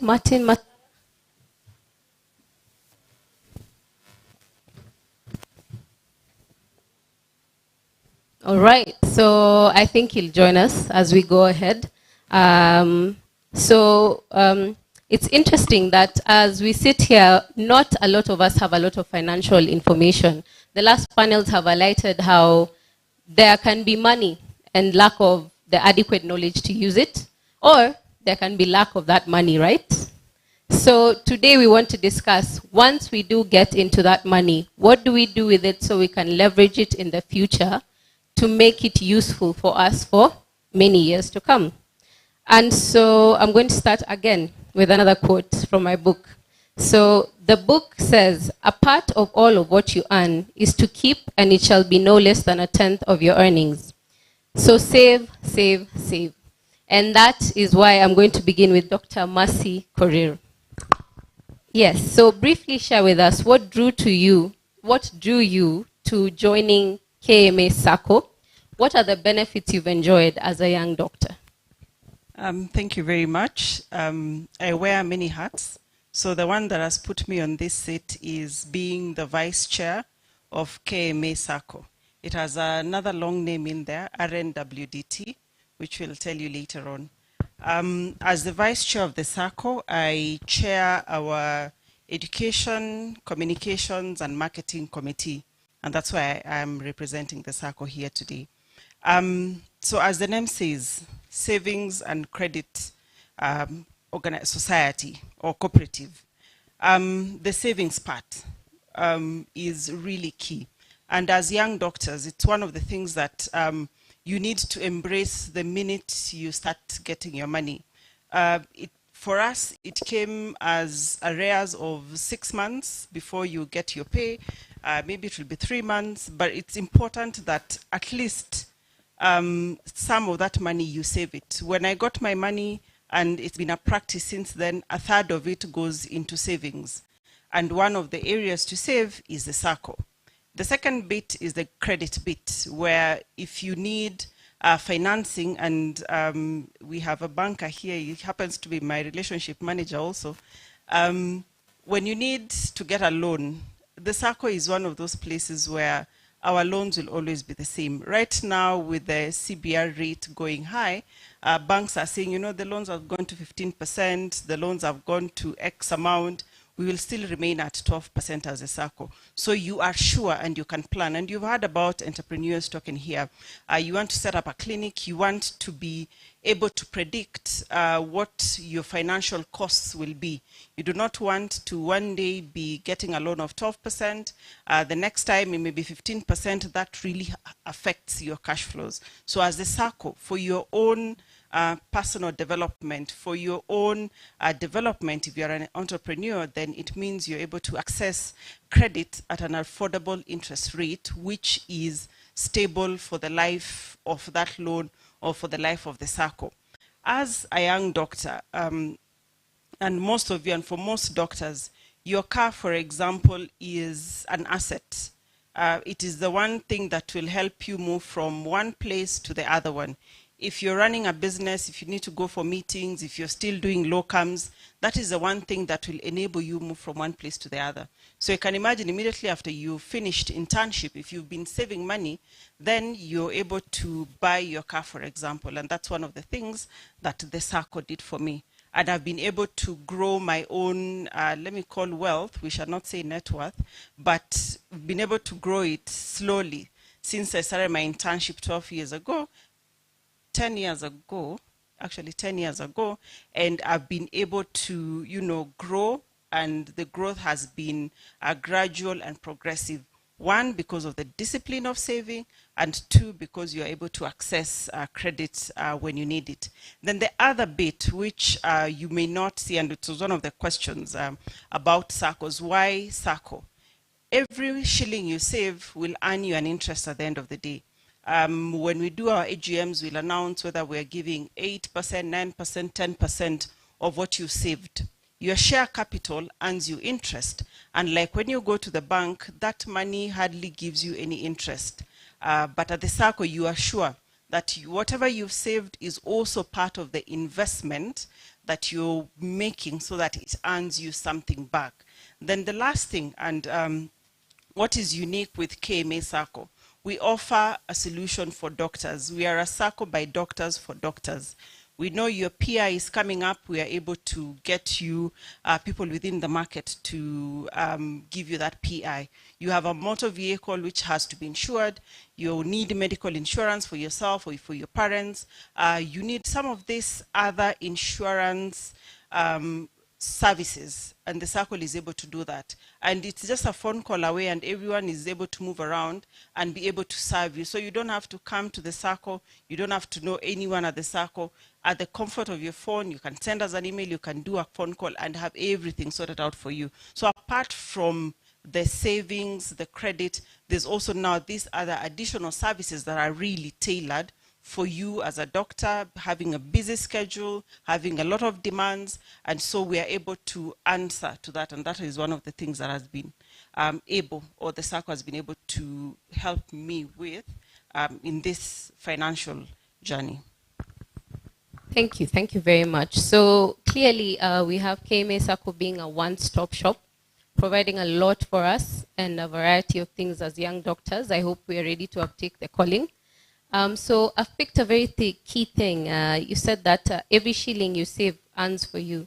And again, I go back to my favorite book, and it says, make your gold work for you. So in terms of earning interest, I know there's some people who are very well versed with that, and that would be Sanlam. So Madam Natalie Nabwire, tell us briefly why Sanlam is unique in the wide market of investments. Maybe you can also elucidate for us young doctors what packages are welcome for us and how would we be able to select these packages. Okay, thank you so much, Lynette. I'll start by saying being in a room full of doctors where your dictionary language is calcium debisolate or something that the gentleman of Calcidop presented. It's such an honor because I am not a doctor. I do not seem to understand that language, but I'm going to speak on my specialization, and that is investments. You asked the question of why Sanlam. Sanlam, as to start with, has the background of the Sanlam Group, which is a South African company. The reason why I would choose Sanlam basically is because of the financial strength. You have to be backed up by a strong mother for you to be strong-willed and have a right foundation. So Sanlam Group, as a South African financial services group, it's one of the largest. It has the primary list still in Johannesburg. And immediately I give that, you should know that this is a cushion for the son or the daughter, which is Sanlam Investment East Africa. So this pushes rather me to say that we have a good background in terms of financial services. And number two, why Sanlam is the customer service. Customer service aligns to client retention. There is nowhere a company can grow without clients. And if you do not have good client retention, it ends up being you're doing a negative job. You're doing a negative job because you have to have good client retention. And we pride in saying that we have received good comments, and we are one of the best client services. And yes, so as to answer your third question, in terms of how we as Sanlam Investment have something for young doctors. That was the question, if I'm not wrong. Yes. We are licensed both by Capital Markets and Retirement Benefits Authority to give investment advisory and management services. So apart from the pensions, we also have the retail side, and the retail side lies under the unit trust. What a unit trust is, it's a collective investment. And under the unit trust, we as Sanlam Investments have the money market fund. If I was to be given the information 5 years ago or 10 years ago that there is something called a money market fund, I would be so far. I would be so far because this information was not something that was there 10 years ago. And you see what money market fund does to you, it allows your interest to grow on a daily basis. Why would you put money somewhere where you're not earning every day, but you can put it somewhere and you're earning on a daily basis? You see, the end goal, as she said, is to let your money to work for you. And what I would advise is get a money market fund. Get an investment depending on your ability, or rather your risk profile. Money market fund is very conservative. Get something that works for you as much as money market fund will work for you. And you see, we also offer favorable rates of return, and currently we're at 9.57%. That is another thing that will make Sanlam Investment East Africa stand out as a company. Good rates, financial strength, and customer service, plus the product itself, money market fund, has very beneficial rates of return. So we'll talk about that as the session goes by. Thank you so much, Lynette. Thank you, thank you. That's really encouraging. I think as per my research, Sanlam is the third best performing money market fund in the country currently. That's commendable. So I think we're in the right place, yes? Yes, so, and interestingly, we had started the panel without one of us, and I'd like to welcome him once more. Thank you, sorry I'm late. Yes, yes, yes. So whenever we think money, we think banks. And that's why we want to find out from Stanbic Bank a couple of things. From your background of 15 years in banking, and even as Dr. Mercy Corey says, you're her personal relationship manager, that's very encouraging. I'm also looking forward to saying things like that. So maybe tell us, what is the track record of Stanbic? We know Stanbic is a giant in the banking field. So, and also tell us what special packages you guys hold for doctors, because I believe we've been given tailored packages from KMA Sacco. I'm sure you guys have come up with something that makes sense to us as young doctors. So take it away. Okay, thank you very much, Lynette. Sorry I'm late. I think also it's good for me to be here. There's some gender balance. So like she said, I'm from Stanbic Bank. Our parent company is Standard Bank Group, based in South Africa. We've been in existence for the last 160 years. In Kenya since 1958, I think 64 years. So we have a good track record of performance. In terms of the industry, we realized a lot can be done with healthcare financing. So we opted to go very deep. Apart from the bank, also together with the foundation, we decided to invest a lot in the healthcare space. In terms of what we see as a differentiator with the market, for example, we have a couple of things I can talk about. The first one being, like she's mentioned, our brand, of course, being around for the last 160 years, and also being in Kenya for 64 years, gives us an edge on how we can do our business in the market. Actually, our slogan is Kenya is our home, we drive her growth. We have a very, apart from the brand, I think we also have a very robust and reliable IT platform. Our core banking system is something that people experience once you start banking. That's when you realize that it's important to have something that is reliable. And thirdly, I think I can talk about products. We have tailor-made products. Like she's mentioned, I'll go a bit deeper on one of them, but we have an account for doctors. And one of the reasons why we're here is because of that account. It's something that we've been doing for the last 5 years, and we have a very good knowledge of what it entails in the financial journey of a doctor, from being an intern all the way to being a consultant. And lastly, I think one of the panelists mentioned, also we are very strong in customer service, because we believe the customer is at the center of everything we do. When we wake up in the morning, the reason why we go to work is because of the customer. If the customers are not there, then again, we find that, you might as well stay home. I think I've answered. Yes, I think you've adequately answered. We'll go into details, of course, as people pass through your desk.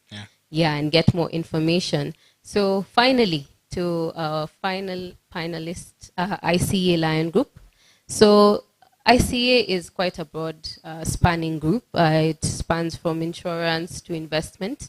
And so we'd just like to discuss maybe how does insurance come into play in a doctor's life? What are the things that we need to be careful of as doctors? What do we need to take as products of insurance from ICA? Or what would you recommend for us? Good afternoon, doctors. Hi, everyone. Tusalimiane kwa hewa. We are so quiet. Okay, my name is Rosemary from ICA Lion. Abroad, I'm very proudly carrying the banner of ICA Lion because of, number one, the stability of my company, the integrity. We diversify our investments. We are in banking, shipping, farming, production, manufacturing, etc. I know all of you know Knight Frank, chloride batteries, you know NAS, you know Carirana or Eden tea, Eden's Valley breads. We have Michelle Coats. We are so many, I can't even be able to list all of them. And thank you for inviting us in this place. I'm with my colleagues here. What we do in ICA Lion, we create wealth and we protect it. The protection bit of it is the insurance. And I have my colleague here, Esther. Esther, are you there? Esther will tell us how we create wealth for you, and then I'm talking about protecting the wealth. What I can advise the young doctors is to set financial goals. I know we all went to school, but I don't think there was a topic about how we spend our money. Once you make money, even if you go eating it and spending and doing all manner of kind of things, no one will ask you. But we compare notes 10 years to come, 15 years to come, 5 years to come, and you'll be able to tell this person invested their money, or they kept their money under their mattresses, or their money was stolen, or they gave out their money. So for me, I tell people to set goals, financial goals, short-term goals, mid-term goals, and long-term goals. And for when it comes to the doctors, we have professional indemnity. I don't know how many people have heard about professional indemnity. You know, when you're a doctor and you're operating on a patient or something, and something happened by mistake, you know you can be sued. And you are asked to pay that patient a lot of money. So ICA will come in handy and protect you against such kind of occurrences. So Esther, I don't know how far you are. Just come. 2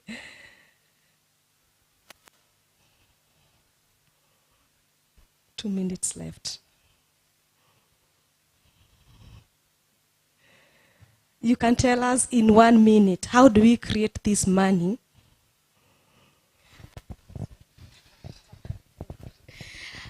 How are you, doctors? I know we are sitting between you and lunch. I think for me, what I can just tell you very briefly is that you are at a very good point in terms of when you look at the financial life cycle. Why I'm saying that is that most of you are very young, but I know there are people who are also my age. I am very old. What I can advise when it comes to investments, I've seen Salam is our competitor. They are here as well. And our conversation is more about where you start. That matters a lot. When you talk about Safaricom, the entry point matters a lot. It determines whether you will make money after 10 years, 2 weeks, or not. So what I can tell you today, this afternoon, is that start early. Please have a meeting with yourself. This meeting, when you call yourself into that meeting, draft or rather put down your financial objectives. From the panel that was here before, I think they have made that conversation a little bit more easier. You're doctors, but you're not, when it comes to your well-being, there are parts you cannot ignore. You're a human being, you need to eat, you need to invest, you need to take care of your future. So investments becomes, or rather financial wellness becomes a very key objective when you're looking at your whole being and your well-being. So what I can say when you go into that meeting, can you draft down your objectives, your financial objectives? Number 2, determine your risk profile. Some of you are firstborns. Maybe you have just finished, there's a whole village behind you that is depending on you. Please, you really need to draft a budget. Never go beyond what you can afford to support in terms of supporting your family. Because at the end of it all, that discipline of putting aside some money every single month or day as you make it is what will determine what you become or what you have whenever you want to, of course, draw from that kind of a discipline. So draw your objectives, know your risk profile. Are you a risk taker? We are at a very sweet spot in terms of financial markets. You can see we are in a depressed situation. The likes of Safaricom, the likes of Equity Bank, all those counters that are, we have in the financial, in our stock exchange, they're at a very good price. These are very, of course, strong companies fundamentally. If you have that muscle or the risk appetite, this is when you can actually venture into the stock market. Because you're young, you have the years of making, of making mistakes, of getting it right. And then we also have, we are at a very high interest rate environment. We actually, the CBK floated an infrastructure bond just this week, an 11-year bond being given at more than 14%, a sweet spot for you. So it's never too late to get in, but just know where you can get these opportunities. You have Sanlam. There are so many fund managers, about more than 6 fund managers in the market. All you need to do is look out, of course, for strong companies, stable companies, so that when you invest your money, you can sleep at night. Very key. So please, after this session, that diversification that that doctor talked about, I can't remember her name, is so key. Please, after that meeting, make sure you start setting aside something small. And I've also told you, be wary of, we need to party, you need to, of course, have fun, but then put something aside as you had been advised earlier. I think that is all I really needed to say. Thank you. Thank you, thank you. Thank you, Esther. That was lovely. Yes, yes. Thank you, Esther. God bless you. Okay, thank you so much. So what we've had there is, in colloquial terms, ujite mkutano. Let us have a meeting. Let us decide to be responsible with our money, because there could be tough times ahead. Dr. Onsongo has really depicted quite a picture: failing in business, failing at work, losing money. Yeah, so there's a wide array of things that can happen. But with such options, you can leverage yourself in a better way. So in just 3 words, and I'll be counting, I'd like each of my panelists to just give us a parting shot. So we'll start at my far end. Mr. Martin. Thanks. Once again, thank you very much for having us here. 3 words have been exceeded. I just quote Nelson Mandela. He said, health is wealth, and it's a real gold. So I think that's something we can go out with. Health is wealth. Lovely. Yes. I'll just do a sentence. The SACCO is a family for doctors that works with you in your journey to financial well-being. When it comes to financial advice, to savings, and everything that you can think of in the financial sector, the SACCO is your place to be. It's a community of doctors, it's a SACCO for doctors, by doctors, and you have an opportunity to be a part of that family, so that all of us, we are one people, we can move to financial wellness together. So your 3 words were the place to be. Well, that's more. Yeah. Wow. My precious doctor, the people I value in this, environment and life, I appreciate you for listening to us. I will advise you to cultivate a culture of saving, and you will never, never regret. Please don't eat everything. Your money, pesa yako inamulikwa na kila mtu. Najua, people have a notion that doctors have a lot of money and they forget themselves. So remember yourself, cultivate a culture of saving, and 10 years down the line, 5 years down the line, you'll say, thank God I saved. And you met Rosemary and these people, all these people. Thank you. So don't eat your money. Yes, but save, save, save. Finally.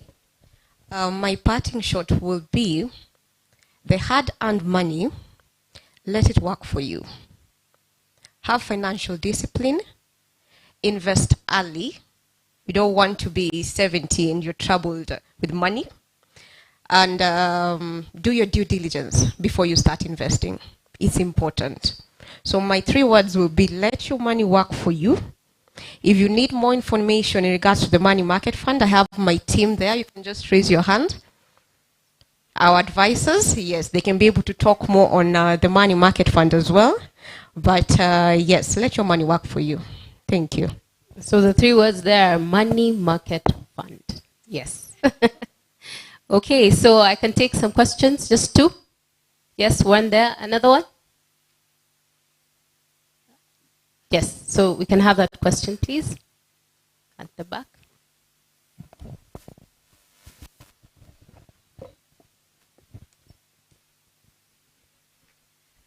Where's the hand?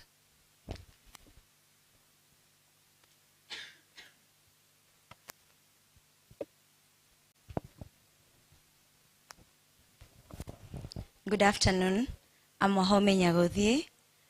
I have some few questions. So, when it comes to the SACCOs, how easy is it to get a loan? Because that's the thing that we keep sharing. Then, how many guarantors do you need in order to get the loan? Then, we have ICA and Sanlam. What is unique about the two of you that is not there with CIC, that is not there with Britam, that is not there with other money market funds and insurance funds? And then, is that rate that you're saying 9.6 or 9.57, is it inclusive of the taxation, or is it just 9.6, a general figure to attract people, and then you're going to be deducted a lot? I stopped there. Okay. Okay, the last question. So, when you are talking about professional indemnity, are you selling it to doctors, or are you selling it to hospitals, the private sector, or who exactly are you selling this private indemnity to? Thank you. Thank you so much. So we can begin with the circle question. Okay. Thank you, Nyagothie, for your questions. Let me just take an advantage of these questions and say something. The PI is mandatory for all doctors when you're renewing your license. So as long as you're a doctor, you want to practice in this country, PI is mandatory. And the good news is, as a SACCO, we are able to get you that PI from any of the providers that we have, and we have a panel and array, and you can choose whoever you think you want to get for your PI. Secondly, and we've talked a lot about money markets, Sanlam is one of our partners for money market funds. So if you're not able to access the people for Sanlam, come and talk to me. We'll be able to link you with Sanlam and open a money market fund for you through the SACCO Medifinance. So we are able, as you said, we are a one-stop shop for doctors. So everything that you think about, money, insurance, you can come to the SACCO and we are able to sort that out for you. You asked about how easy is it to get a loan. Getting a loan in the SACCO is easy. Our turnaround time is around at most 7 days to 14 days, depending on when you bring your documents. I know probably you're comparing it to the bank, but I would like you to think of it differently. Remember that this loan is the one that earns the SACCO interest, and which you will get at the end of the year as part of your dividends and your interest on savings. So don't look at it as if you're incurring an expense, but rather you're building your own wealth out there when you're purchasing whatever it is that you're purchasing, or because you've saved something, it will earn you something. So getting a loan is easy. I know many people complain about guarantors. Where do I get guarantors? Guarantors are here. You know those 6 people you've been told to take a selfie with? Those are your guarantors. I see Kigondu is nodding here. He's one of the big guarantors that you need to know. So guarantors are everyone that is in this room here who's a member of the SACCO. So you need to make sure that all your friends, and when I look around, I can see very many people here who can guarantee me. Make sure that your friends are part of the SACCO so that when you want to get a loan, they just append a signature for you. And you can do an e-signature. So long gone are the days where you needed to walk around with a form, nisaini up and nisaini up. You just send them the form and they can do an e-signature for you. And once that is complete, then you're able to get your loan. It's not the number of guarantors that matters, but rather how many. So sometimes you are taking a loan within your savings, you guarantee yourself, and so you're able to get your loan. So it's about the amount that people are guaranteeing you, and sometimes one person guarantees you the entire amount. So make sure that everyone here, as I said, it's a community, it's a family. So make sure everyone is part of that basket, so that when you want a guarantor, everyone is there. And the other thing that I've seen is when you see somebody's taking a loan to build a house, we've had people building hotels, putting up apartments, it also encourages you and motivates you to diversify outside the medical field to go and do something. So apart from, you know, assisting each other grow wealth, it's also always motivation. We've given somebody 60 million, the other day we were giving somebody 40 million to just go do things outside the medical field that are earning them money. So it's about also diversifying your sources of income, your sources of wealth to something else. The other thing about guarantorship, and I'll finish there, is if you have property, the property can guarantee you. So you don't have to necessarily go to people to guarantee what they have saved. So we can have your property as long as it meets the value of what you want to take, and that is valued and goes through the processes, and that becomes your guarantor for any amount of loan. Then lastly, when you take a development loan, for example, it does not exclude you from taking any other loan. So you can run as many loans as you want in the circle. All we look at is your ability to pay. So today you have a development loan, which is a 3 times multiplier. The next day you want to buy a house, we have a home loan, which is at 5 times what you have saved, so you can also get that. Then you may see a car and you want an asset finance, we're also able to give you that.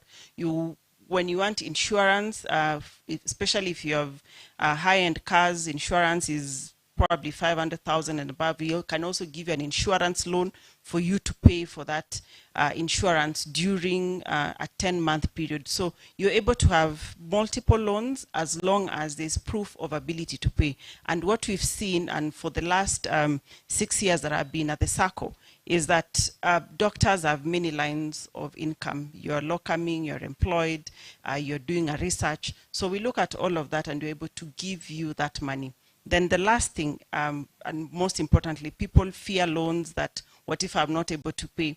And during COVID, when things were tough, people were on half pay, we were able to listen and understand that, because as I said, we're a community. So we know what is happening in the medical environment. We know sometimes counties are not paying, for example, or they've delayed. You just come and talk to us and say, I'm experiencing A, B, C, and D. What can we do about that? And because we at the board are medical doctors like yourselves, we're able to sit and understand and able to tailor-make a solution that works for you. So at the end of the day, really, I would want to encourage all of you to not look elsewhere except the SACCO.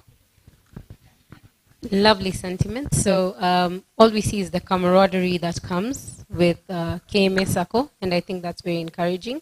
So very briefly, what sets you apart in a sentence, and for ICE as well, as we close the panel? Okay. What sets Sanlam Investments apart? I'll say it's the management. I talked about due diligence, and we pride ourselves to have very good books. And aside from the books, it's also the rate of return. You had asked about the banner, if the rate is legitimate as it is. First, the whole idea about the banner was to attract clients, so I thank you, it has worked. Then number 2 is money market fund is an open book. It has no hidden agenda. And the financial model of a money market fund in most companies is the same.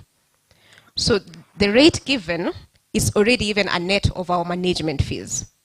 And the management fees is 1.2%, which is the least in the market. The rate given, however, it's not, it's a gross of the tax, as you had asked. It's a gross of the tax. This means the tax does not affect your initial capital. It only affects your interest earned. So the 9.6, it's a very open rate. It does not have hidden charges when it comes to us, and the only person who will deduct your interest is KRA. Yes, so thank you. I hope I've answered your question, and I hope you'll visit one of our advisors there. Lovely, lovely. Thank you. On to her. Okay. What I can say about ICA Lion is the stability.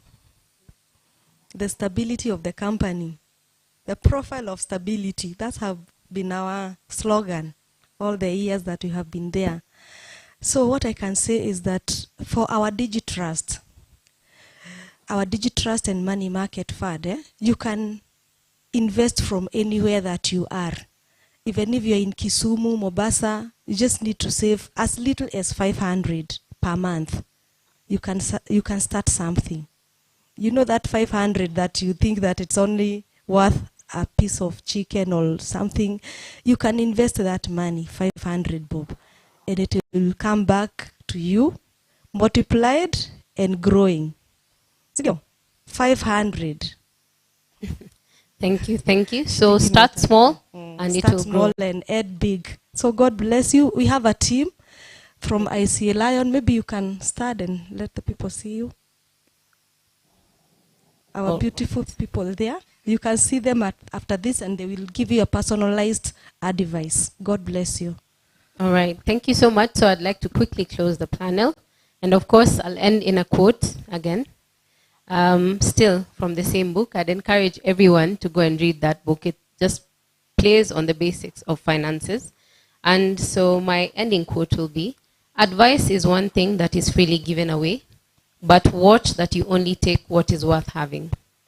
I hope most, if not all of what we've discussed today is worth having. Thank you.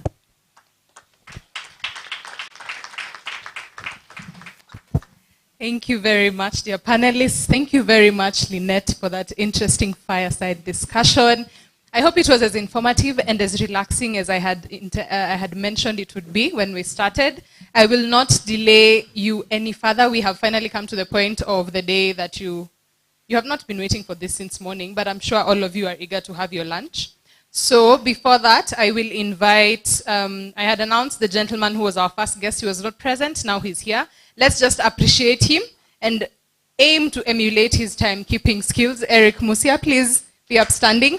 Christine Mutonyi, our organizing committee lead, will just hand him a gift of appreciation for his punctuality. So this announcement is now concerning lunch. Make sure you have your name tag for you to get the meal cards. That's the first thing. Lunch will be half an hour long. And that half an hour, make sure you're seated at a table where you don't know more than 2 people. Like, try and talk to people who you don't know. Remember those selfies we talked about at the beginning? This is the time to get them. So be at a table where you preferably know no one. Try to talk to people during the lunch hour. Also, the Wi-Fi password is Weston123 so that you can continue sharing your photos and insights. Make sure you tag KMPDC official. Make sure you tag MOH Kenya, tag Kenya Medics KMA, and the hashtag we're using is YDN Pre-Intern Conference Conf 22 and hashtag KMA YDN. We are doing well. We are number 7 on trending, so keep at it. Bon appetit. You can break for lunch. Half an hour for lunch, strictly half an hour for lunch.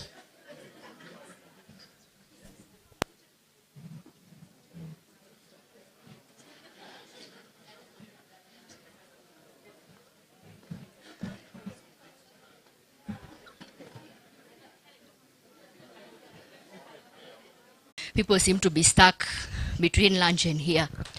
So yes, we need to find a way of crash coursing the program. So up next, we will be having Dr. Melanie Murgo, who is a current convener of the Physician Wellbeing Committee, to talk about occupational safety in internship and generally for young doctors. I'm informed also we have some medical students, some as young as third years, so this should also be interesting for you guys to hear if you haven't started community health. So over to Dr. Melanie to give us her insights based on her work with the Ministry of Labor. And let's keep tweeting, guys. You're at number 7 in the morning. Let's try to see if we can get to number 1.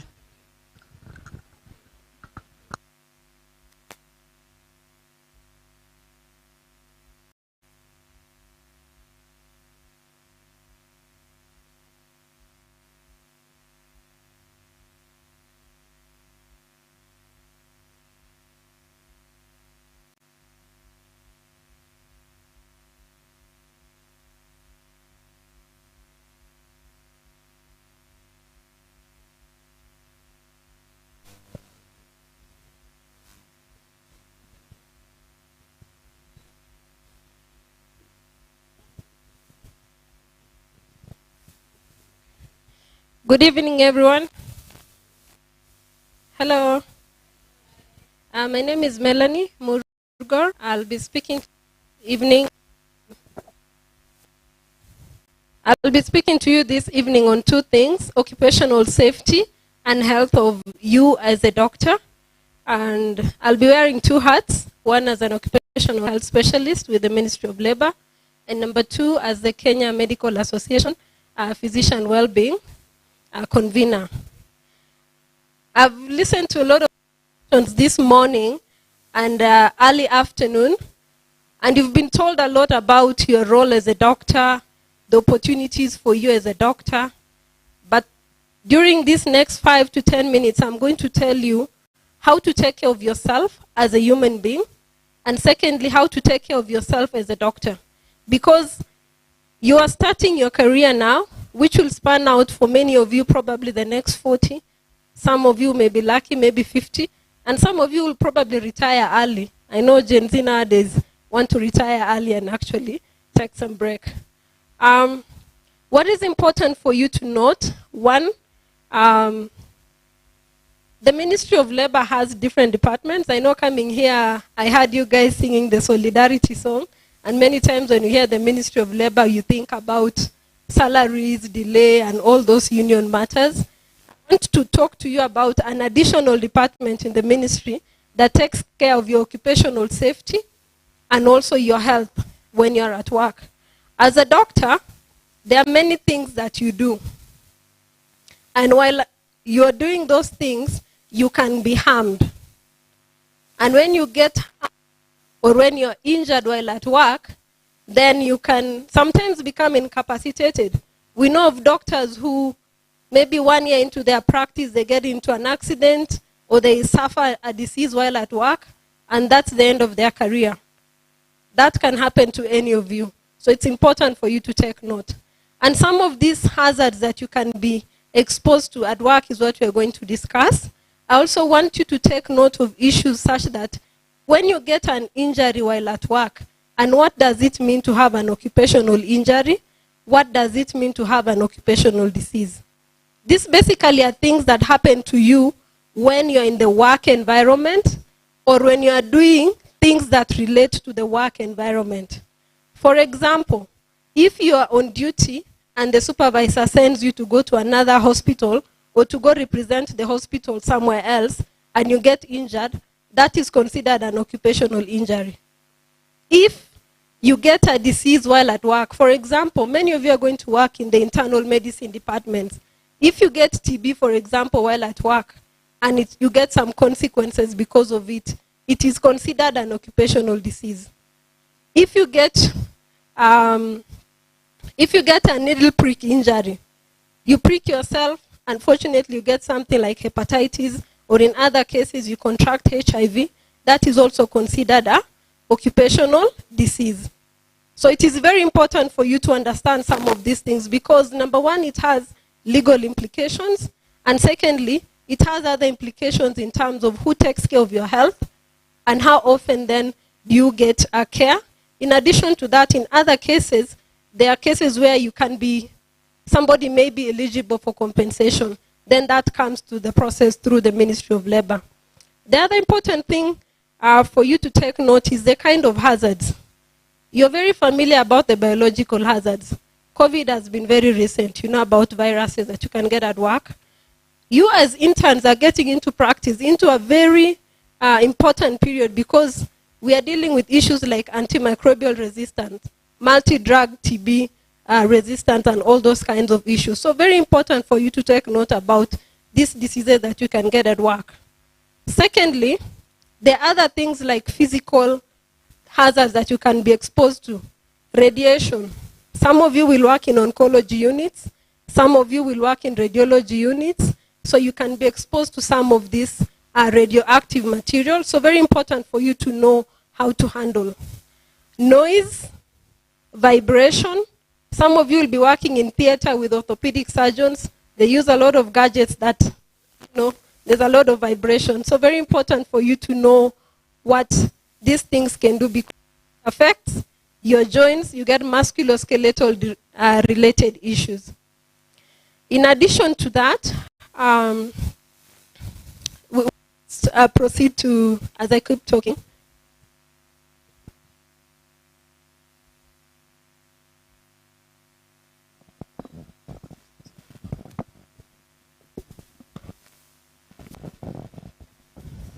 we'll just proceed to where I've reached. Next, we think about ergonomics. Some of you, you'll be in theater during your obs-gyn rotation, during your surgical rotations. The kind of posture that you'll be having while in theater. You have 5, 10 patients. How you're bending in theater is really horrible. 5 years down the line, you're having back issues. You cannot sit down for 3 hours to see patients in a consultation clinic. And this actually happens to many of our colleagues, but you don't realize how this effect starts very early. So I want you to pick up these really good habits that then take care of your body. We have a lot of repetitive movements. As interns, you'll be running around in between departments, in between the laboratory and the wards, in between the clinics, so very important for you to take note of that. Part of the ergonomics also is really just the kind of culture that is there at work. Maybe you're heading to theater, unapata patient ajefika, you decide to be a porter. That happens. You go there when unataka kubeba mgonjwa peke yako. What do? You injure your body. You injure your back, you injure your joints. Those are some of the things that can happen to you. So be very keen about things relating to ergonomics at work. The kind of seats that you will find when you go to your internship stations, if you will find any seats at all, many of you will find there are no call rooms or restrooms for clinicians on duty.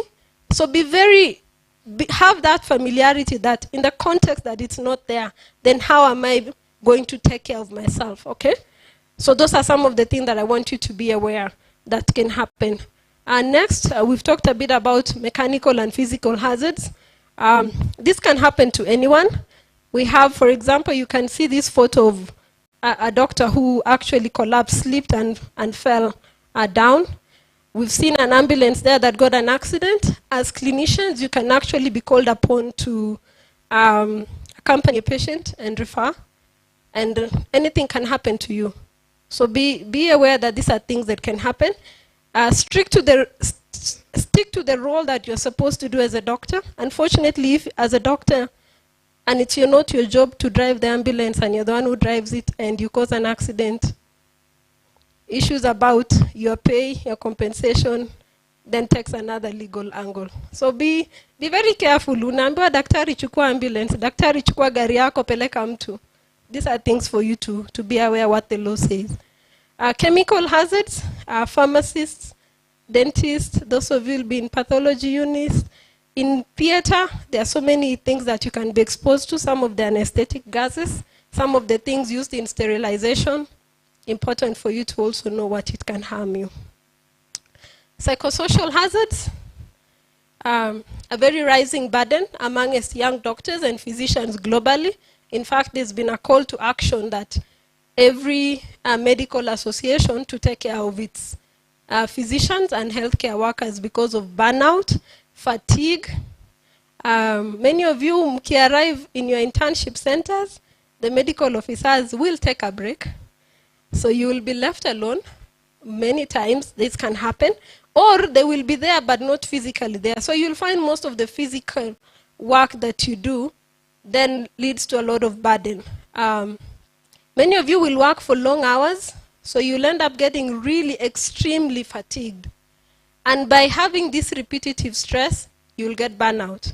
And unfortunately, some of you may tip over to some of the mental health related issues. So very important for you to take note. Some of you are going to probably see or certify your first deaths as interns. Some of you may certify patients that you've already have an attachment to, and this can affect your mental health. So be very keen about things that can affect.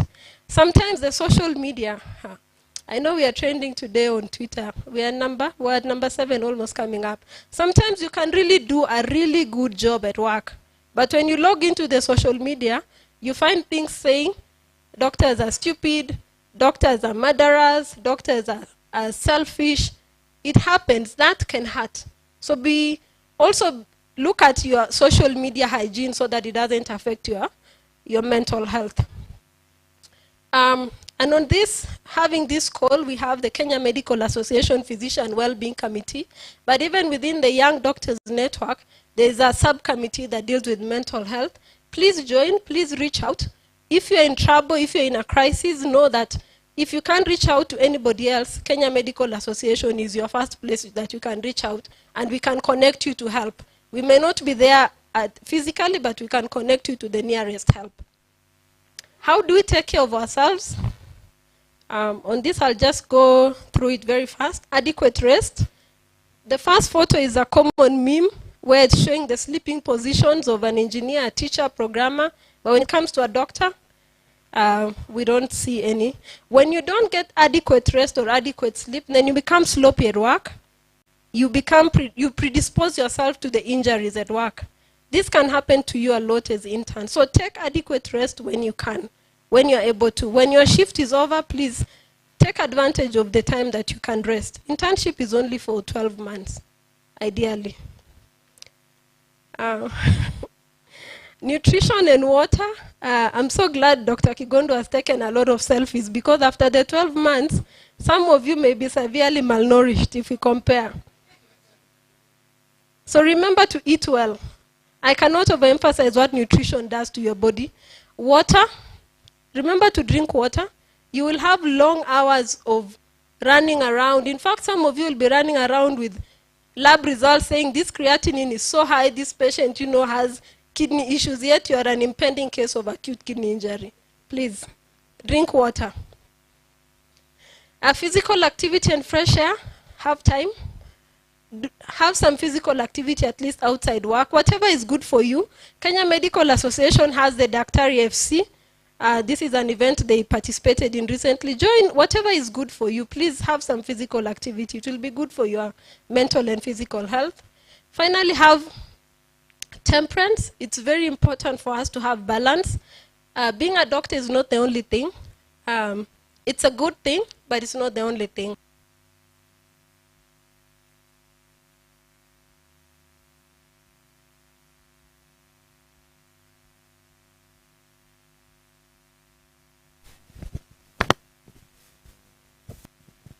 This is my last slide. So kindly seek help. When you're in problems, when you're in trouble, seek help. See a professional, a counselor, a psychiatrist. Go to the hospital if you're actually unwell. This issue of having persistent headaches, then we hear somebody just collapsed or somebody was diagnosed with something else. You're there coughing terribly, taking care of patients, yet yourself, you're suffering of TB. Please. Seek help. You are not a superhuman. You're just a human being like everybody else.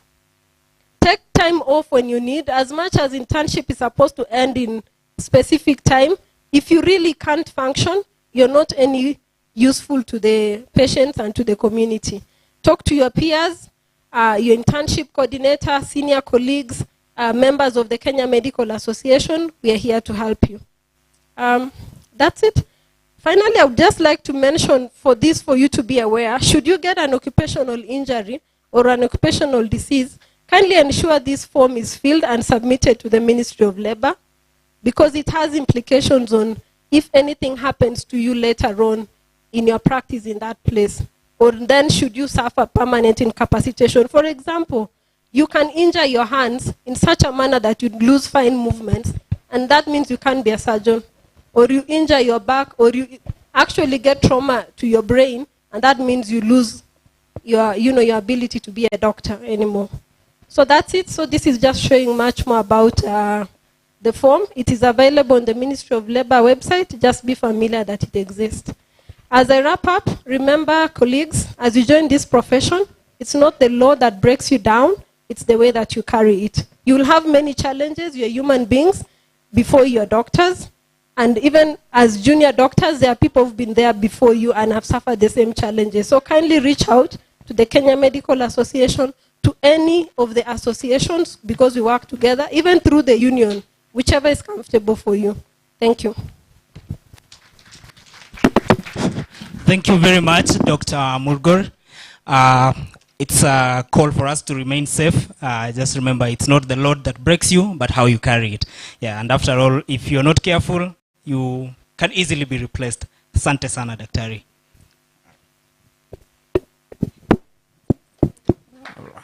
Yeah, let's give a round of applause.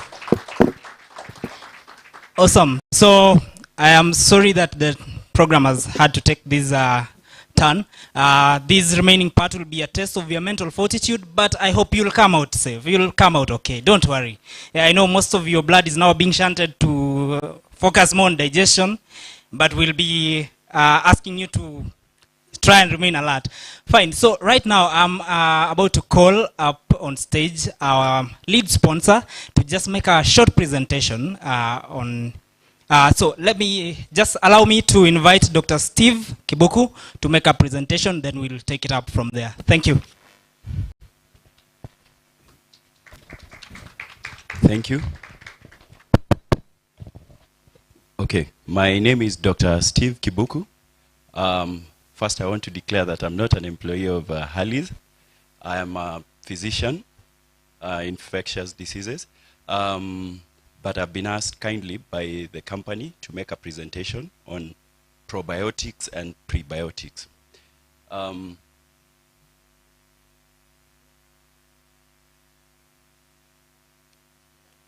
If we could kindly, the presentation on probiotics. So today I'll be talking to you about probiotics and prebiotics and symbiotics. And we'll get to see the benefits of prescribing probiotics as well. This should take a short time, maybe 10 minutes maximum, so bear with me. Okay.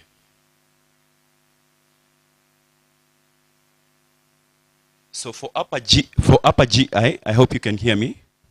For upper GI disorders, usually we have satisfactory, cover in terms of anti-secretory drugs, prokinetic drugs to improve on peristalsis.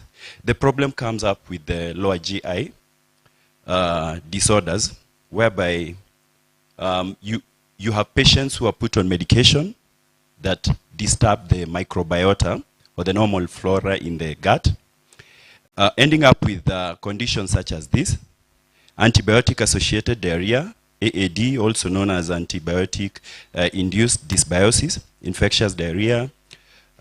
Patients with irritable bowel syndrome will have symptoms that cannot be adequately addressed without using a probiotic or prebiotic concomitantly with the other drugs, and inflammatory bowel diseases such as Crohn's disease and ulcerative colitis. Okay, so it would be interesting here to note that in your lifetime, the average person probably processes about 50 tons of edible matter. And for your gut to handle all this, there needs to be a synergy of motility, of assimilation, of effective, elimination of waste and neutralization of antigens and potentially pathogenic microorganisms. So what is a probiotic? A probiotic, or rather probiotics, are live microbial feed supplements. These are drugs that you will prescribe to your patients, but in the actual sense, as much as they're packaged in a packet, they're still live bacteria or microbial feed supplements, and they help to improve host intestinal microbial balance, what we call eubiosis. Eubiosis basically is just a normal microbial balance of the microbiota in your gut, and to prevent colonization by PPMs, also known as pathobionts in the gut. So right there we have outlined a number of the benefits that is competing with the PPMs, secreting bacteriocins, which are toxic to the PPMs or the potentially pathogenic microorganisms. Then we have stimulating immune response in the gut. And this is particularly important with respect to IBD, inflammatory bowel diseases such as Crohn's disease and ulcerative colitis, and producing lactic acid, which lowers the intestinal pH. So you have two main types of probiotics. You have those that are of human origin, and there are those that are derived from yeast. The human origin are superior because basically these tend to mimic what you have in your gut naturally. That is the lactobacilli and bifidobacteria and streptococcus thermophilus. And then you have the yeast the derivatives, which tend to be the majority in the market, which such as Saccharomyces boulardii. And you will realize that when you bring both together and get what you call a symbiotic, that is a combination or a mixture of a probiotic and a prebiotic, then you tend to get benefits of both. Yeah? So prebiotics, on the other hand, are non-digestible supplements which offer nutrients that stimulate growth and multiplication of the colony of bifidobacteria, which is found in plenty in your gut. The probiotics, we said, are the live bacteria. And these are supplements to stimulate growth of these bacteria. And there are examples of known prebiotics.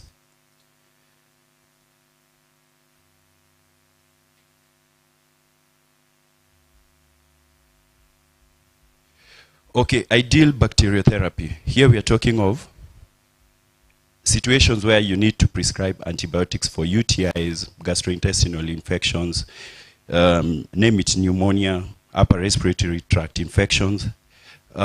You end up with situations whereby patients will complain to you that I took an antibiotic and I got this vaginal discharge, leukorrhea, or I got this, diarrhea that has lasted now for a week or two since I stopped medication. So it is the practice now, widely accepted, and there is evidence, and some of it is indexed there, that co-prescribing antibiotics with probiotics or symbiotics will give you better outcomes in terms of treatment and in terms of avoiding some of those undesirable outcomes such as, antibiotic-associated diarrhea. So you will see that, for example, in antibiotic-associated dysbiosis, there's restoration of the balance. With regard to Candida albicans and Clostridium difficile, we prevent superinfection, and there's relief of the symptoms such as, bloating, diarrhea, and pain. Also with infectious diarrhea, this helps to prevent colonization with PPM such as Salmonella that causes typhoid, Listeria, Campylobacter, Shigella, amongst others. Normalizing the gut, and of course, increasing the count of bifidobacteria, which are normal flora in the gut. Okay, for people who are lactose intolerant, people who take milk, cheese, and products that have those, and these are just about anything nowadays, from biscuits to pizza, just about anything you take nowadays has a measure of some dairy or milk. So if you experience those, it helps to to use this in such patients or such clients for relief of flatulence, excessive, bloating and diarrhea. In travelers' diarrhea, remember we talked of prevention of colonization by PPMs, that is the pathobionts, Shigella, Salmonella, Campylobacter, and others.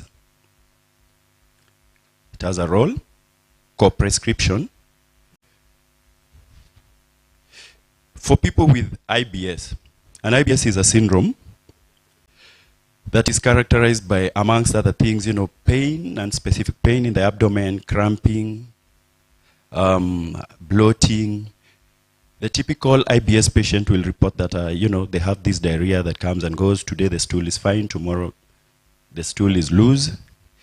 And they will also report that after defecation they experience some relief. And after you investigate them for many other things, basically just turning up normal, this is one of the things to consider.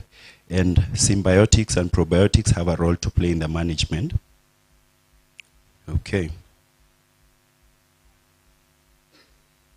IBD, notably Crohn's disease and ulcerative colitis, normalizing bowel flora, strengthening intestinal mucosal barrier, decreasing intestinal inflammation, because it's been shown that dysbiosis, or the loss of balance in the microbiota in the gut, actually is a pro-inflammatory state that could cause dysregulation of immunity in the gut.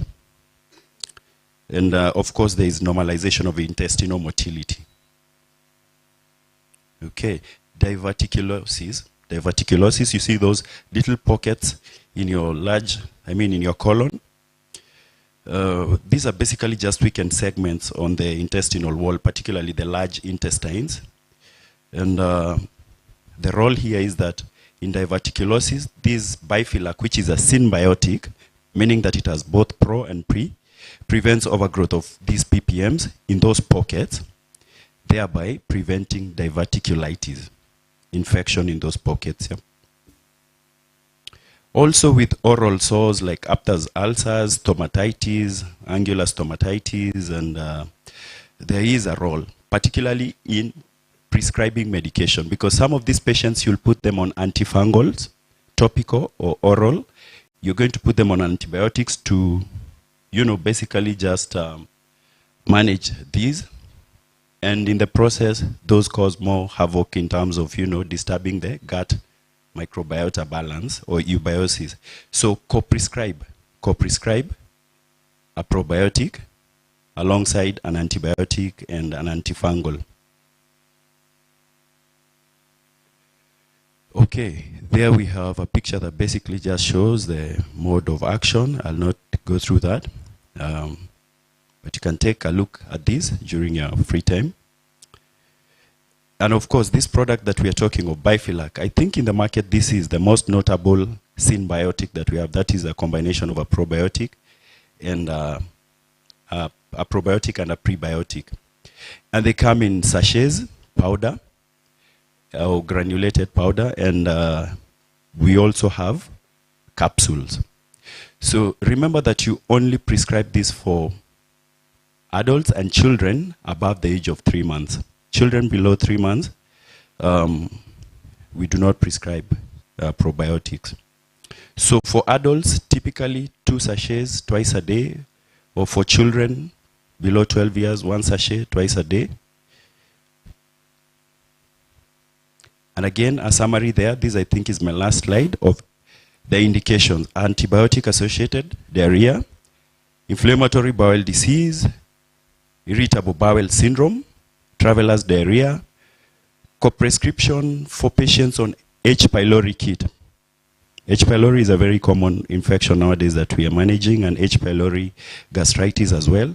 So when you're putting them on the kit, also co-prescribe with a symbiotic or probiotic for better outcomes. Candidiasis treatment, lactose intolerance, the oral sores and ulcers, etc.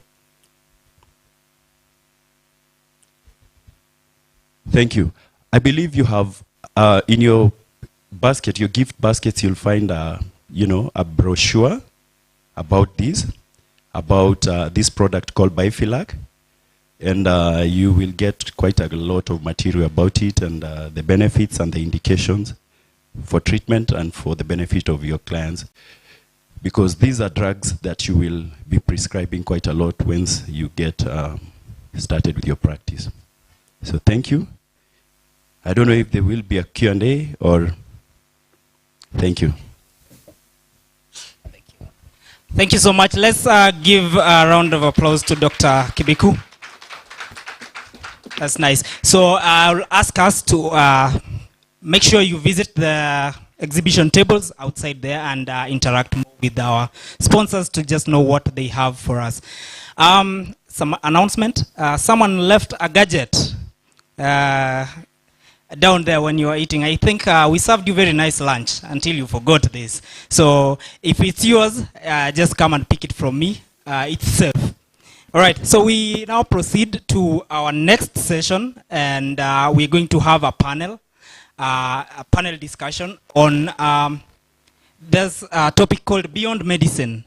So I'm going to quickly introduce our panelists, and we shall invite them to come here as I introduce them. So first in line is Dr. Leon Ogoti. Dr. Leon Ogoti is a senior resident in psychiatry at UON. He's also currently a member of the Tobacco Control Board. He has a background in MBCHB from Moi and a master of infectious disease from UON. Yes, thank you. He also has a diploma in bioethics and health laws from the University of Melbourne, and a diploma in travel medicine. So you see, that's a very rich profile. Karibu sana. Let's give it to him for that. Our next panelist is Dr. Kiplangat Sigei, or where we come from, we say Kiplangat. So that's Dr. Kiplangat Sigei is coming in next. He's a medical doctor. he has a focus in clinical medicine, research, pharmaceuticals, and in vitro diagnostics, medical affairs.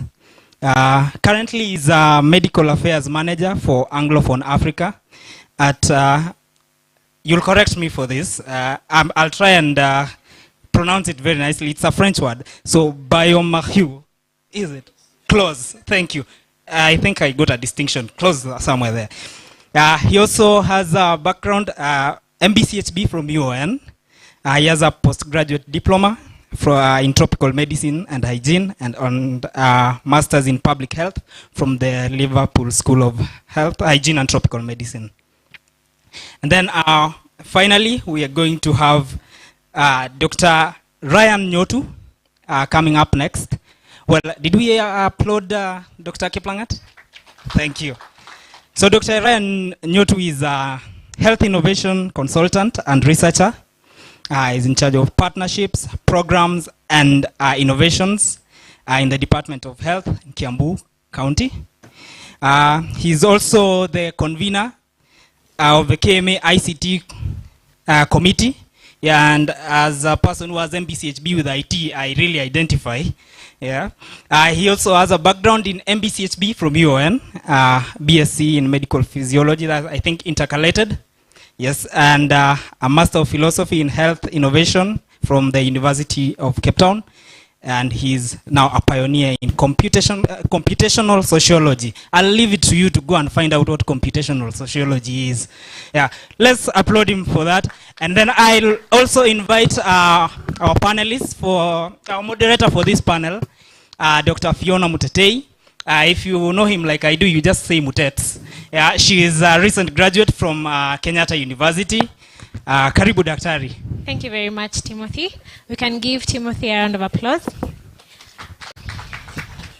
Yes, so I think you've heard from the amazing bios on the different things that these, let me call them young men, though they're all older than me, that they're doing besides just being doctors and being MBCHB holders.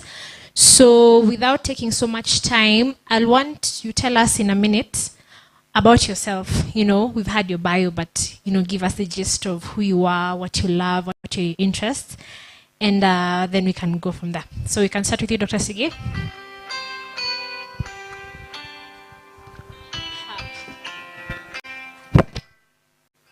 Sorry about that. Dr. Sige. Thank you. So, good afternoon, everyone. Good afternoon, everyone. Good afternoon. I want to check because I can see people are up to the back there, so I'm not even sure they're part of this meeting. So thank you very much, KMA, for the invitation and that excellent introduction. So my name is Dr. Kiplangat Sige. You've heard my background has spanned 10 years in clinical research, where I worked at Kemri Wellcome Trust for about 2.5 years. And then the last significant period in the pharmaceutical and diagnostic industry. So I did, of course, my internship, that must be when? 2009. So those who have a calculator, you start calculating my age. And by the time I was doing internship, I was very clear that my passions were more in the research field compared to hands-on clinical medicine, and that's one of the reasons I ended up pushing to join institutions like Cambridge. But pharmaceutical industry was more of an accident. Did not plan at all to join pharmaceutical industry. But back in 2013, opportunities started to show up, and I'm the kind of person who likes to take a challenge. So when Novartis advertised, I thought, okay, why not? And it was an excellent journey, 6 years, and then now the complicated French company Biomariu for 3 years. So I think in a nutshell, I'm in industry, and you can see how important industry is. All the banners here, apart from KMA, are pharmaceutical companies. And probably guys of Harley's will discuss whether they can give me a job later. So I think that's a summary of the introduction. I'm a family man, I have kids. I try to do work-life balance as much as I can. I'm also an active member of KMA, at least the last few years. I'm in the KMA Research Committee. I'm also in the KMA SACCO as a Supervisory Committee Secretary. Pretty much that summarizes it. I like to try balance work life, and that's why I'm dressed like this on Friday, because after this, we can have a better mentorship session outside of this place. Hold him to so, swag. yeah, I don't know. I might have taken more than a minute. Thank you. Yeah, thank you. Good evening, everyone. Good evening. So thank you first of all for having me. My name is Leo Nogoti. I'm a medical doctor as well. And as you've heard from what was read earlier, I've done quite a few other things. But though they may look a bit mixed up, essentially what I do is public health advocacy. That's what I have interest in. I may be doing a master's in psychiatry, but it's still mental health advocacy as opposed to clinical practice. That's my key area of interest. So I've been working in government since my internship, which is about, because we did internship at around the same time, so it's about 8 years now. It's just that I think we take care of ourselves, but we may be a bit older than we look. About 8 years. I haven't really done much of clinical work, even though I've been at the county, because my work has always been around public health. So I've been able to really model my work and present it to the employer to allow me to pursue what I want. So through KMA, we do a lot of public health work here and there. We look for funding grants, we partner with different organizations.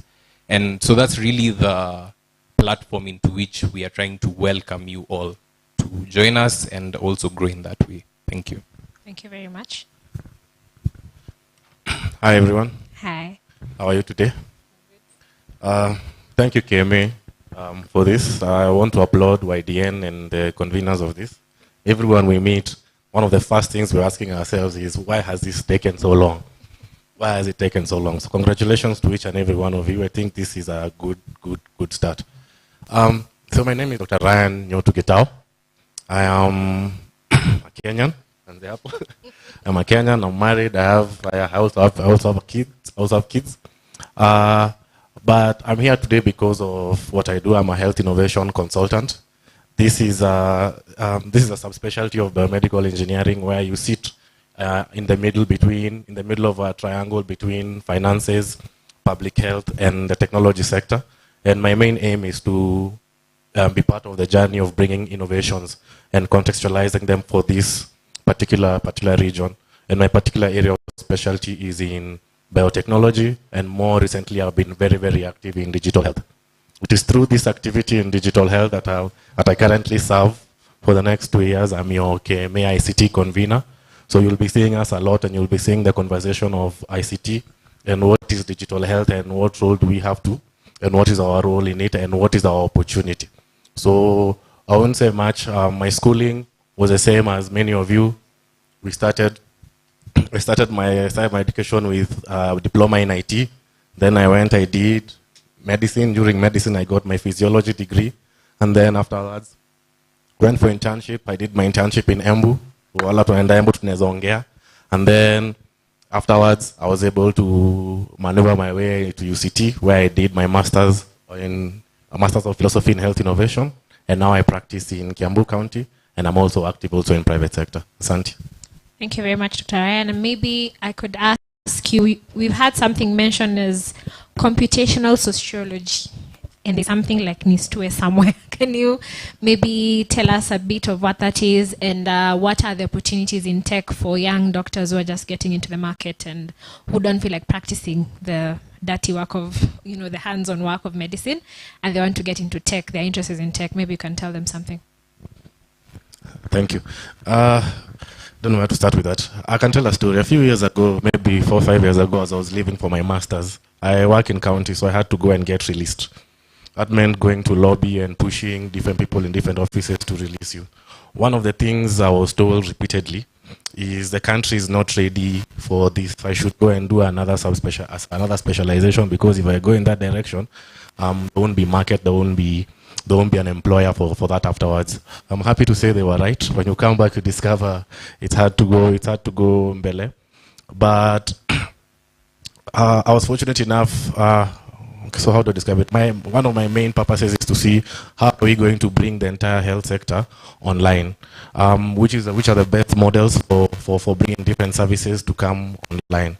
So part of this involves managing large networks of people and coordinating them. So as I was having this discussion with my master's supervisor back in Cape Town, I described the challenge of what I wanted to do. So she's the one who advised me that to do that you have to understand I had to do two things. So I had to do sociology as my main master's, as my main public health area of specialization. But then I also had to do math units. So computational sociology is, for a long time, sociology is even when you did it in undergrad, sociology is taught as a qualitative research kind of area of specialization. But with recent advances in data analytics and computing and cloud computing capacity, now we are able to apply quantitative techniques to the field of sociology. So even in managing managing chaotic sectors, this is where now that's a mathematical we apply. So in short, Nistue is made by my company Afia Press. So Nistue is an mHealth tool and ML tool available on the phone that works with that engine to be able to allow me to deploy the analytics into any network. So in short, currently it's deployed against trauma as a trauma Amber Alert. It's also been deployed as against mental health, and it was also very active against COVID. But this is a startup, and we'll talk about startup journeys as we continue in the conversation. Thank you.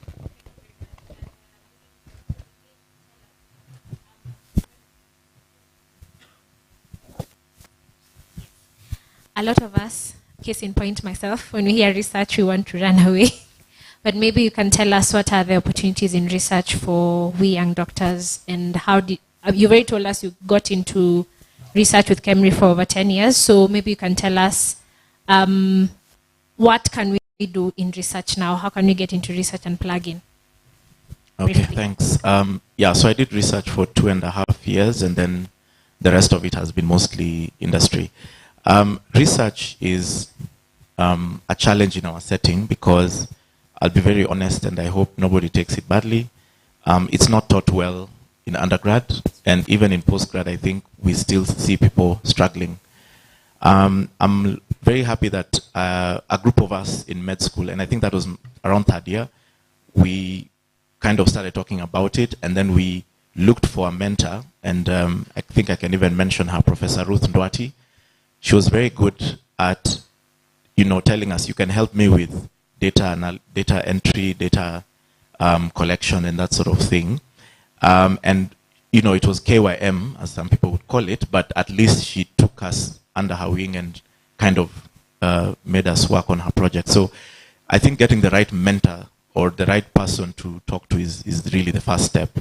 And then again, when I ended up in KEMRI Kilifi, it's an excellent site. Most of the KEMRI sites actually are great. You do meet people who are actually very friendly, and they take you through some things that in med school looked so complicated, but when you're there, you realize this is actually good. And you see, research drives everything, because we're talking about evidence-based medicine. We can't do it without research. So the opportunities are there. I think most for those here, after, depending on where, first of all, for internship, there could be a research project happening in your hospital. So start by seeing what's happening, and some of the hospitals have a lot of research, some have less. Talk amongst yourselves. If you're interested in research and somebody's in Kilifi or Kisumu or Eldoret, I think those are the big hubs, Kericho also, find out what's going on and plug in. I think what helps is just being able to plug in. And then secondly, after you graduate, after you finish internship, there could be openings that actually just, need somebody, an MBCHP who's just qualified, and you plug into those jobs. And then again, just being very open-minded. I'm very impressed by Ryan, because we've caught up severally, but I didn't realize the kind of stuff. The way you've explained it today is quite different. So, that is also another area that, how technology has come into healthcare and really become very important. there's definitely room for research there. Looking at the new, everything will not be the same path as everyone here. There are newer things. There's things like blockchain, which I think you're better at explaining such things. So they are coming into healthcare and, taking over. So maybe now, I hope I've captured most of it. Yeah. Thank you. And maybe as we conclude, Dr. Leon, you seem to be the only one who's still doing a bit of clinical. You're a resident in psychiatry. You're also doing so much in the non-clinical. So maybe you can tell us the balance of it all and where you get the time to do this and that, meshing both worlds together. I think it just depends on who you are as an individual. I think a lot of people in the morning who have spoken about the need to understand yourself, look at the landscape, look at your values, look at what interests you. And because I think as Dr. Ren said, you remain an individual. So you're the one to chart your course and determine what do I want to do. So for many people, based on how we are taught in med school, I think they focus on 5 key disciplines: medicine, surgery, obstetrics, those 5. And many people never leave the idea that that is what medicine is, those 5 disciplines. I think psychiatry is new to the 5, but before it was just 4. Many people are stuck there, and then they specialize in one of them, and then they practice that for the next 40 years. But it doesn't have to be that way, because yes, you can do a bit of clinical, but you don't have to do it 5 days a week. You can do it 1 day a week. So I'm lucky with my residency, because psychiatry is a bit flexible. It's not as demanding, I think, as some of the others. So there's a lot of time. So with that time, you are free now to either be an entrepreneur, as was being discussed in the morning. For me, I am not, sina mkono ya pesa. I'm really not good at biashara. So I try to make most of my money, again, through healthcare, just not by sitting with patients. Because I tried that. I tried the whole locum thing. I think I did locum for a month. They refused to pay me. I quit. I didn't quit. I left. I tried it again later when I felt like I needed a bit of a boost. I did it for exactly 1 night and 1 day. And I said I will never do this again. So it really just depends on who you are as a person, what values you have. And for me, something that I find really interesting, especially because I'm in mental health, is you need to do things that fill you with what I call emotional light. Things that make you happy, things that inspire you to wake up, to do them, things that you do even if it was for free.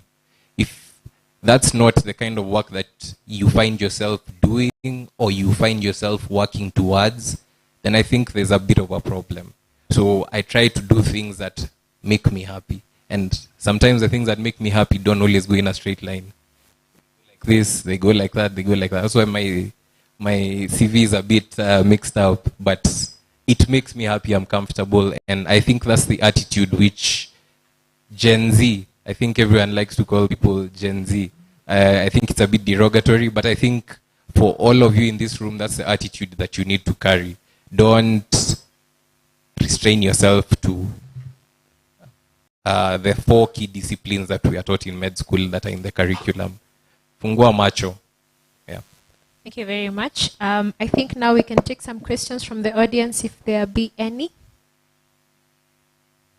Any questions, or we are satisfied and we are marinating on those words? Oh, there's one there.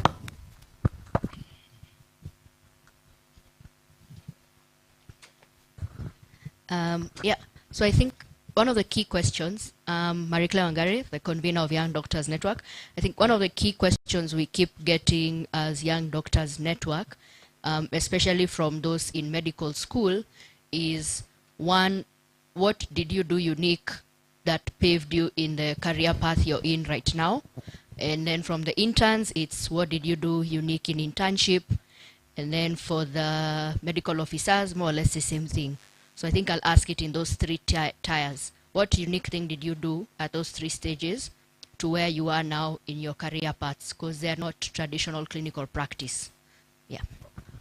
Thank you, MC, for that. Any other question that you can take all and answer? You're good? So maybe all of you can answer as you give us your parting shot. can start with you, Dr. Ryan. Thank you, Marie, for that. You know, if you meet me from here today, you may think of me tofauti, because the way it's been described, I'm talking about very abstract concepts.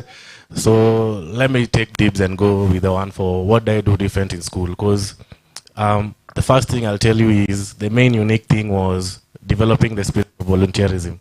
For example, a lot of the people who are here, if you go back in the day, we were the same ones who were in Msake, or the same ones who were in FMSA, same guys who were active in AMSUN and the different thing.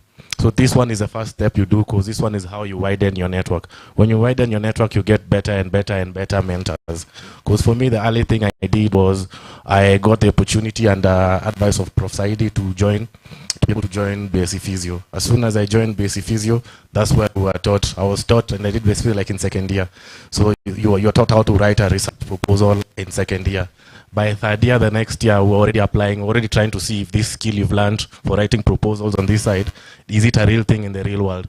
So we wrote our first few proposals by third year. By fourth year, we already had funding for our first project. So by the time I was coming to internship, by the time I was coming to go for internship, a skill I had learned in school and just went day by day, year by year, developing it. That's how I was able now to enter into the field of during internship. I was already committing. I already had a funded research project that was running on this side as I was in Embu, and then a lot of that activity doing research here and there. All these things are just logging into your CV. But the main thing that came as a break later, as I was debating between coming back for MEd and what's going to be the next step, because of the activities I did since I was in undergrad, through internship, through emoship. The same thing, because it's not very difficult, it's not very distant. It just takes doing the same thing over and over and over and over and over and over again. And all of us here are doctors, so it's very, very, very it's very doable by each and every person.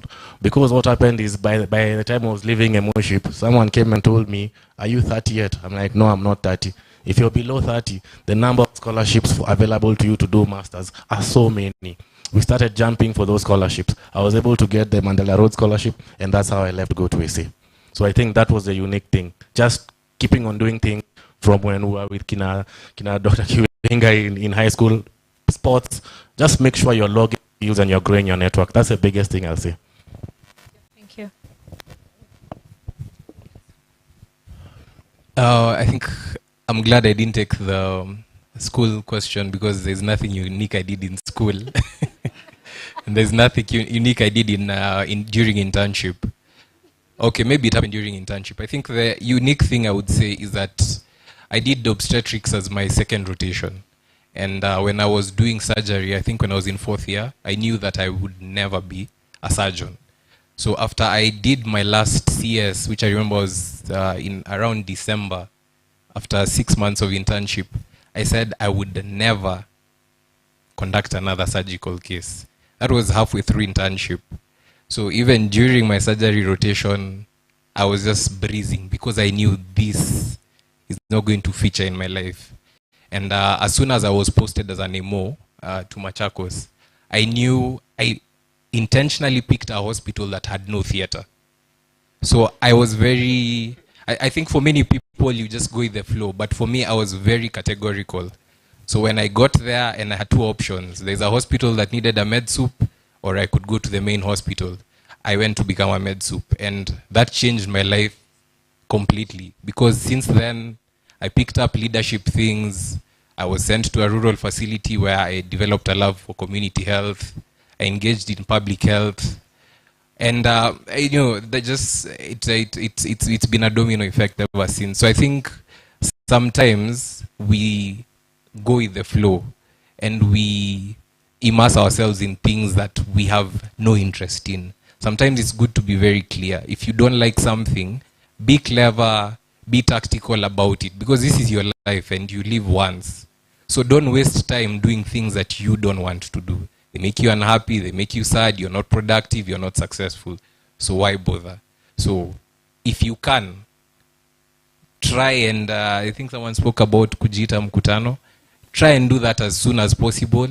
If you don't know what you want, at least be clear about what you don't want. Thank you. Oh, thank you for that. Wow. I think everything has been said.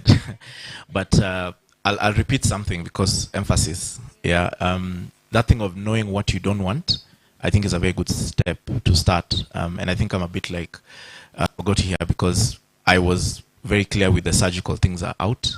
Because I remember there was an operation we had in KNH when we were in undergrad. I think it was a combination of neuro, ophtha, and ENT because the patient had a tumor that was, I think the operation was like 9 hours or something. And I remember saying this, you see, it's good, and I appreciated the work that was done, but I realized I cannot be here. Like, this is not something I would do. And remember, everything is important in healthcare. Let's not say clinical is bad or non-clinical is bad, because for us who are predominantly non-clinical, we've even been called amorphous and all manner of things. But everything matters. Everything matters in the whole healthcare system. In terms of answering the question, I would probably pick the one for career, because the others have emphasized what has already been said. Being willing to try something and not being ashamed. Because when I joined Cambry is straightforward, everyone understands Cambry, but when I joined Novartis in 2013, we were 8 doctors who were working in the pharmaceutical industry based in Kenya across all the companies. So we're very few. And I remember there was backlash, of course, from home, first of all, when ni daktari na unaenda kuuza madawa. And I'm like, what's wrong with that? You know, because we also need to deal with the drugs. And then I was, of course, called a med rep for a very long time, because you walk around with, in fact, when I saw that iPad, it gave me some memories. So, you know, you're called a med rep, you're called all these things. And I remember I almost quit at some point because I was like, where is this going? The position is medical affairs, and it's supposed to be quite different from what med reps do, although there is overlap, of course, because it's the same company. But I remember I used to be like, this thing is a big mistake. Because at that time, people are like, look at this guy, is walking around with an iPad and feeling so important. But I was not ashamed. And I think, you know, as medics, we sometimes get swallowed in our MBCHB and we forget how the world works. This is very important. Network, first within healthcare, but also outside. Understand how the world works. And that's when, you know, the beauty about joining pharmaceutical industry in 2013 is that my growth curve was very fast, because within 6 years, I was head of medical for Novartis for East Africa, and I was like, how did this happen? From MedRep, iPad, all the way to this. So don't be ashamed about trying something, and know yourself. That's very important, because I realized I have a passion for speaking, for sharing, for creating projects, and that skill is very useful in this job. So each of you has a skill that you can actually combine with medicine and still actually do clinical, but then do something more, as you can see. You know, it's not, you can be the obstetrician, but, or like Dr. Rain was mentioned, I think that's the best example. He's very good with those social media things. And you can still do that and still be a pediatrician, for example. So I think don't be ashamed to try something new. Healthcare is evolving. Some of the opportunities that are coming, even we don't know. So be very open to network with people, and you never know where this will go. So yeah, usione haya, try anything. It might work. Thank you so much. I hope we have grasped a point or two. I think it's very clear. Hone your skills. There's something you have that you can grow and it can become your thing, you know, because each of them has the thing they do that's very specific to them. And I think we are, all through the day, we've been getting the same message of there is more to just being a clinical practitioner. You can open your eyes and get more, and you can do both. You don't have to just do surgery and cut people. You can actually do more and expand your horizon. So thank you very much, and I'll hand it back to Timothy. Thank you very much to our panelists. Kindly give them a round of applause. Thank you. And also let's give a hand to our moderator. She's done so well. Yeah, and I think we didn't even clap for the other moderators. Let's just give them a wholesale one. Thank you. All right, so our time is so much spent. So right now, I'm going to invite our next speaker. We'll only have 10 minutes at most, 5 to 10. But no, if I tell her 10 minutes, she'll take 20. So let me give her 5. So our next speaker is Dr. Ida Wanjiku, fondly known as Dr. Lindsay. She's senior resident of obstetrics and gynecology at the University of Nairobi, and the current convener of the KMA Social Responsibility and Welfare Committee. And she's, well, I want to call her the mother of many of us. You may hear her say, my son.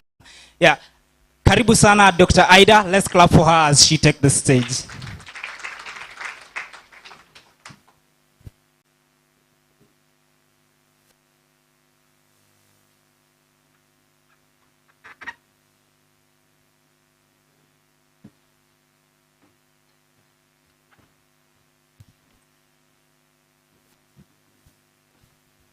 Good evening, everyone.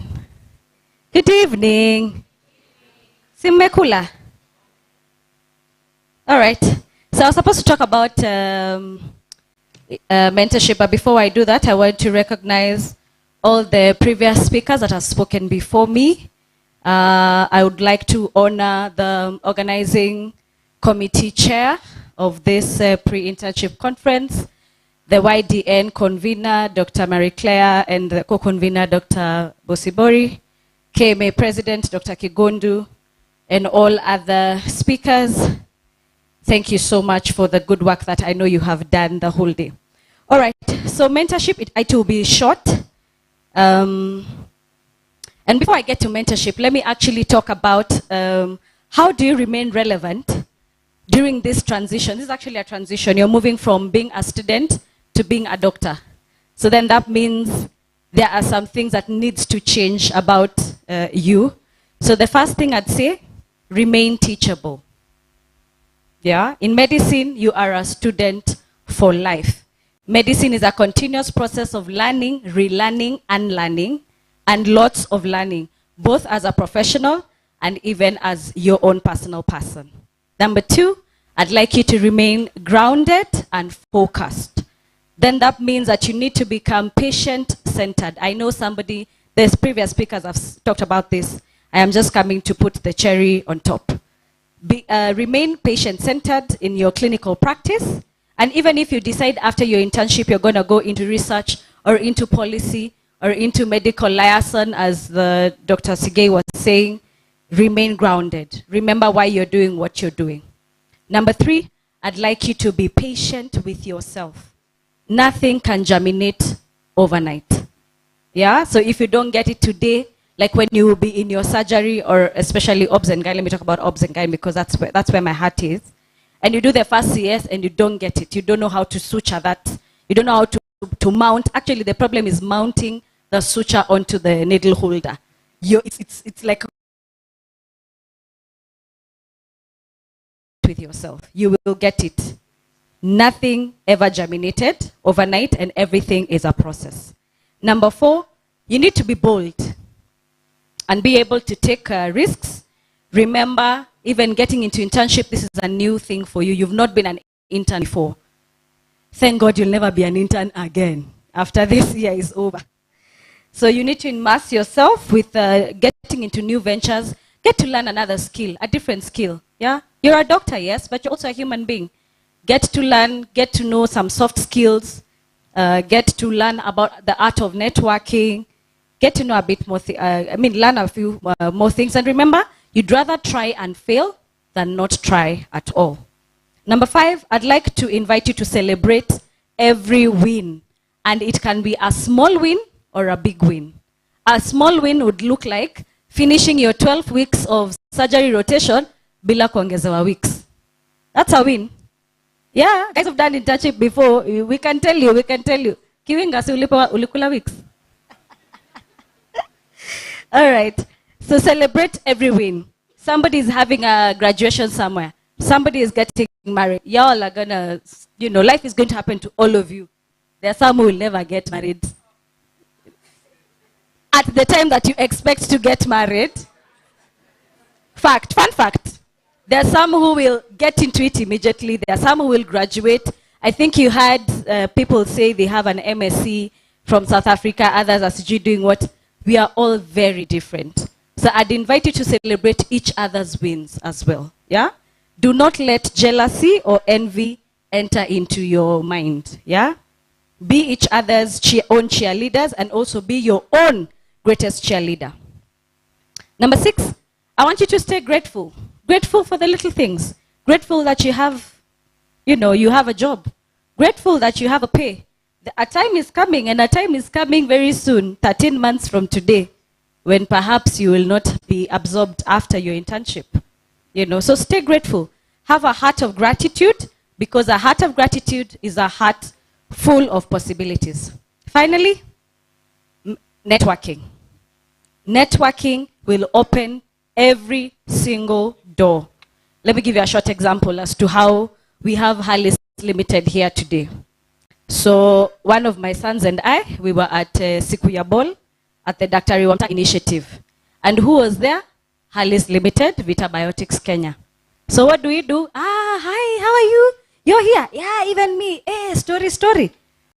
Then we, Ingia's at that story for, we have a pre-internship. Then we were like, see, then we can do 1, 2, 3, you can come sponsor. Questions were asked, answers were given, and that is how we have Harlis Limited with all these brands here today, networking. Simple as, who am I? Who are you? Give me your name. So when you're introducing yourself, don't just say, hey, my name is Wanjiko. Don't stop there. Market yourself. So for example, my name is Wanjiko and I'm actually an obs and gyn. Do you have anybody who you think would like reproductive health services? The other person says that thing. And then you start the conversation. Networking is an art. It is learned over and over again.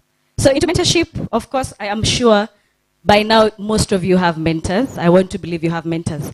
KMA is opening their doors to mentorship. Right now we have both reverse mentorship and senior to junior mentorship. The fastest place to get your mentorship is through the Young Doctors Network. Yeah, so you have your convener, you have your co-convener there, approach them. They have a lot of things in store for you in terms of mentorship and be able to do that. So number 1, what did I say? Remain teachable.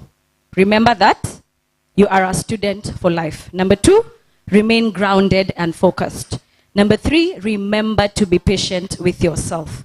Number 4, you must be bold and dare to take risks in life.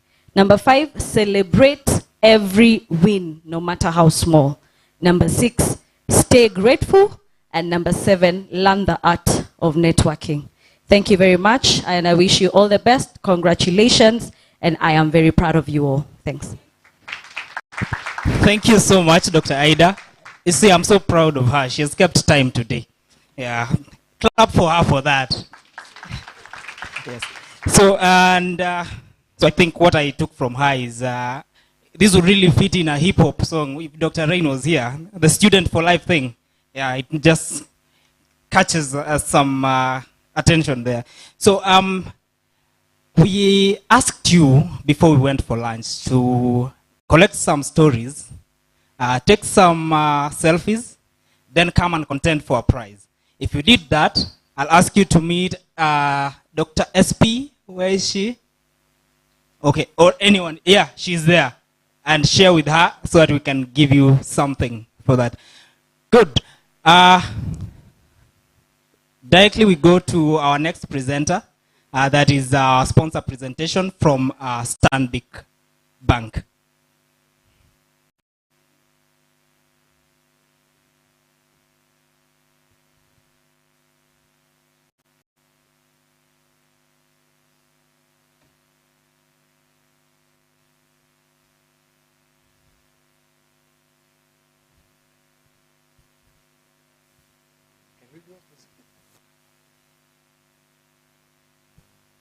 Okay, as it appears, Stanbic are still settling down. Can we have Pathcare make their presentation, then Stanbic will come thereafter. Pathcare.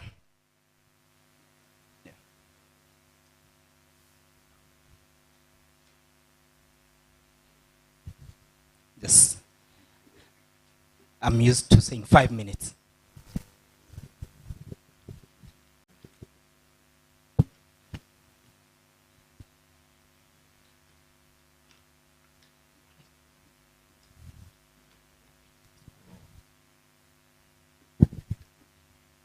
So, good evening, everyone.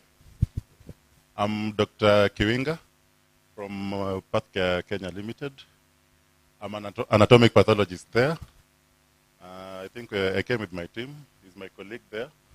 Dr. David Atandi, also an anatomic pathologist. Is Mr. Benjamin Madheka, our head of outreach and satellite centers. Benjamin has been with Pathcare from the beginning. He knows the ins and outs of Pathcare. So I'll let him take it up from here. Before Benjamin says something, because all of you are interns, and today we were telling people when we went for internship. So me and Dr. Aida are peers 8 years ago. 10 years ago, 2014. Yeah, we did internship in 2014. For those who are going to Kericho County, please enjoy a lot of tea. So I'll give the mic to Benjamin to just tell you what Pathcare is all about, and we can give him the floor. Welcome, Benjamin. Thank you very much. Good evening, everybody. Dear doctors, how are you this evening? Are you okay? You're so quiet at the corner there, I can't hear your voice. Good evening. You are well?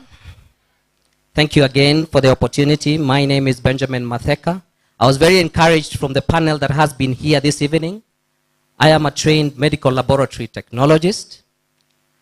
I am a marketer. And lastly, as you have been introduced, I head the outreach facilities for Pathcare Kenya. Pathcare Kenya is an internationally accredited medical diagnostic lab, which opened its doors in the year 2002, November 2002. We are currently celebrating our 20 years in this country. We are led by one of the most respected pathologists in Kenya, actually the second histopathologist in this country, and her name is Dr. Kiran Radia, and she works closely with the team of Dr. Kiwinga and Dr. Tandi.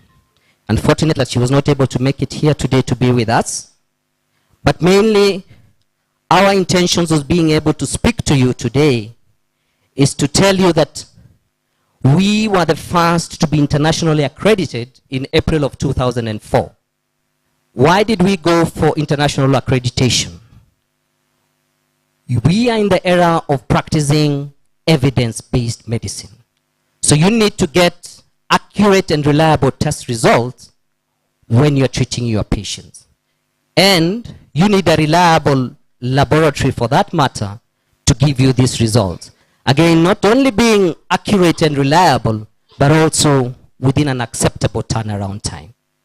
Currently, we have a network of about 21 laboratories and collection centers across Kenya. So wherever you will be posted or wherever you will work, Pathcare might just be next door. By 10th of December this year, Pathcare will have a total of 41 units spread across Kenya. So we are out there, all in ensuring that when you need a partner in diagnosis, we are available. We have a team of pathologists, and I'm sure at times when you're consulting with your patients, it will come to a point when there is a need to consult with a pathologist to decide the most appropriate tests that are needed for that patient. And this is also important in being able to make that lab service affordable for your patients. So please note that we are available 24 hours with our team of pathologists to discuss the most appropriate test and even in interpretation of test results. We have also been able to move away from the issue of having a brick and mortar presence, and we are partnering with you. And recently, Dr. Kigondu is not here, but we partnered with KMA, whereby all doctors under the umbrella of KMA will enjoy special discounts when you visit any of the Pathcare units. And additionally, we are able to collect samples from the comfort of your office through our roaming phlebotomy service. Sometimes if you have very sick patients, or the patient are not able to get to us, we will come to you. And our roaming phlebotomy services will be able to do most of the lab sample collections that we require. So I would urge you to take advantage of the availability of Pathcare to aid you in getting the correct diagnosis for the patients that you'll be seeing out there. We thank you, and we ask that don't forget PathCare when you get out to practice. Thank you very much, and have a good evening.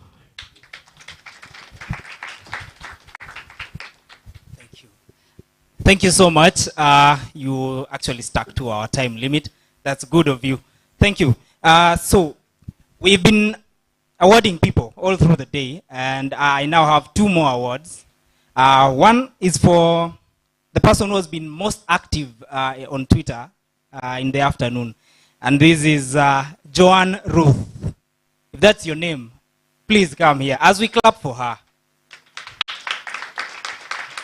Yes, then the other one who has been tweeting consistently throughout the day goes by the name Dr. Owino. Dr. Owino, clap for him. Karibu sana. And now I'll call Mother Hen. We call her Mother Hen. Dr. Marie Claire Wangari to come and award them.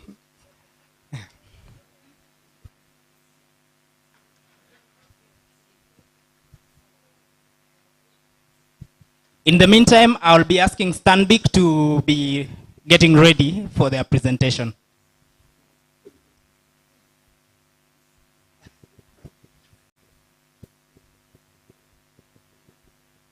Aha, that's Joanne Ruth, who's been most active in the afternoon.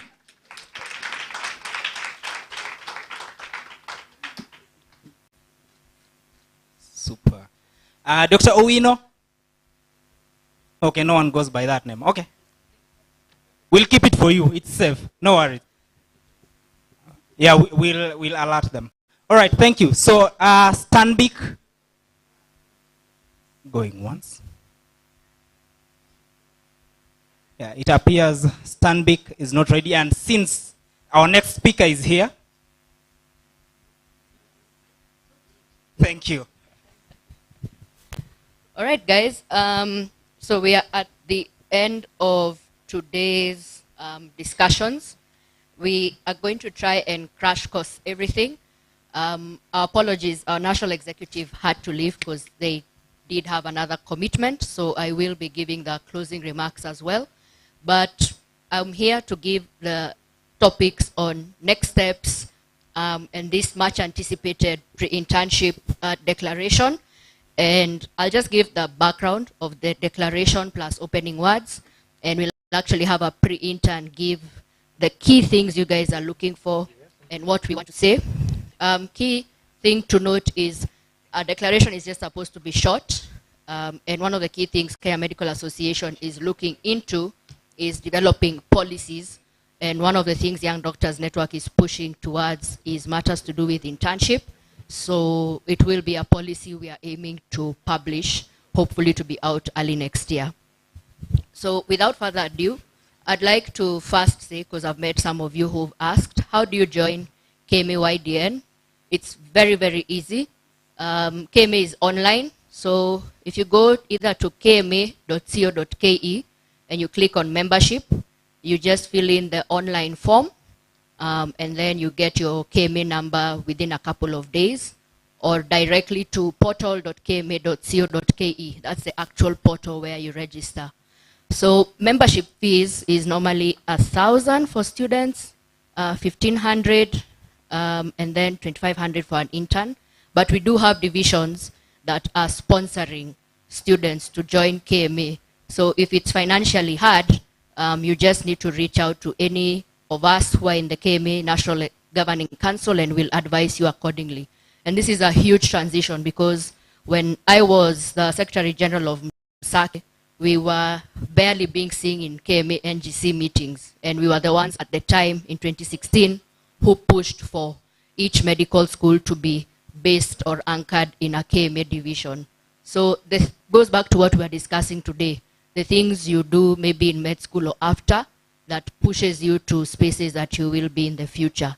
Because that one thing we pushed for in 2016 is now some of the reason why some of you are here sponsored, some of the reason why you're logged in also as a sponsored delegate, and even some of the reason why some of you will live here as sponsored members in some divisions, because some doctors are willing to sponsor medical students and interns to be part of their membership.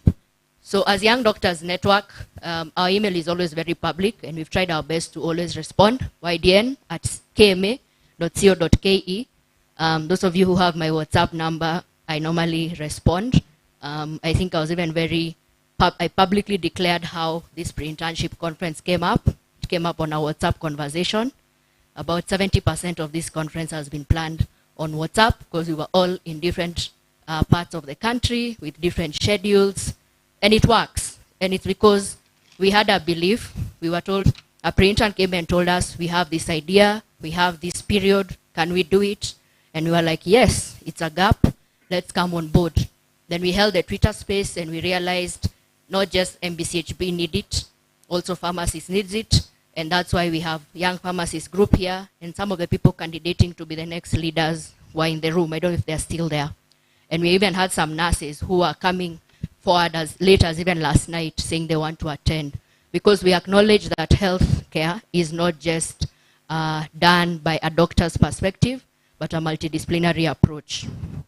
So that being said, I'll give the opening remarks that were meant to be delivered by our Secretary General. Then I introduce my team, and the team will be here, and the communications lead will give the final bit of the declaration. So bear with me. So this is the opening remarks of the Nairobi Pre-Intern Declaration that was intended to be delivered by our Secretary General, Dr. Diana Marion, who was among the first panelists this morning. Medical training changes you. It alters the way you speak, the way you think, and the way you feel. The trouble is, you cannot be a good doctor if you forget what it is like to be human. The real art of medicine is kind of code switching, an attentiveness to and a fluency in two very different tongues. It is the capacity to jam into the same mind, an industrial worldview, and a humanistic one. And finding this balance is much more than a luxury. It really is the only way to stay sane in this line of work. The internship training will do what it is designed to do. It will challenge you, and it will change you, and you will rise to the occasion. And when you are finished, your mentors will certify that you are competent to carry the torch of this profession, and you will feel like you have made it. Except here is the deepest secret. Competency is not everything. In fact, it is barely the beginning. The things you will experience in the coming years are the same things doctors have always experienced. Everyone will quake at the base of the same steep learning curve. Everyone will lose sleep. Everyone's relationships will become strained in some way, and some of them will break. Every one of you will lose something, and many of you will find that losses pale in comparison to the things you will gain. In the coming year, every one of you will feel like a success and like a failure. Every one of you will feel scared and overwhelmed, and you will get through it together. Your patients will die, and you will write their death summaries, and you will cry with their families. Just by showing up every day, these things are guaranteed. What is yet unknown, what you will have to discover, is what these experiences will mean.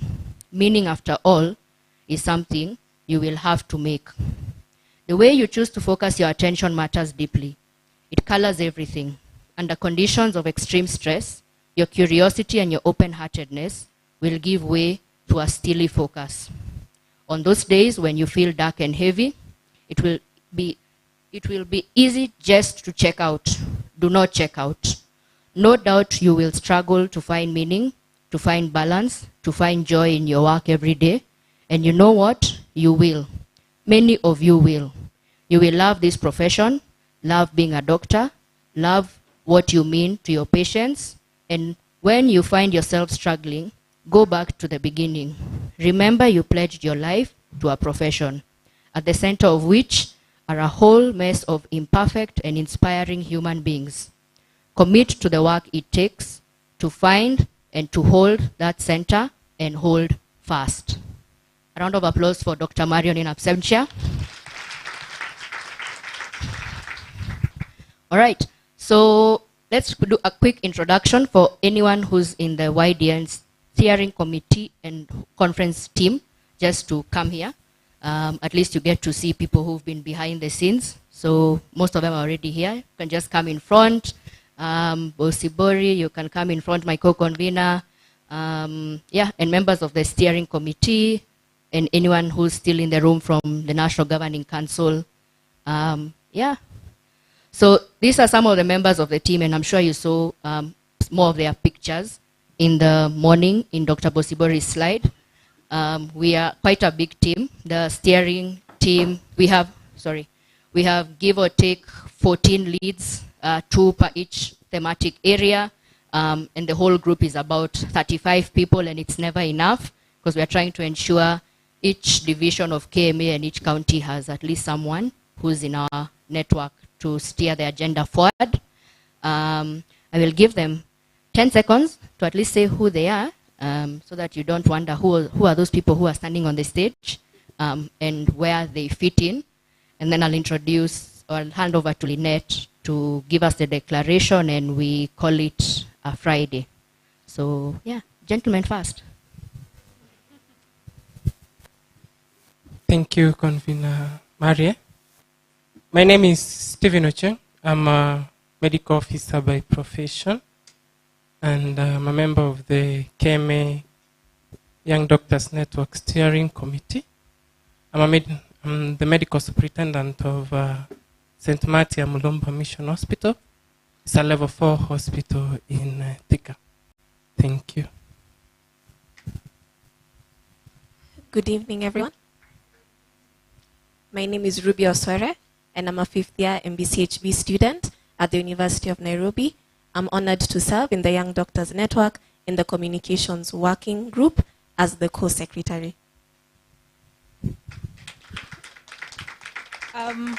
Good evening, everyone. My name is Felicitas Bosibori Ondari. Currently a resident doing radiation oncology at the University of Nairobi. I'm also the co-convener Young Doctors Network. Hi, everyone. My name is Christine Mutonyi. I am the lead for the Career Development Working Group and also the chair for the OC for this conference. Thank you.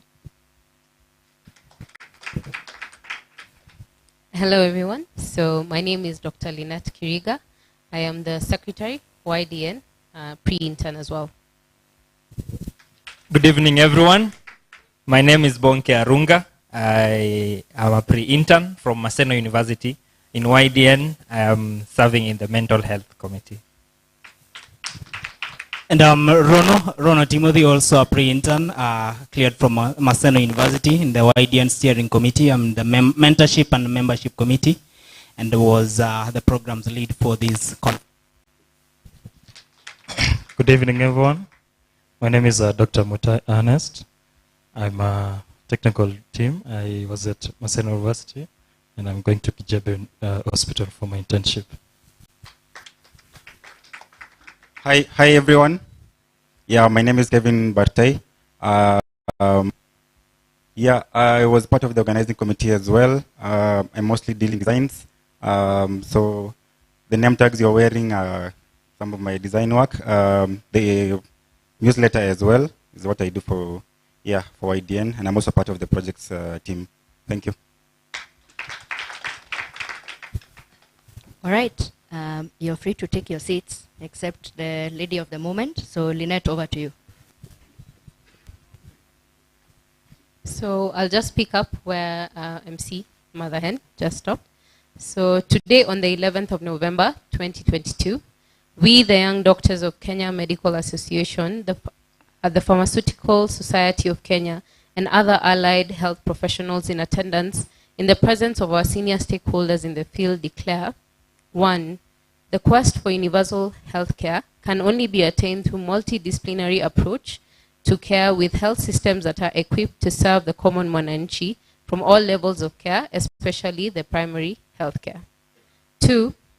That human resource for health is a critical and important investment in health and wealth of our population, and with such there is need for investment not only from the national government with the internship program, but with the county government as well, so as to bridge the gap of 1.57 medical doctors per 10,000 population, according to WHO 2018.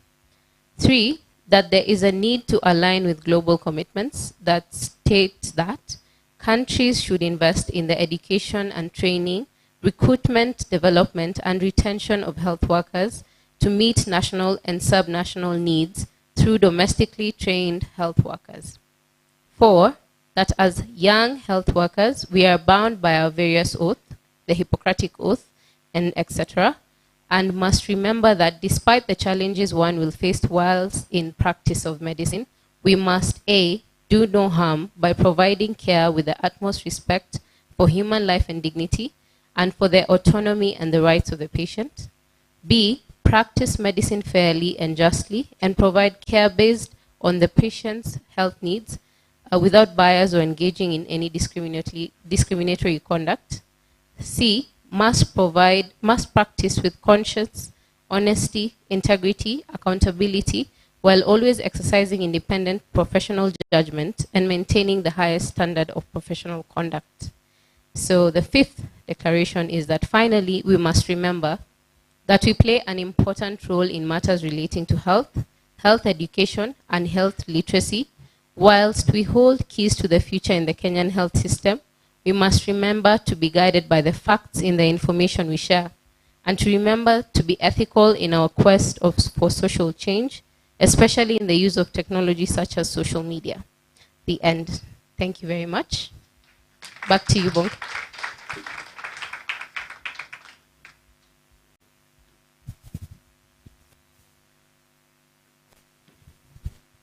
Thank you so much, Dr. Kiriga. Let's clap for her again.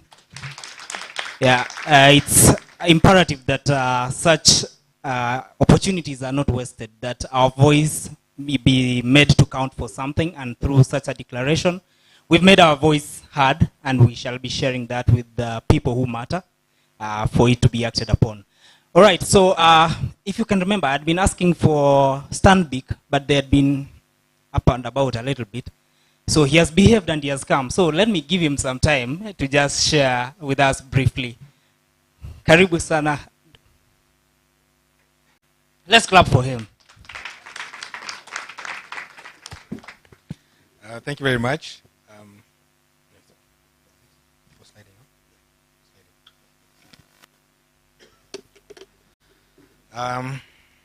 Once again, evening. Nice to be here in front of you. The last session we had, it was very brief. Basically, it was a Q&A on what Stanbic was all about. But this time around, I think I want to jump straight into what I was discussing earlier. A brief of it was mentioned earlier on, but now we have to talk about the product itself. And what we're talking about is the doctor's account.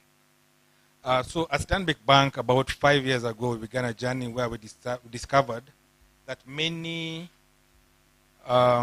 banks and financial institutions don't understand the financial journey of a doctor. All the way from when you're students up to when you graduate to become MOs, all the way to going to do your masters. You graduate, you start your consultancy. So that is a journey that takes you step by step. But we were primarily only focused on a doctor is employed. Many banks, a doctor is employed. They get their salary. They apply for whatever they're going to apply for. But we don't consider that as you continue progressing in your career, many things happen. Some of the things that happen is, of course, you upskill yourself, you specialize, and of course, with that, it comes with the busyness of life. And that is why we said, well, we come up with something that can be beneficial for a doctor from his or her journey up to when now they reach that level where they are doing their own private practice.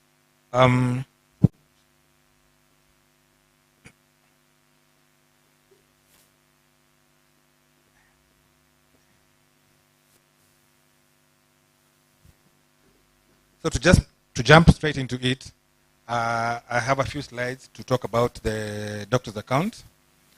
And also we had a very good conversation when we met with Dr. Lynette and Dr. Christine, and there's a perception or a myth that has been put out there that we wanted to come and demystify.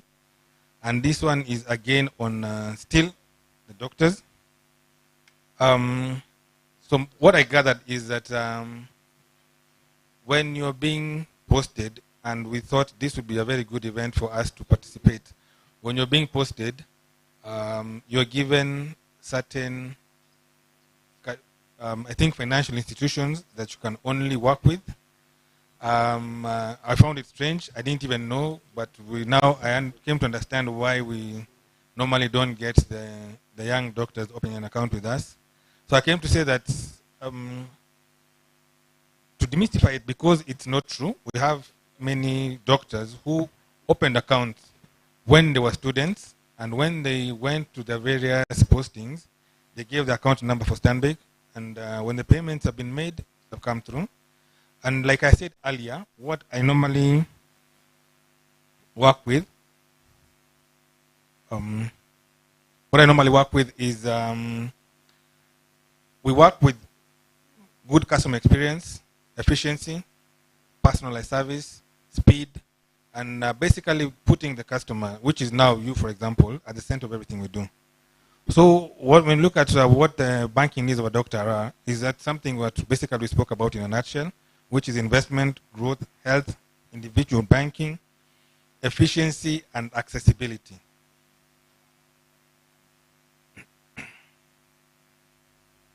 So this is basically what we have, what I was referring to. We start with the journey together. Now when we come from here, at least we know that it does not have to be the institutions that have been advised when you're going to give the bank details. We can also work with you guys. And like I said, we have a whole team of my colleagues. Some are out here, some are still in the office, who only focus on doctors, primarily just doctors. And the beauty that I can also say is majority of your seniors, some of them I think are your lecturers. One of them was like Dr. Masi Korir here, Dr. Simon, if I can mention but a few, are people who we've worked with very closely, and they've enjoyed our banking and our solutions for a very long time. So I think if they've been able to impart knowledge in you, and I think it can be a good direction for us to follow when it comes to the banking solutions. This one is a bit faint. You can just go to the next one. So yes, in a nutshell, what are we talking about? For the following benefits we can have on the account is one, the account is a transactional account. What this means is that you get access to your mobile banking, internet banking, and an ATM card. If you're interested, of course, to begin with, which is available, the MasterCard, which is a credit card, digital lending up to 4 million. This is, of course, after you've done your pre-internship next year, after the 12 months. When now you join the workforce, and now officially you've signed a contract with either the county or the Ministry of Health. The rest is all about financing. But what I can mention here in this particular forum is that the account does not have any charges. That is one. No monthly charges. It is linked to our mobile banking, internet banking, which is very fast, very reliable. Thirdly, it is very, very easy to open.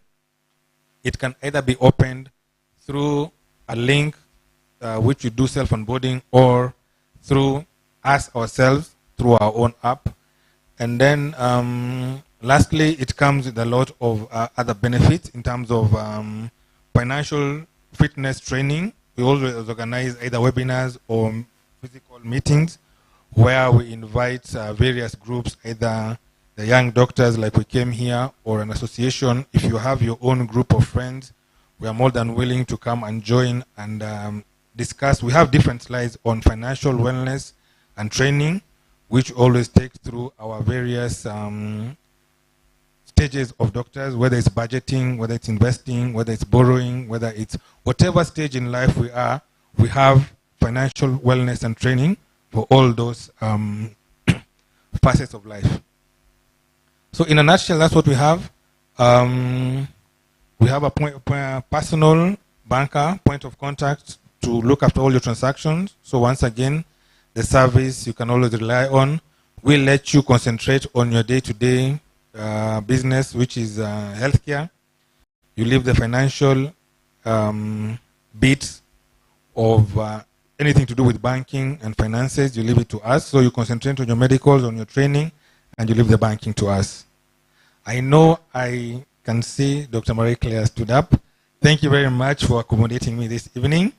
And we're still around, so if you guys have any questions, we're around, and we're more than willing to help both in answering the questions as well as help in setting you up with the account. Thank you very much, and enjoy your evening.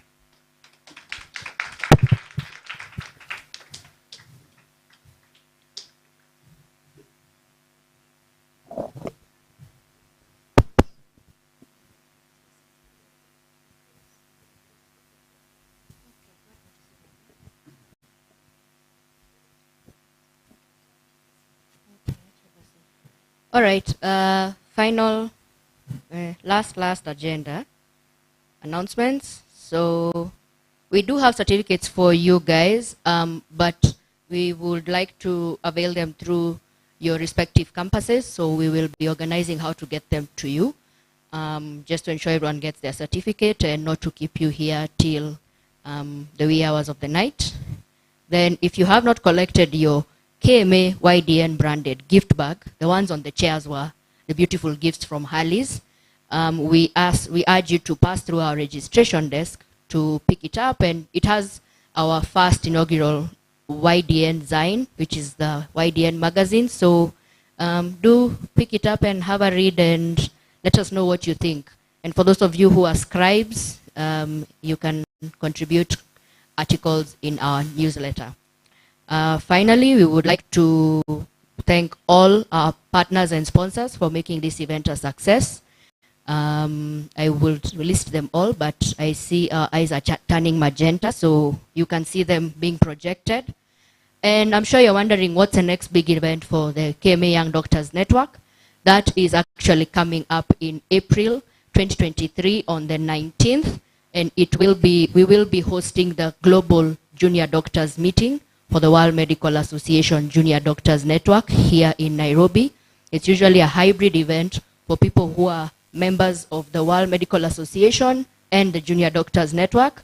As Dr. Bosibori announced today in the morning in her presentation on what is KMA YDN, it's normally free for the first 5 years of membership, post-graduation, and for those who are still students, you can reach out to us as YDN KMA for us to see how to work through that.